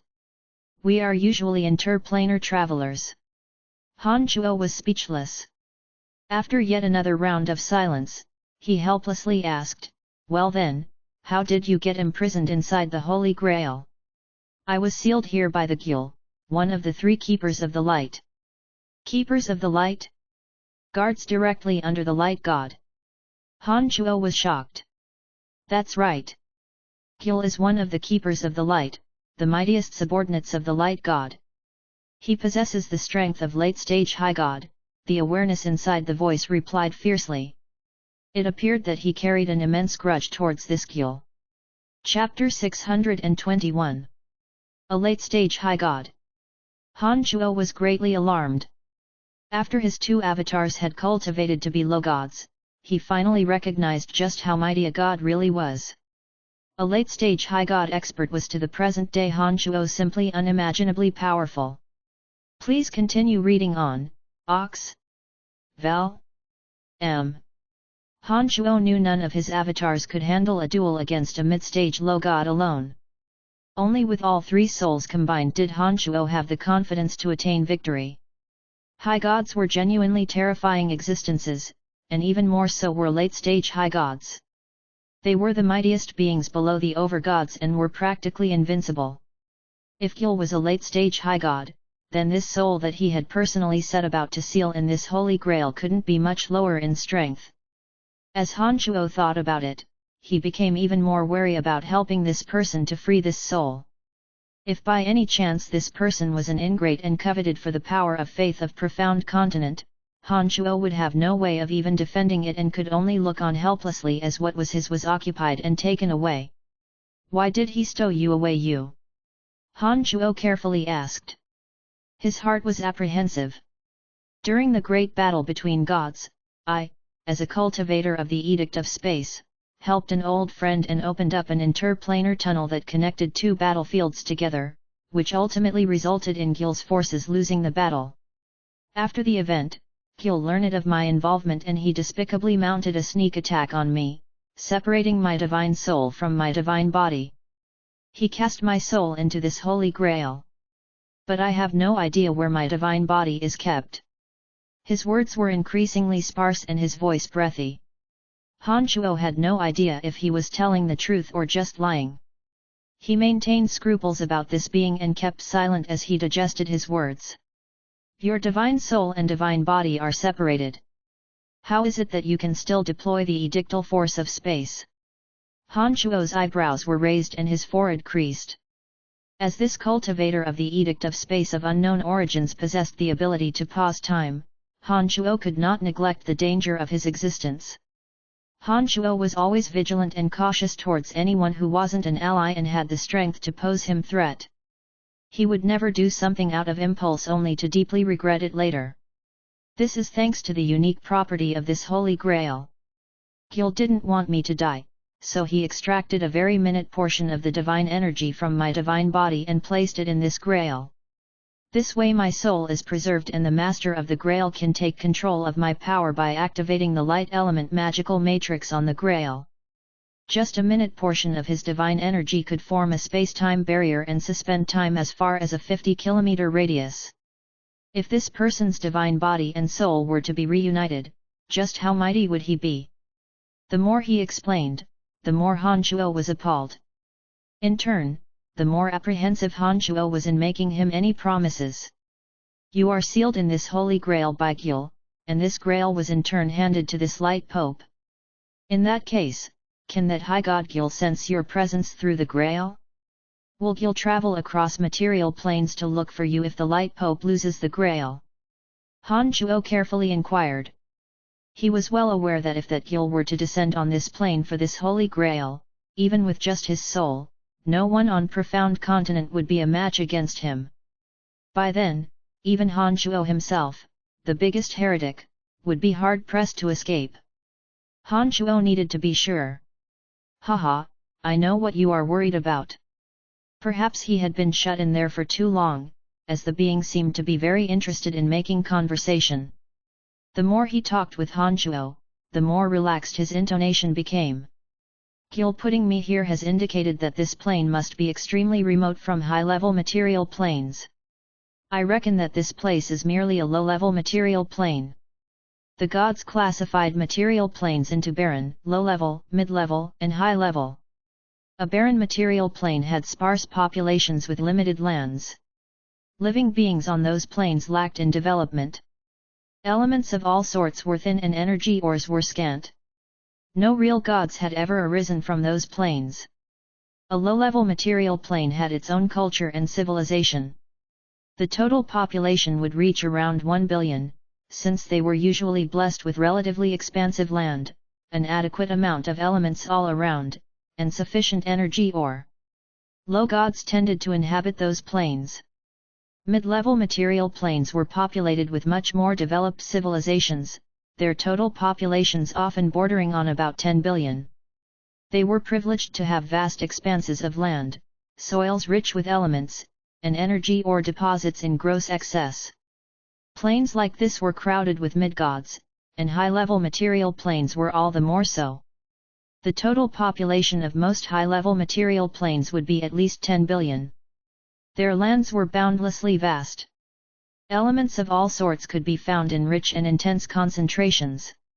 There were plenty of strange and miraculous ores to be found. Numerous low gods and mid-gods lived there. High gods were also present on those planes. Han Shuo had learned this information from Bekimos back at the Abyss Realm. After returning to Profound Continent, based on that method of classifying material planes, Han Shuo knew that the Profound Continent was barely considered a low-level material plane. Profound Continent was home to rather vast lands, but the total population it hosted was just short of 200 million. There indeed were low gods present, but so far, other than himself, the only low god that Han Shuo knew of was the Primordius Dragon. The Abyss Realm, however, since it hosted a population of more than 1 billion, had much greater land mass, and was once home to the 5 abyssal demon kings. It was by definition regarded as a true low-level material plane. Upon hearing the soul inside the Holy Grail suggesting that Profound Continent was a low-level material plane, Han Shuo helplessly replied, "You are indeed correct. Based on the division of material planes known to gods, this plane is barely in the class of low-level material plane." Han Shuo continued to explain the situation on his plane. "Oh? You know about the classification of material planes? You aren't so uninformed after all." The soul inside the Grail was rather shocked but did not question Han Shuo any further about that. He reasoned, "I know you are worried that Gil might come to this plane, but you shan't fret about that. Given his status and identity as a late-stage high god, there is no way he would turn any attention to such a low-level material plane. Even if he has business here, the most he would do is to send his subordinates over. Gil knows that I'm on this material plane as he put me here. But he had done so in order to prevent anyone from finding me. Therefore, unless he was met with a major event concerning me, he would never order anyone to come down here to retrieve the Grail. So you can be at ease. Even if somebody does arrive, it will definitely not be Gil. Han Chuo's heart loosened up after hearing his explanation. He turned to look at that frozen light Pope with a sneer and inquired, the Grail, will me killing the Master of the Grail cause you any adverse effect? None whatsoever. Be my guest. That fool is simply the most annoying little snitch I have ever come across. All these years he has been trying to obtain the essence of the Edict of Space from me.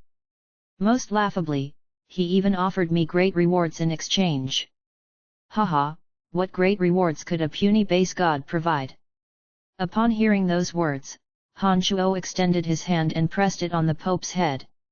A burst of energy erupted from his palm and the Pope's brain was well cooked. Just like the old shaman, the light Pope also has a mighty soul that doesn't dissipate with his physical body's death. His soul was easily collected away by Han Chuo. The Holy Grail, the olive branches, the papal tiara, the cross, their clothing, space rings, a necklace made of bones that the old shaman wore, and some other things that Han Chuo thought could be useful, were all plundered away. Not a single person from the party who carried out an assault on the Babylon Academy of Magic and Force remained. They were all killed by Han Chuo. Other than that so-called saintess who couldn't seem to leave that sacred mountain of the Church of Light, all the true world's best experts had all been murdered by Han Chuo. It appeared that on the whole of Profound Continent, the Primordius Dragon was the only being that could contend against him. What should I do about you? After putting away all his spoils of war, Han Chuo held the Holy Grail and transmitted to the person inside it. The soul inside the Holy Grail kept silent for a long while, faintly sighed, and transmitted, I know what you are worried about. Truth be told, your worries are totally unfounded. In fact, you guarding against me seems absolutely preposterous to me. A mere low-level material plane really isn't worth anything to me. Besides, we people who cultivate in the Edict of Space couldn't care less about the power of faith of such a low-level material plane. Plus, being inside this cup, without anyone operating it through incantation, I couldn't deploy an edictal force of space if I tried. The divine energy I now possess is too weak to break myself free from the binding of the Grail.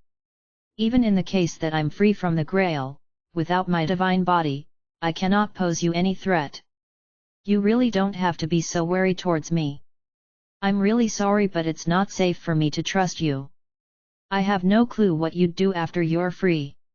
At the present moment, I have no wish of helping to set you free, although I might not possess that capability yet. For the time being, I will have to trouble you to stay inside there.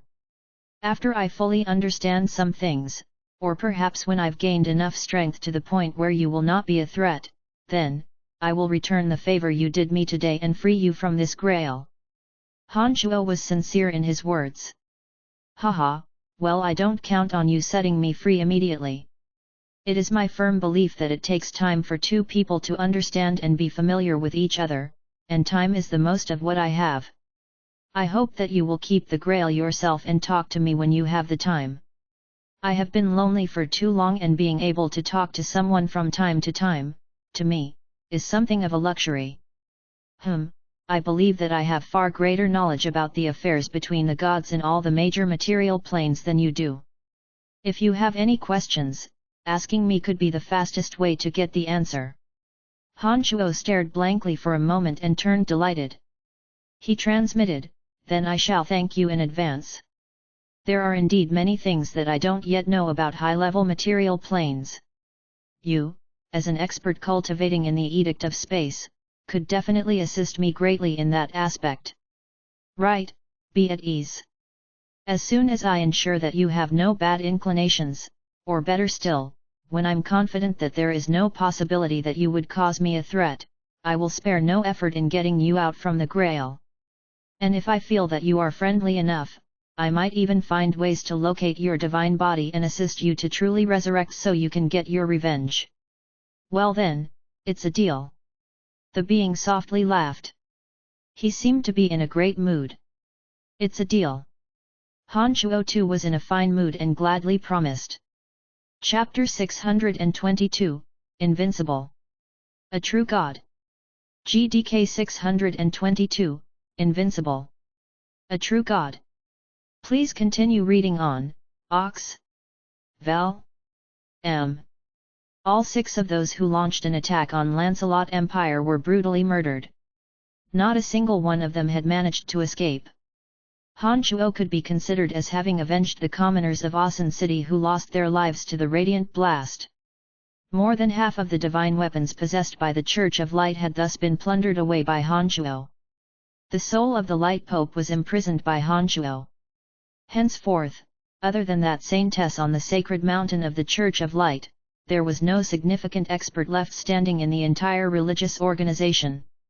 But what pleased Han Shuo the most was the soul inside the Holy Grail. As an interplanar wanderer cultivating in the Edict of Space, this being must have been very familiar with the characters and affairs of all major material planes. With his assistance, Han Shuo would gain a much deeper understanding of the infinitely vast universe instead of his originally narrow view.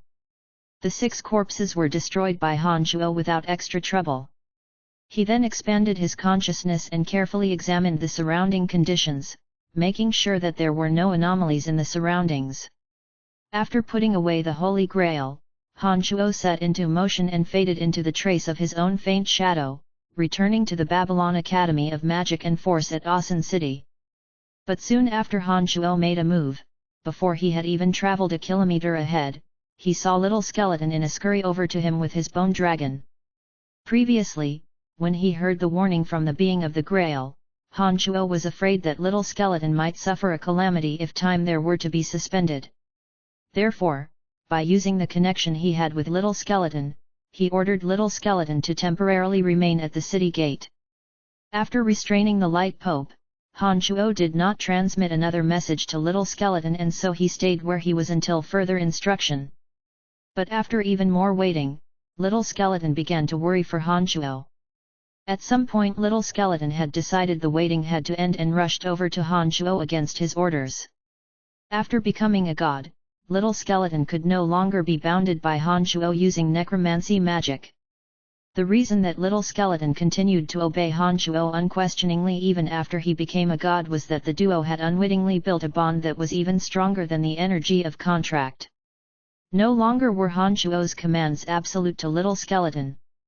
In the case that Little Skeleton felt that Han Shuo was in danger, out of concern for Han Shuo's safety, he would ignore his orders. "Father, are you all right?"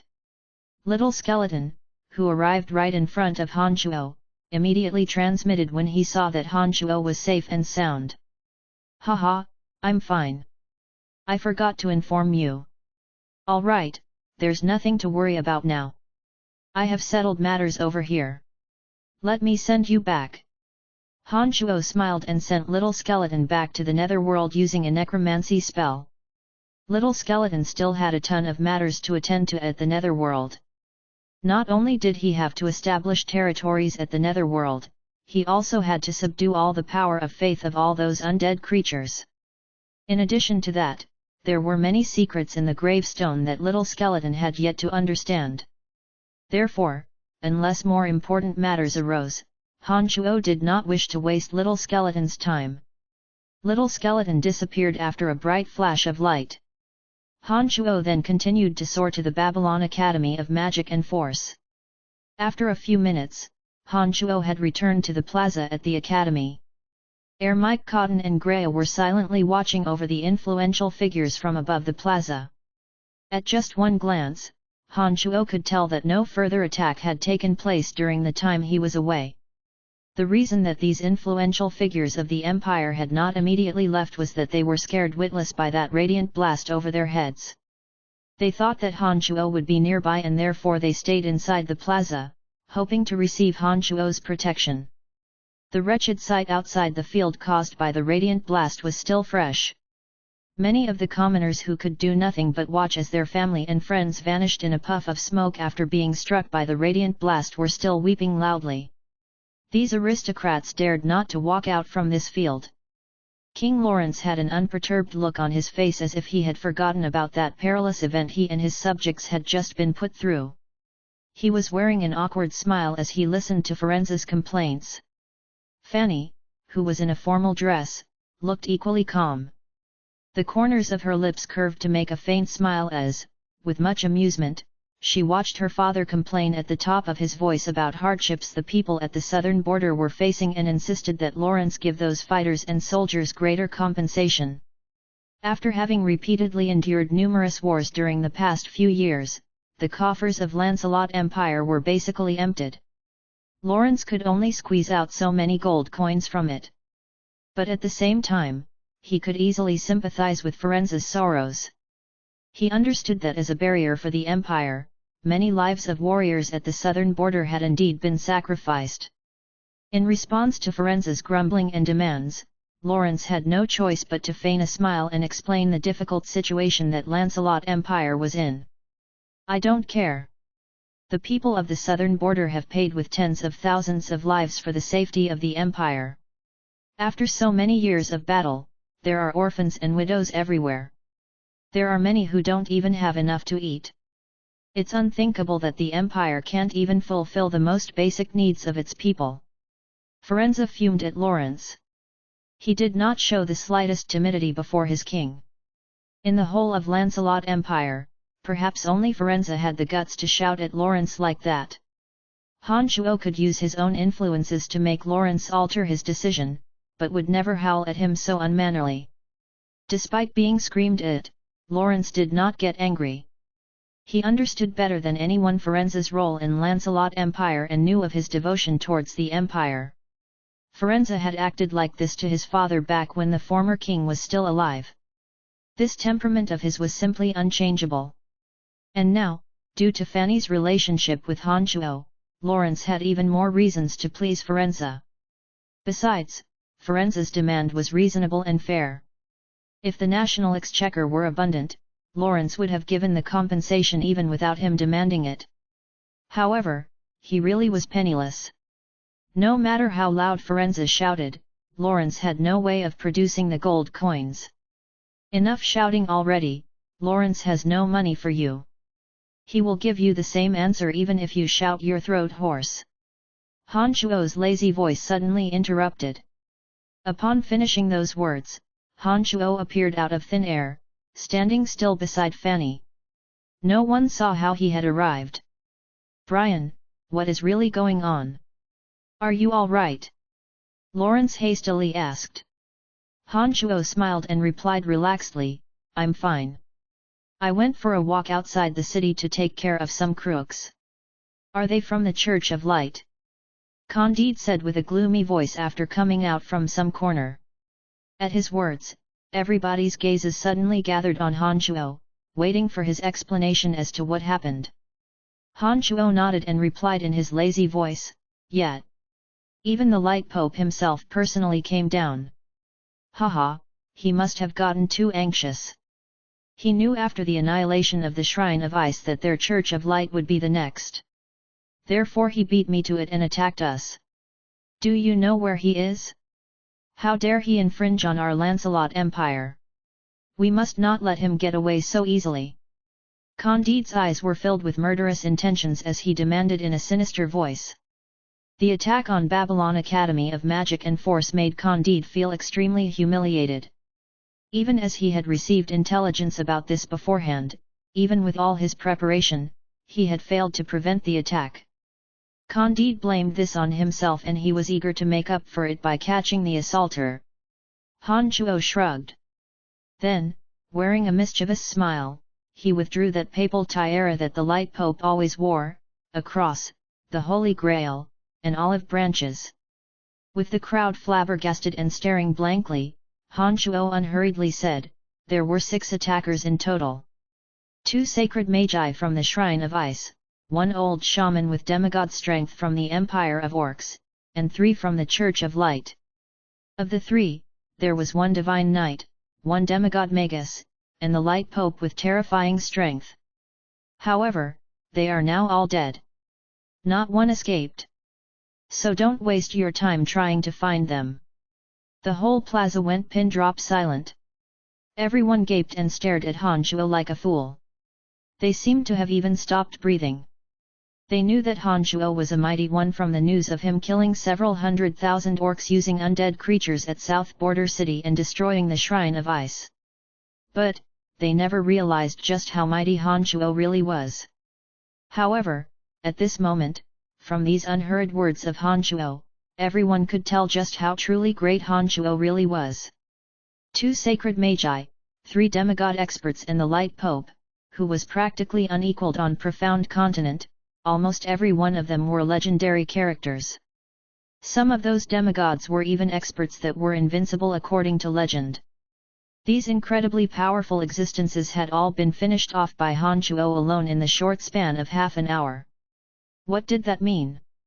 Invincible. A true god. That was the impression they arrived at. What? Why are you all silent?